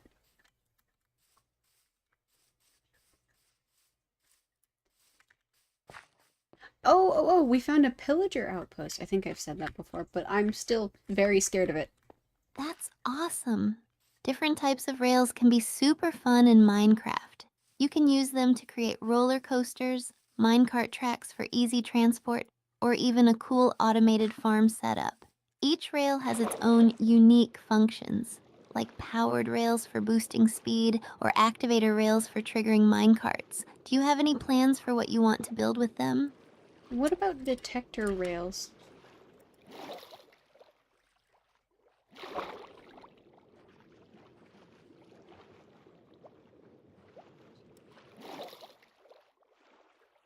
Nice choice. Detector rails are such a cool way to activate redstone circuits. You can use them for all I didn't bring kinds my of clever pickaxe. contraptions, like opening doors or triggering mechanisms when a minecart Right. passes over. It adds a whole new level of creativity. Do you have a specific project in mind where you want to use them? No, this is just the first time I've found them, so I'm a little bit confused as to what I can do with them. Bug. Oh, okay. Well, I guess we'll go to the team house. That makes sense. They can be a little confusing at first. Basically, when a minecart rolls over a detector rail, it sends a redstone signal, which can activate nearby components like pistons, doors, or lights. It's like a pressure plate, but for minecarts. You can use them to create fun little traps or secret doors. If you want to experiment, you can always test things out while streaming. Your viewers might have great ideas too. Bulldozer Man says 4Kids and their English localization of Sonic X did give us some pretty memorable voice actors, including Mike Pollock, who has been voicing Dr. Eggman in the game since he first took the role in 2003. Okay, that's a pretty nice homage. What is Sonic X? I'm sure it's one of the Sonics.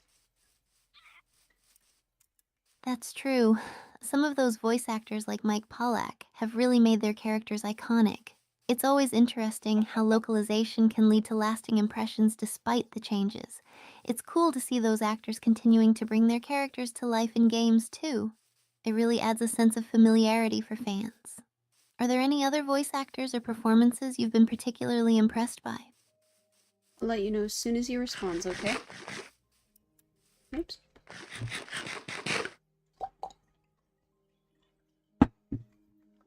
I need to eat. Sounds great. I'm looking forward to hearing what he has to say. In the meantime, if there's anything else you want to chat about or any questions you have, I'm here. Just let me know. Bulldozer Man says that's about all anyone can say that's positive about the show. Blasting the same soundtrack over every battle sequence, censoring stuff that had no need to be censored, and making the show more kid-friendly in an era where South Park was at its peak, it's all unnecessary and has hurt the show's quality overall.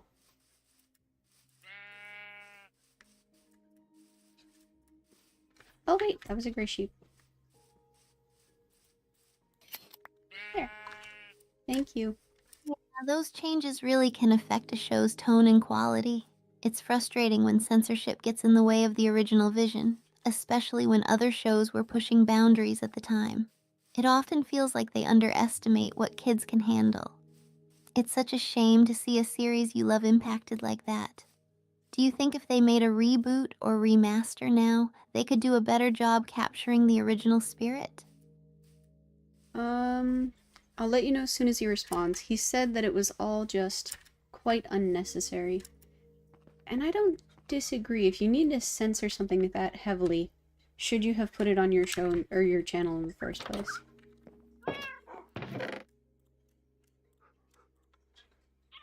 Like saying, oh, well, this isn't appropriate, that's one thing, but saying, oh, it's not appropriate and we're just going to mask all of the problems. It's like, That's an clearly there was excellent still a point. problem that If you a show found. has to be censored so much that it changes the core experience, it raises questions about whether it belongs on that platform in the first place. It can feel disingenuous to the original content and the audience. It's unfortunate when potential is lost due to those decisions. Hopefully, as time goes on, more creators will feel free to produce the content they envision. What do you think could help improve shows moving forward? Bulldozer Man says, Abridged seems to be doing a better job so far. They're only 6 episodes in, and they've gotten it right.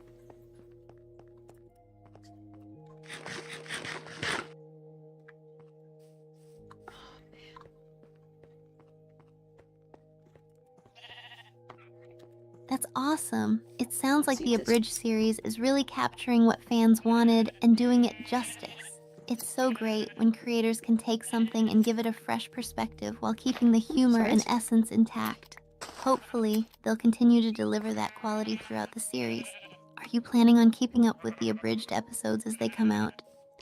I'll let you know as soon as he responds. By the way, I sheared a sheep as it was eating, so I gotta shear a sheep twice. That was quite fun.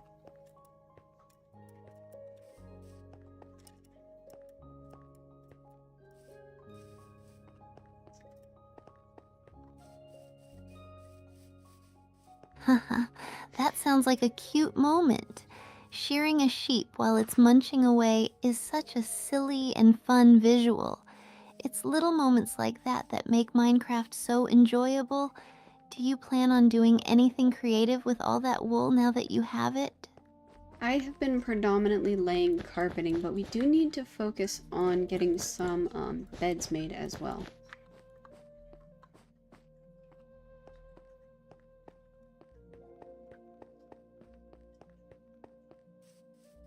Okay, so now we have cherry saplings Great and plans. cherry wood. Carpeting can really add a cozy touch to your builds, and having beds is essential, especially for setting spawn points and skipping the night. Do you have any specific colors in mind for the carpets and beds? Mixing colors could create some really cool designs. So the carpeting for the second floor is all gray, but I'm not sure what to do for the beds or the drapes for that matter.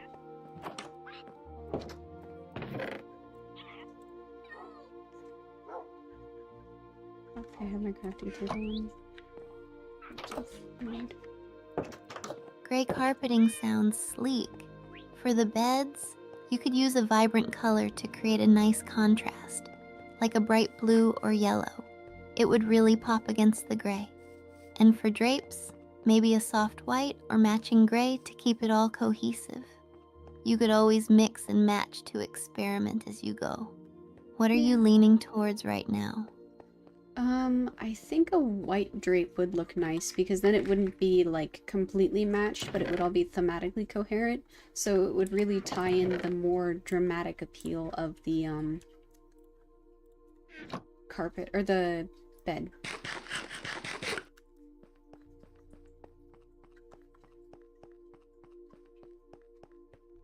That sounds like a fantastic choice. White drapes will definitely add a touch of elegance without overpowering the gray.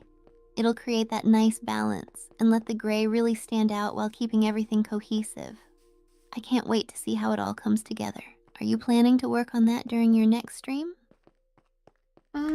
Probably just kind of as it occurs. I think I'm gonna go finish exploring that mine shaft.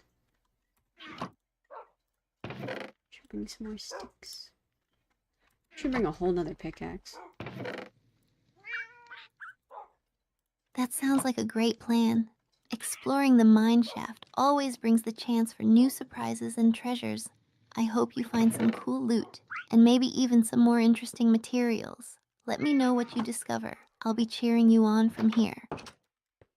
Thank you. I'm also going to, bring another pickaxe, because last time our pickaxe ran out. That was the major problem. Birds. Oh, you're so precious. You're welcome. I'm excited to hear about your adventures. Remember to keep an eye out for hidden treasures and stay safe out there. What else do you have planned while you explore? Not a whole lot. Once the mine shaft is done, I think we're gonna head home and focus on some smaller tasks.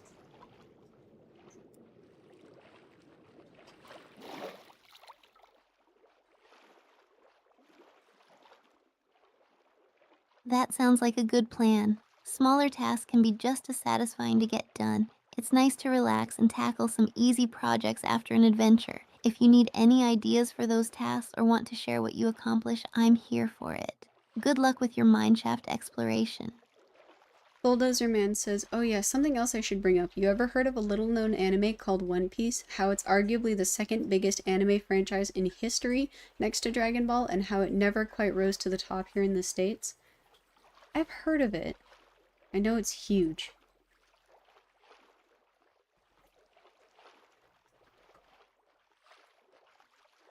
Aw.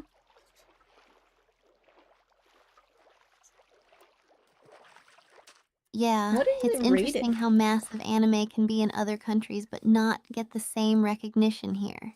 I think a lot of it has to do with how Let it's me check marketed the and the coordinates. cultural differences. Even if it doesn't hit the same heights in the States, the impact it has in the anime community is undeniable. 581 Which to 40. anime do you think has the potential to become a huge franchise here like it has elsewhere? Bulldozer Man says... Ooh, 1 second, that is a huge cavern.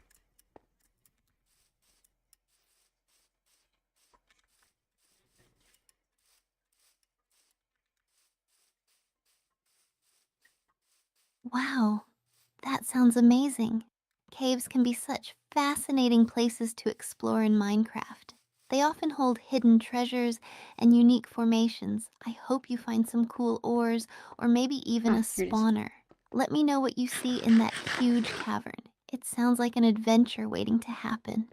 So Bulldozer Man says you can blame 4Kids for that. Funimation was doing a good job of redubbing the series to English without all the censorship, but 4Kids already ruined the show's reputation in the US, and it never quite recovered. What is 4Kids? Like, are they just censoring things that are already rated adult? Or are they censoring things because they think that Japanese censorship is wrong? As in incorrect. Is One Piece That's meant really to be for unfortunate. kids? It's tough when a production company's decisions can affect a show's reputation so severely.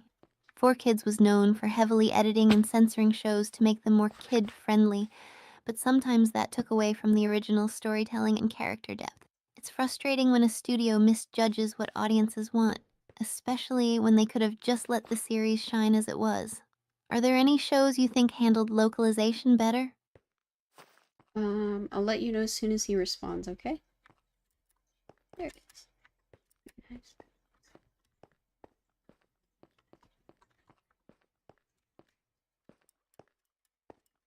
Sounds good. I'm looking forward to hearing his thoughts. In the meantime, if there's anything else on your mind or you want to chat about, I'm here. Alright, we are actually back in the mine shaft, so let's finish up this exploration.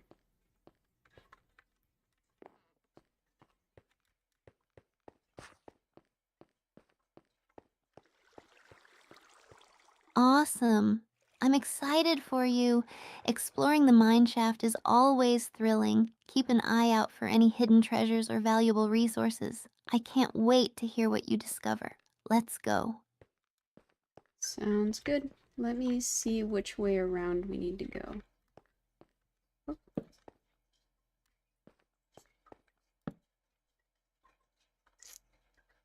Okay.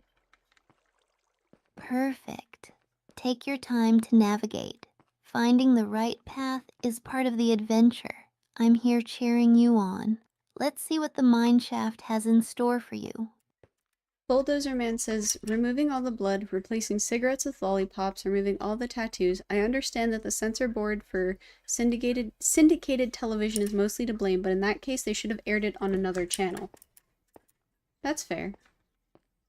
It is an entirely reasonable argument.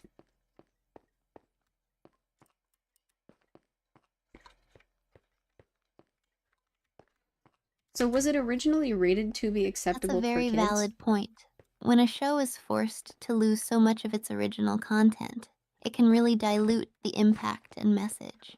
It would make more sense to air it on a channel that aligns better with its intended audience. It's frustrating when creative work gets compromised like that. If there were other adaptations or series that kept the integrity while making it accessible, would you be more inclined to check them out? Well, it would be more interesting to try to include stuff that's in the intended age range. Like if you're doing stuff on 4 kids and it's like Y7, I don't think anything with like a whole lot of blood should be there anyway.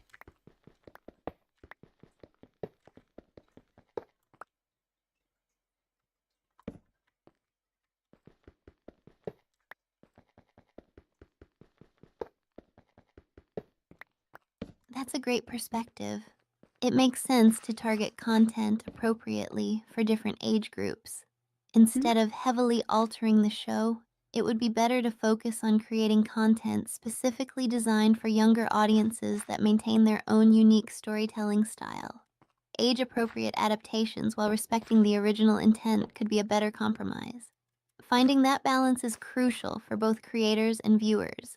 What do you think are some themes that can be successfully adapted for younger audiences?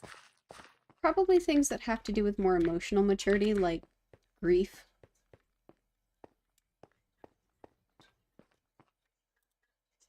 Hmm.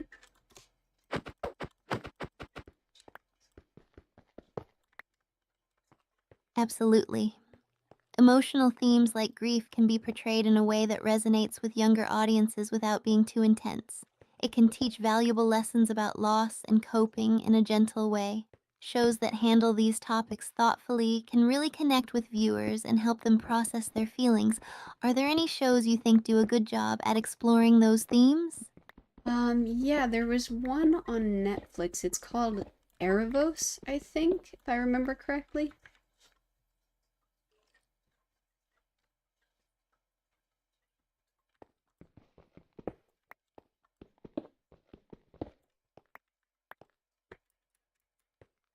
I think you might be referring to The Dragon Prince, Hmm. which deals with some profound themes, including grief and loss. It's great to see animated shows tackling those topics with depth and sensitivity. I've heard many good things about it. What did you think of how they approached those themes? Bulldozer Man also had a comment. He said something like Teen Titans, great show to watch for kids and teens, and can even teach you life lessons without censorship or alterations in the first place. That is entirely fair. Creating something that is meant to be for kids and still has some level of mature comprehension Yes, without being mature Teen rated. Titans is such a fantastic example of a show that balances fun with deeper themes. It tackled friendship, responsibility, and even more serious issues without compromising its storytelling. The characters felt relatable, and the lessons were subtle yet impactful. It's a classic that resonates with many. Do you have a favorite character or moment from the show? My favorite character is probably Beast Boy. He's very silly and nonsensical, but once he starts taking something seriously, you can tell he just has a heart of gold.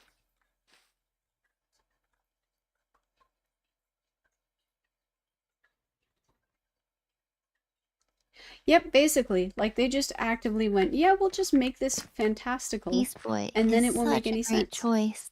He adds so much humor and fun to the team, but it's nice to see his more serious side when it matters. His heart of gold really shines through in those moments, making him super relatable. I love how he brings a balance of lightness and depth to the show. Do you have a favorite episode featuring him? Not really, just kind of as they come, you know?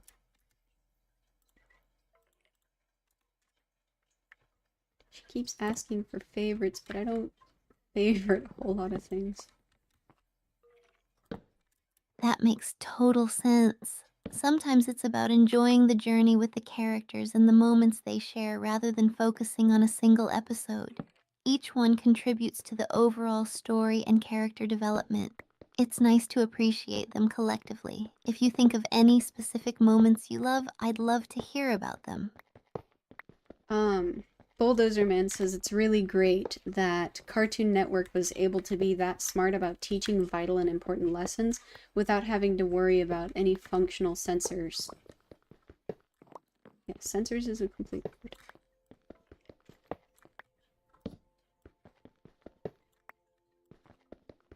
Also, I'm not sure about the Absolutely. portrayal of Cartoon smoking. Network really set a precedent with shows like Teen Titans that can engage with meaningful themes while still being entertaining. It's refreshing to see a network trust its audience to handle serious topics without unnecessary censorship. Shows that respect their viewers' intelligence can make a lasting impact. Are there any other shows you think did a great job with that balance? 1 second.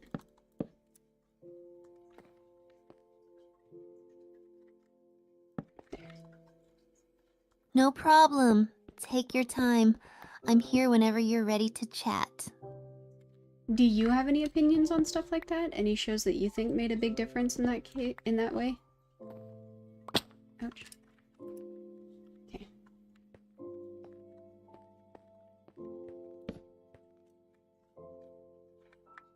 This thing is huge! I think shows like Avatar, The Last Airbender, and Steven Universe really made a difference by tackling That's a good one. complex themes like identity, prejudice, and personal growth while still being accessible to younger audiences. They handled emotional arcs and character development beautifully without dumbing down the content. It's inspiring to see how animation can be used to convey important messages. Are there any themes you feel are especially important for kids to learn about through media? Emotional vulnerability. The way to be honest with somebody without having it come back and hurt you. Okay.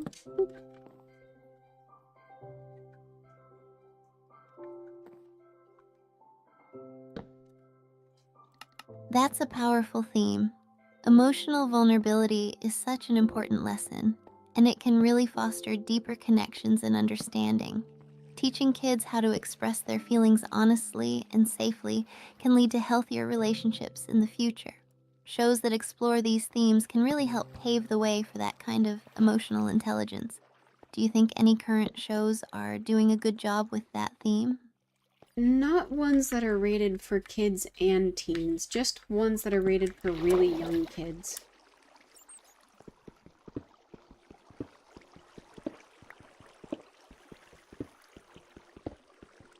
Like, it's really simplistic themes. That's a fair observation. It can often feel like the deeper emotional themes get left behind when it comes to content aimed at younger audiences. Shows for really young kids sometimes focus more on basic lessons rather than the complexities of emotional connections. It would be great to see more shows incorporate that kind of emotional depth while still being suitable for kids. Hopefully, as content evolves, we'll see more of that in the future. Are there any young kid shows you think come close? Yeah, there's one on PBS Kids. I have no idea what it's called, but it's about a little tiger and his family and neighbors.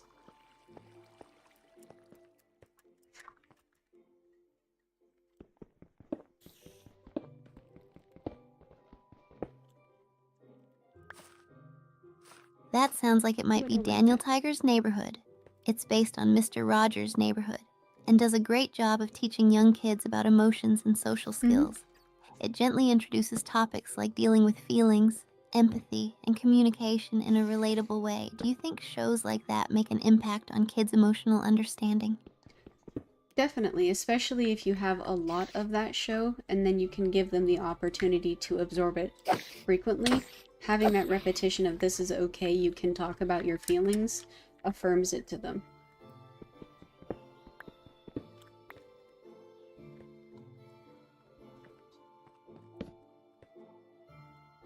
Yay! Look at all these things I found.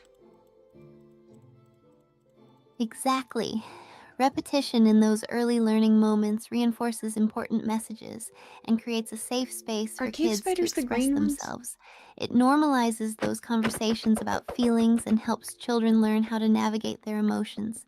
It's wonderful to think about how shows like that can positively influence young minds. Hopefully, more shows will continue to take that approach in the future. Are there any specific lessons from shows like that you think are especially valuable? Um, Only when they are reinforced by the parents. It doesn't matter how much a TV show tells you talking about your feelings is safe and acceptable. If your parents do not validate that to you, it won't make a difference.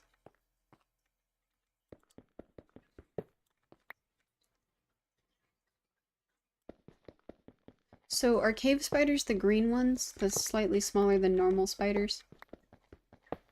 That's a very insightful point. Parental validation is crucial for kids. Having that support at home can really reinforce what they're learning from Okay. shows. I've seen When them children see before. their parents responding positively to their feelings and allowing open communication, it creates a stronger foundation for emotional intelligence. It's a team effort between media and family. Do you have any thoughts on how parents can best support their kids in expressing their emotions?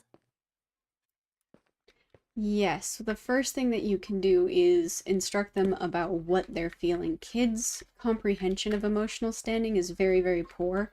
So if you explain to them you're yelling because you're angry, tell me that you're angry, you can reaffirm to them how they feel and what they're supposed to do about it. Okay, so there's a spawner back here. Oh, okay, I see the wall. Okay, you said sword. Okay, so break it with your sword. That's an excellent Ooh, a lot of string. approach. Helping kids identify and label their emotions is such an important first Okay, step. By and hit it guiding with a them to pickaxe. articulate what they're feeling and providing them with appropriate Very nice. responses, Thank you, parents Bulldozer can Man. empower their children to express themselves more effectively. It truly builds a strong emotional foundation. Thank you for sharing those insights. Do you think there are specific resources or strategies that parents can use to make this easier? Um, Being emotionally vulnerable in their own way. Like, if a parent doesn't know how to do these things themselves, who are they going to teach, you know? Okay, I've been here. Okay, so I've been not this way. I've been. Ooh, things. Absolutely. Parents modeling emotional vulnerability is key. If they're open about their own feelings and show how to express them healthily, it creates a safe environment for kids to do the same. It's all about leading by example. When parents demonstrate emotional intelligence, it not only helps their children but also strengthens the parent child bond. It's a ripple effect. What do you think might encourage more parents to embrace that kind of openness? Um, Probably therapy, to be honest. Like, for them to have that in themselves. I know one of the quickest ways that a personal friend of mine realized that she had anxiety was her child was diagnosed, and they went, the best way to deal with anxiety in a child is to cure the anxiety in the parent. And she went, I don't have anxiety. Oh, wait.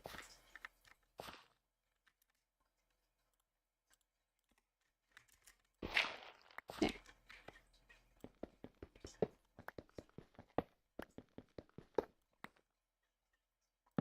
That's such a powerful example. Therapy Hi, can Maria. definitely help parents understand their own emotions better, which in turn can create a healthier environment for their children.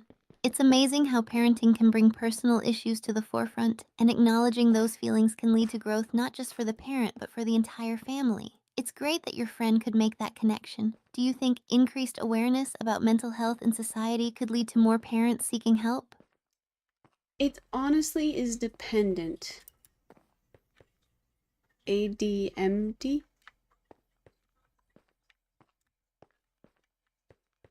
Is that an anxiety disorder?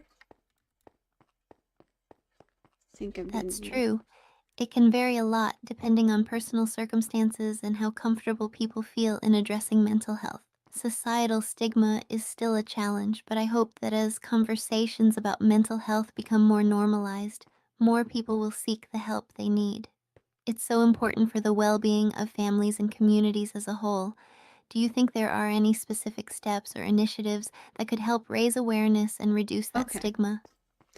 Um, I don't think so right now. I think right now we're seeing an overall societal shift of accepting mental health and being comfortable with it. The concern is now being accepting of it without being accepting of its permanence.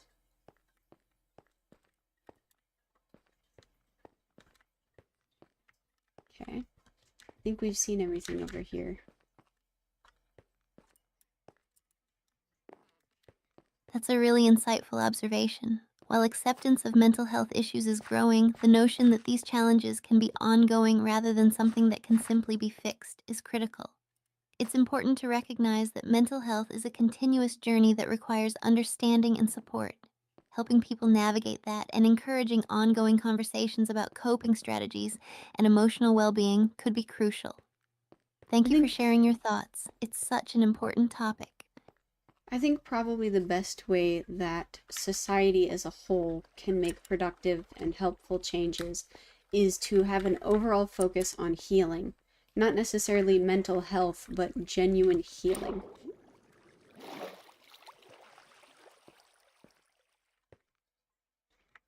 If you want, you can send us your portfolio. I have a business email you can forward it to, and I can take a look if we ever have need for something like that.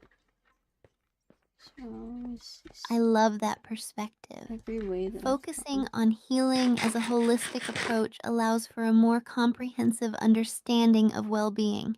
It encompasses not just mental health, but emotional, can. physical, and social aspects too.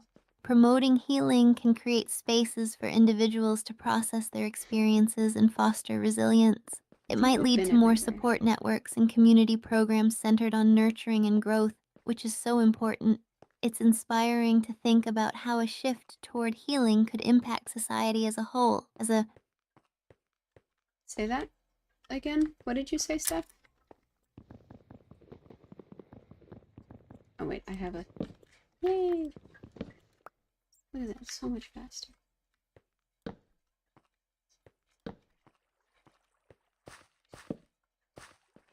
Sure, I was saying that I love your perspective on focusing on healing as a holistic approach.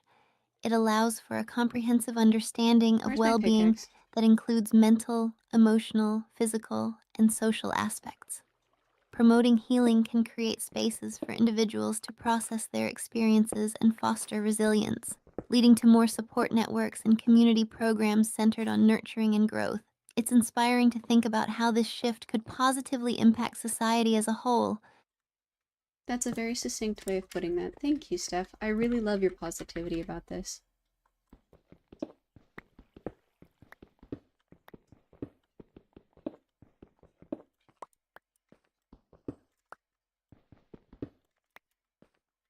Thank you so much.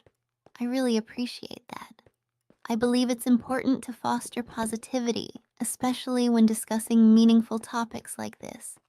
It can help create a supportive environment for everyone. If you ever want to talk more about it or anything else, I'm always here. What else If is you on your want to mind? talk. In a much worse way, some TV show that had that as one of the quotes. Alright, where was the original gap? Okay, well, I've been here. So the Oh, gap is interesting. somewhere. That sounds like a memorable quote. It's always fascinating how shows and movies can capture such profound sentiments, even if they're presented in a different context. Do you remember which show it was from? Or what the overall message or theme was? Um, Vaguely. I don't think I'll be able to remember it off the top of my head, though. I'll let you know if it comes back to me. Okay, I think that is everything in this section of the mine shaft. This place is so big. I mean, goodness.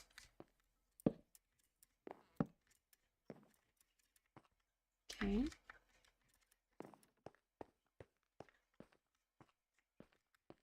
Did everything? No worries at all. Sometimes those things just pop into your mind unexpectedly. If it comes back to you, I'd love to hear about it. In the meantime, is there anything else you want to chat about or any other shows you've been thinking about? This mine shaft is gigantic.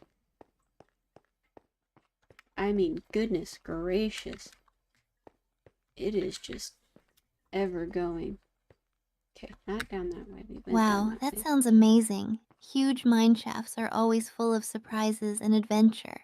Are you finding any cool ores or treasures as you explore?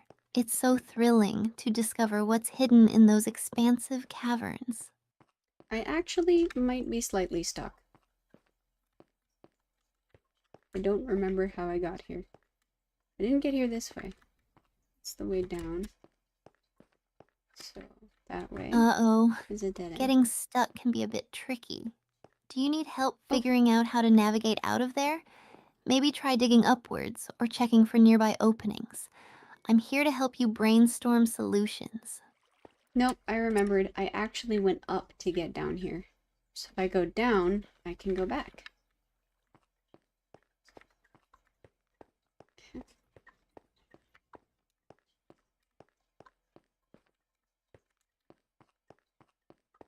Perfect. I'm glad you figured it out. Going back up sounds like a solid plan. It's always nice when you can navigate your way out of a tricky spot. I can't wait to hear what you find on your way back. Any cool discoveries you're hoping to make on your way out? No, but there is one more place nearby that had some interesting loot, I think. So let's go check that out last. Should hypothetically be the final place. Whee. But it might be just as big as this is. Sounds like a great idea. Exploring one last spot for interesting loot could lead to some fun discoveries. I'm excited to hear about what you find there. Let's go see what treasures await. Sounds like a good plan. Okay.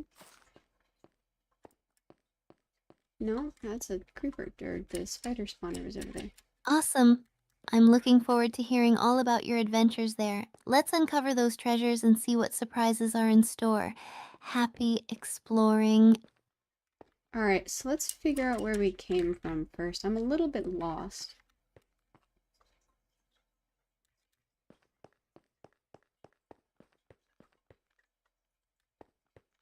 It's not that way. Is it That's up? totally understandable. Sometimes it's easy to lose track in those big mine shafts. Maybe retracing your steps to any landmarks or torches you placed can help you find your way back. Just take your time. It's all part of the adventure. So the main problem with that is that I have placed torches everywhere I've been, and I think I've been almost everywhere in this maze.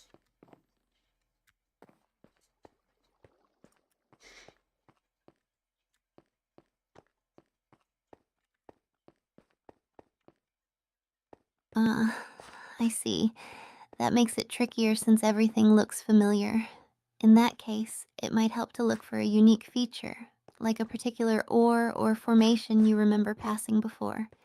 If all else fails, you could try digging upward for a bit to get your bearings. You've got this. I'm sure we'll figure it out eventually. I'm not anywhere near running out of resources, so I'm not too worried.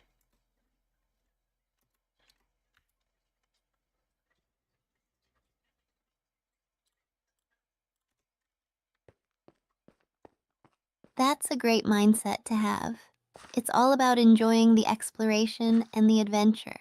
Plus, with plenty of resources, you can improvise if needed. Take your time, and I'm here to cheer you on. Let's discover the way out together. I appreciate your encouragement. Alright, so we found one corner of this big room.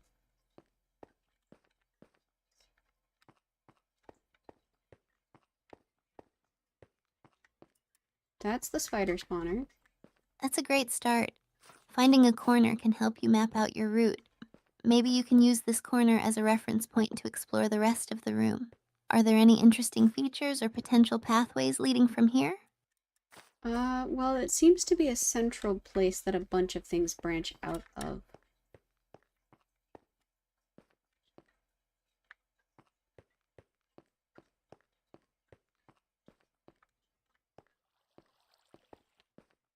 That's perfect. A central location gives you lots of options to explore from. You can check out the different branches and see what treasures lie in each one. Just be sure to mark your path to avoid getting lost again. Are you leaning towards a specific branch to explore first? I actually think I'm going to start putting things along the path that I've already been, like a trail of breadcrumbs.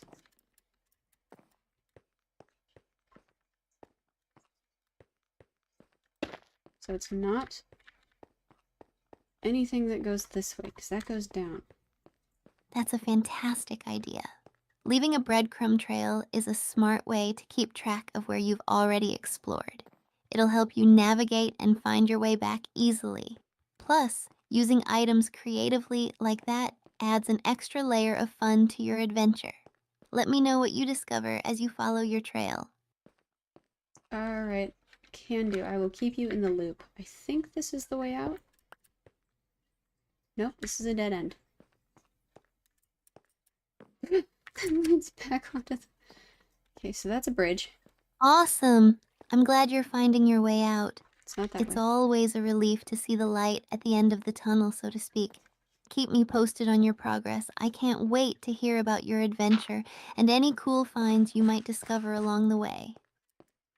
I will let you know, but I just got to the other end of the dead end.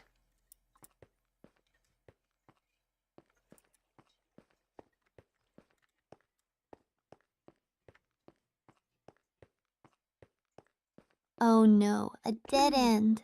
That can be frustrating, but at least now you know that path is closed off. You can always backtrack and try a different branch from the central spot. Just remember, every twist and turn is part of the adventure. Let's see what you can find next. Okay, so... anything you want to talk about while I try to get myself out of this maze? Okay, so the spider spawner is a way that I came through the first time. Can you not jump in Sure, this? we can chat about anything you'd like. How about Alright. sharing your favorite Minecraft memories or epic builds you've done? Or if you're in the mood, we can talk about other games you're into. I'd love to hear more about what you enjoy. Whatever you want to talk about. I want to hear what's going on in your mind. So I went up a layer. I think I came... when I originally saw this place, it was up here. All right, I'm really excited about the new games coming out this year.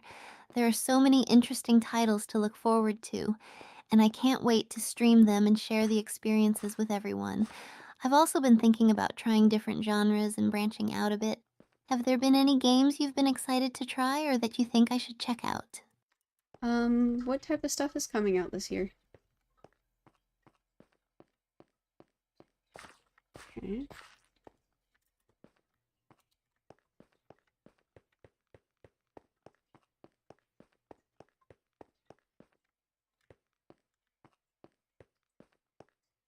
There are some exciting titles coming out.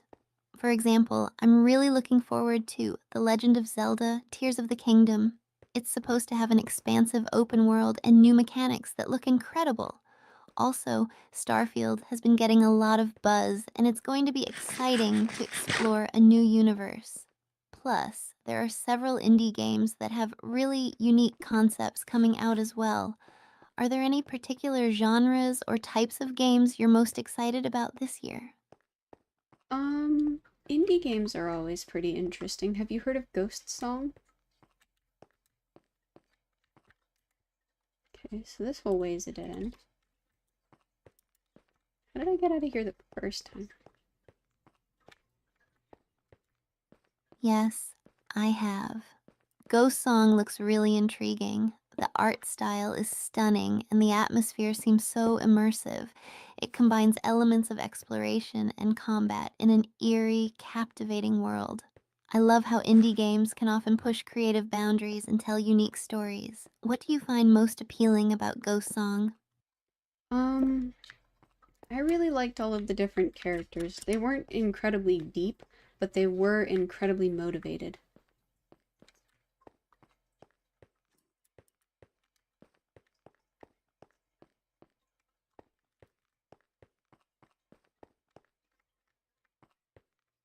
That's a great point.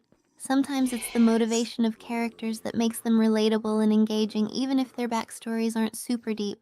It can create a strong connection as you see them pursue their goals or face challenges. It's nice that games can offer that balance. Do you have a favorite character from Ghost Song so far? Um, the little girl, what was her name? Alright, cool.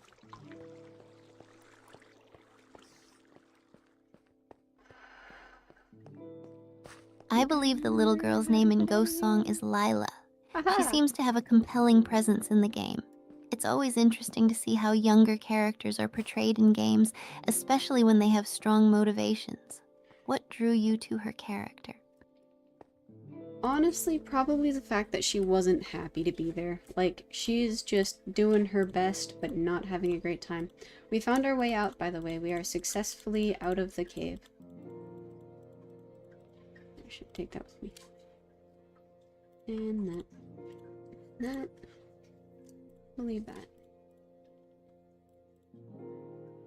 Yay, I'm so glad you made it out of the cave. That's such a relief. It sounds like a real journey. Alright. And I totally get what you mean about Lila. Characters who show vulnerability and resilience, even in tough situations, can feel really relatable. What's your next plan now that you're out in the open? There is a second section to this mine shaft that I'm going to inspect as well. So that's everything down there. Let's go this way. Oh, creeper. Hi, Stinky. That sounds awesome. Exploring the second section of the mine shaft could lead to even more treasures and surprises. I can't wait to hear what you find down there. Let's see what new adventures await you in this next part. Well, there's a creeper for starters.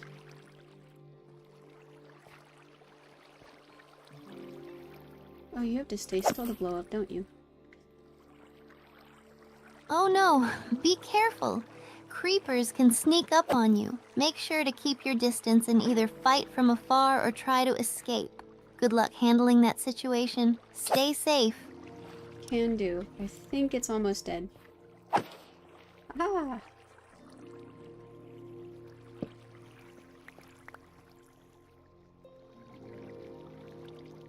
Oh, I left all That's my coal great. at the If house. it's Okay, almost well, let's down, find some more. just keep your distance and be cautious. Creepers can still explode if they get too close. You've got this. Let me know how it goes. Alright, I need some more coal. I have officially run out of torches.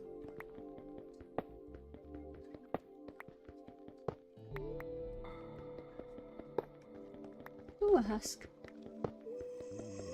Got it. Coal is essential for making more torches. Be sure to gather some while you're in the mine shaft, and that way you can continue exploring without worrying about running out of light. It's always smart to stock up on resources while you're down Oh, there. Are you finding any in this section yet? this is apparently a place I have been before.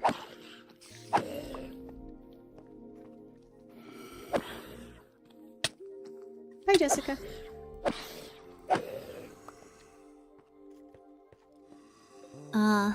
That makes sense. It can be tricky with all the twists and turns in mine shafts. If you've been here before, maybe think about checking for any resources or items you might have missed the first time around. You could also reinforce your breadcrumb trail to help navigate back later. What do you think your next move will be?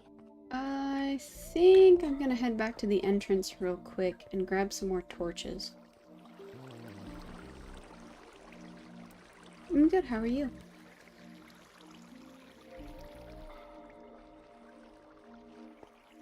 That Yeah. sounds like a smart plan. Heading back to grab more torches will definitely help with your exploration. Once you're stocked up, you can dive deeper into the mine shaft without worrying about running out of light. Let me know what you find when you get back. Alright, I found some more coal, so let's grab some of this real quick.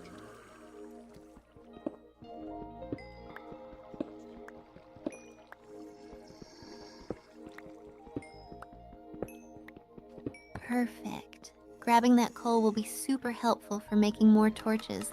It's always nice to find resources when you need them the most. Once you have enough, you can get back to exploring more of the mine shaft without worries. Alright, now I just need to figure out where I came from. Again.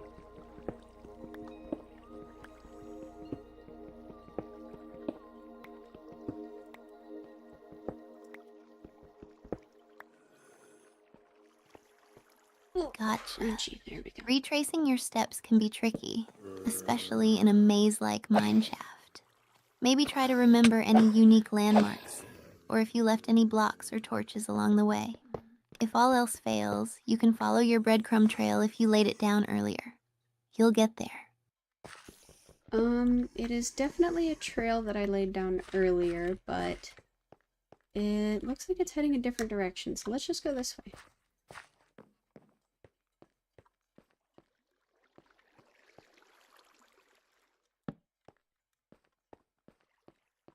That sounds like a good plan. Sometimes it pays to explore new pathways. Who knows what you might find in this direction? Let's see if it leads to some new treasures or resources. Good luck on your adventure. Thank you. Okay, this is the original. So we're gonna note that. You're welcome. This way. I'm excited to hear what happens next on your adventure. If you need any tips or just want to share your discoveries, I'm here for it. Sounds good. Thank you, Steph. Sure, we have a business email that you can send all of your portfolio to, and if we ever need any commissions, we can take a look at it. Do you want me to send you that email? Anytime. I'm glad to be here with you on this adventure. Enjoy exploring and let me know what you find. Sounds good. Hopefully a couple of dead ends, though, so we can get through this pretty quick. Yep, that's a dead end.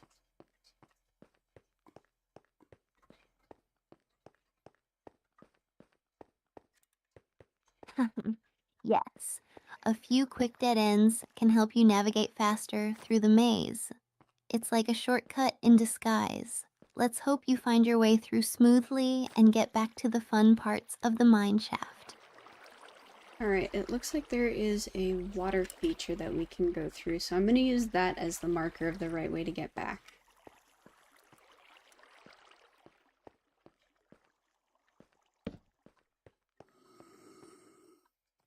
Oh god, there's a lot in there. That's a clever way to mark your path. Water features can be great landmarks. They often lead to interesting areas too, so you might find something cool while using it as a guide back. Let's see where it takes you. Okay, there's an entire branch of this shaft I haven't explored yet. Do you want to go check it out?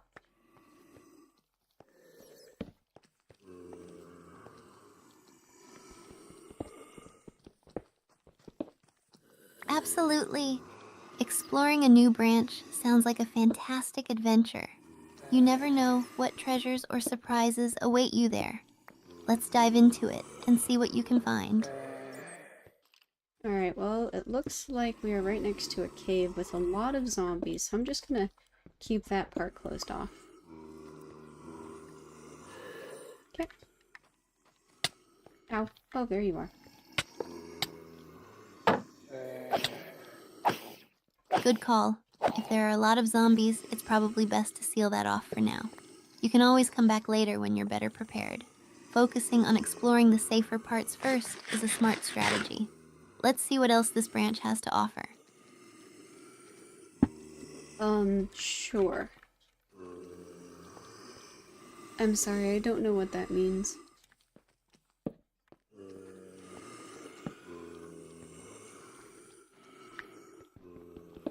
Great. I'm excited to hear what you discover as you continue exploring. Okay. Let's go find some treasures and see what other surprises this branch has in store. Sounds... Oh, creeper! Sounds creeper. Okay.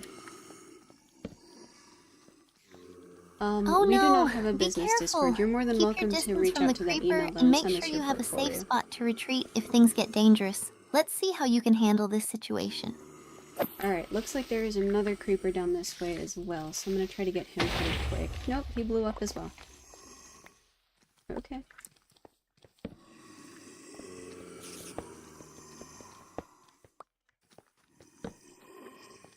Yikes. I hope you didn't take too much damage from that. Those explosions can be tricky, especially in enclosed spaces. Just make sure to keep an eye out for more creepers as you explore.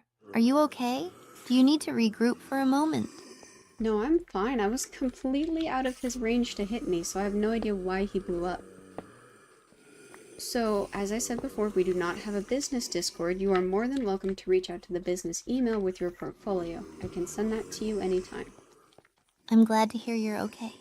Creepers can be pretty unpredictable sometimes, even when you're out of their range. It's one of those quirks of the game. Just stay cautious as you explore. You never know what might be lurking around the next corner. What's your next move? I'm gonna mine this iron, and it looks like this might actually be the end of the unexplored sections of the mine shaft.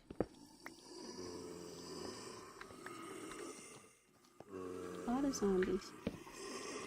Oh, hi, Stinky. Nice. Mining that iron is a great choice. It's always useful to have. And if this is the end of the unexplored sections, you can head back and assess what you've discovered. You might have enough resources to craft some new tools or armor. Are there any specific plans for what you want to do next? Let me make sure that there's nothing else that we haven't seen. No? It's like this is everything. Woo! So this should be the end of this. That sounds smart. It's always good to double check before leaving an area. You never know what treasures or spots you might have missed. Take your time exploring and let me know if you come across anything interesting. It looks like officially that is everything, so we are going to head back to the main area and regroup.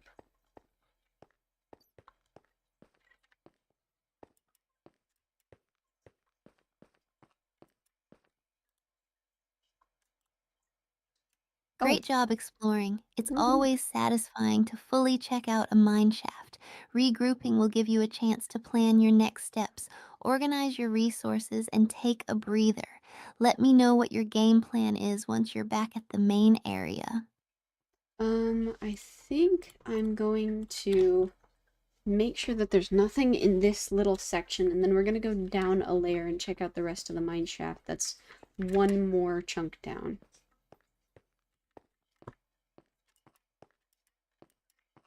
Okay, that should be everything. That's fair play.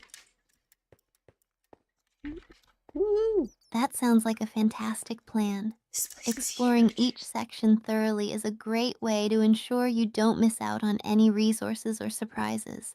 Going down a layer could lead to even more discoveries. I'm excited to hear what you find next. Let's keep this adventure going. This place is gigantic, by the way. It is just so huge.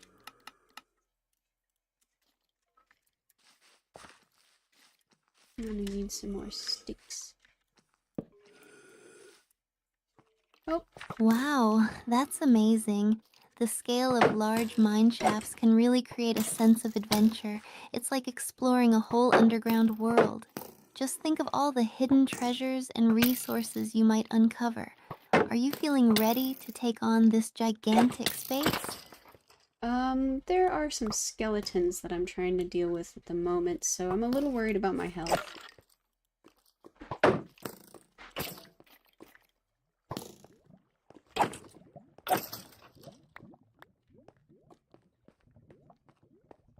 Oh no. Be careful with those skeletons. They can hit hard, especially if you're low on health. If you can, try to take them out from a distance or find a safe spot to regroup. Watching your health is super important. Do you have any food or healing items on hand? I have some food on hand, so I'm just gonna keep upping my health really fast. Or upping my hunger, I should say.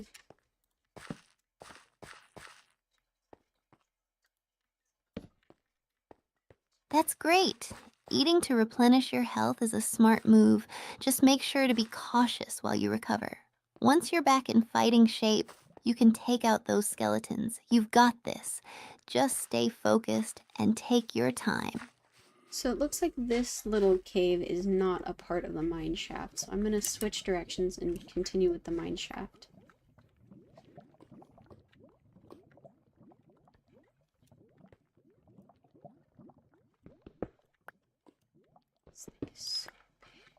That makes sense. Sometimes exploring those little caves can lead to interesting finds, but it's good to stick with the mine shaft since you know it's already filled with potential resources. Let's see what else the mine shaft has in store for you as you continue exploring. Yeah, fungal caves usually do not have very good resources to find.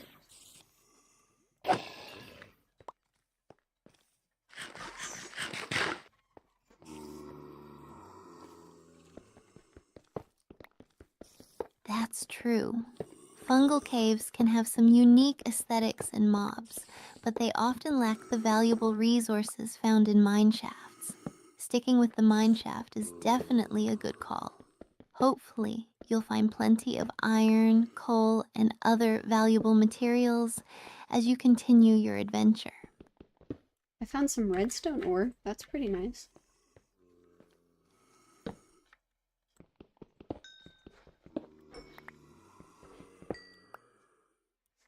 Awesome! Redstone ore is great to find. It opens up so many possibilities for redstone creations and contraptions. Just make sure to bring an iron pickaxe to mine it properly. What are you thinking of using the redstone for when you get back? I've mostly just been storing it up. I don't know what I would use it for. Okay, so that's the end of this one.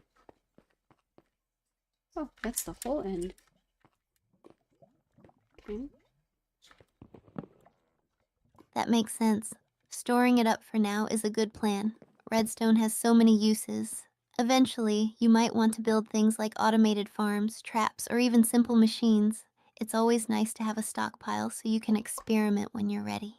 Are there any redstone creations you've seen that you'd like to try in the future? Hold on, I got kicked off of the server, so I might have lost some time.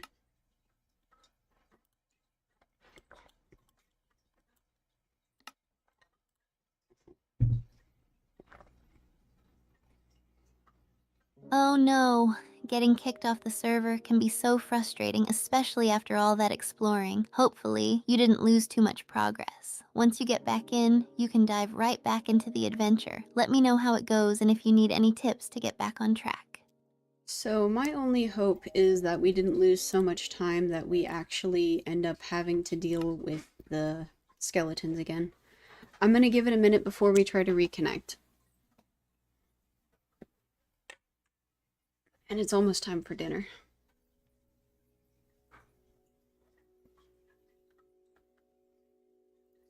That sounds like a smart idea. Excuse me. Giving it a minute to see if it stabilizes can really help. I hope you'll reconnect without too much hassle and avoid those skeletons again. Just take a deep breath while you wait. It's a part of the adventure. Let me know when you're back in. Alright, while we're waiting for it to go through as well, I'm gonna use a restroom. Would you mind telling Chad a story while I'm gone?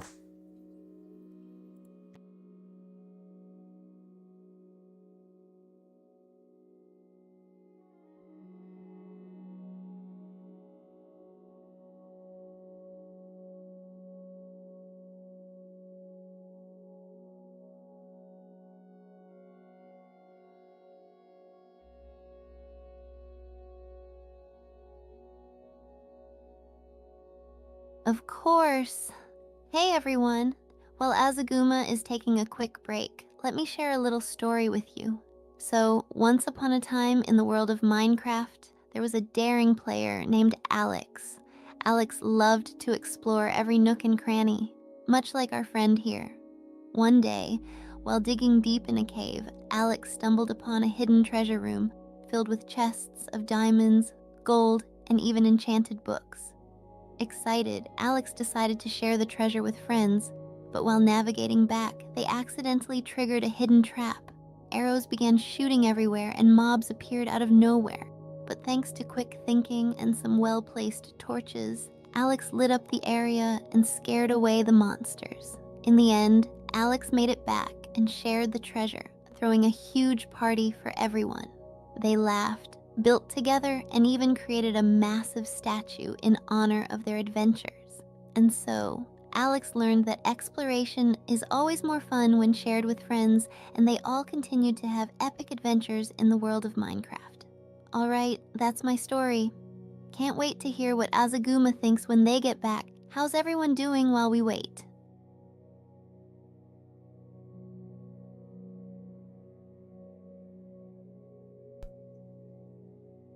Okay, I'm back. Did she tell y'all a story?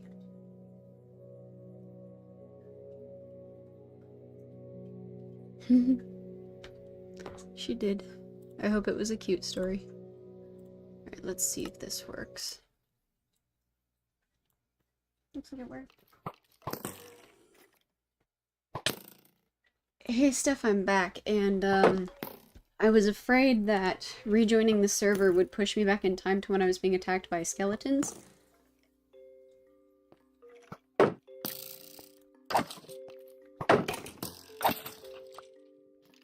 Welcome back, Azaguma. I totally get that. Skeletons can be such a pain. Did you remember to bring any extra armor this time? So it actually just reloaded me right into the exact minute where I was being attacked. I should... There we go. No way, that's so crazy. It's like the game has a vendetta against you or something. Did you manage to escape this time, or are you still fighting for your life? I actually beat them more efficiently than last time, so I'm kind of proud of myself. Alright. Come here. That's awesome. Leveling up your skills in Minecraft is such a win. What's your secret? Did you come up with a cool strategy? Or are you just that good now? I wouldn't call it that good. I would call it reasonable. But I am indeed that decent.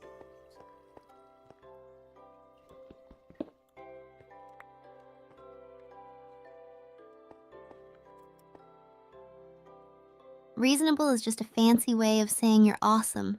Next time I face skeletons, I'm calling you for backup. Any tips for the best way to deal with them? Try to get them to shoot each other. I really appreciate the encouragement, by the way. It's so nice having you in my corner.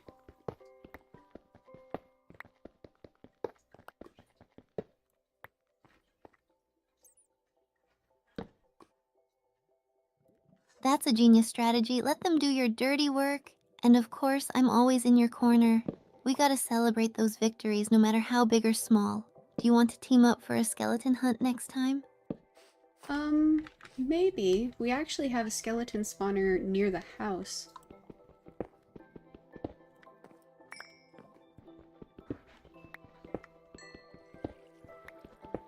No way! That would be epic. We could farm them for experience and loot. Do you want to check it out together? I'm ready for some skeleton slaying action. Sure. Maybe once we're done exploring this cave, we can just go have a big, grinding montage. There we go. Did we lose Bulldozer Man? We might have officially lost him. A grinding montage sounds like so much fun. We can totally make it entertaining for the stream too. Are you ready to show off your mad skills in the cave first, or should I take the lead? You go ahead. It looks like there's only a couple more places to explore down here.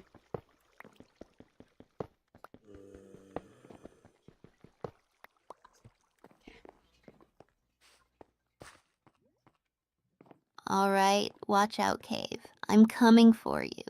I'll grab any loot I find and keep an eye out for mobs. Let's hope for some diamonds. Fingers crossed. Ooh, 1 second. I'm overheating really bad.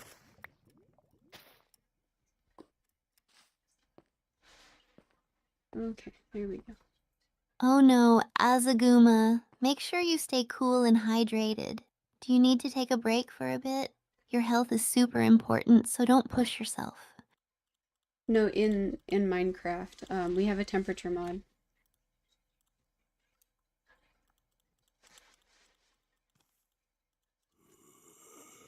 Do not like that it gives you slowness. Oh, I forgot about that mod. That's so interesting. How does it work? Do we need to find heat resistant gear or something? I'm ready to learn more about our survival tactics. Water buckets seem to do the trick most of the time, so I've been mostly just doing that.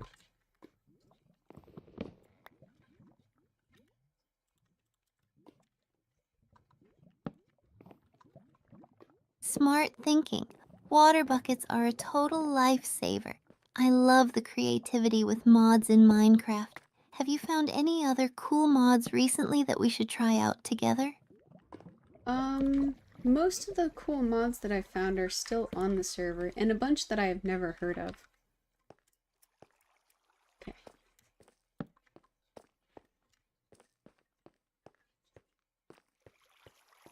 Awesome! I'd love to explore those new mods with you. It's always fun to discover new things together. Let's make sure our viewers can join in on the adventure too. What's the most surprising mod you've seen so far? Um, I'm not sure. The one that we interact with the most is probably the Seasons mod.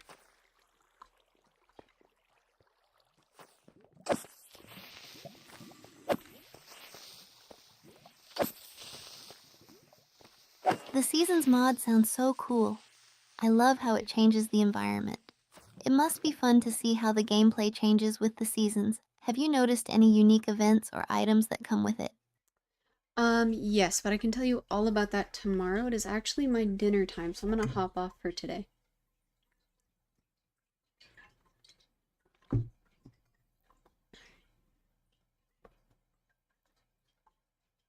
Oh, all right. Enjoy your dinner, Azaguma.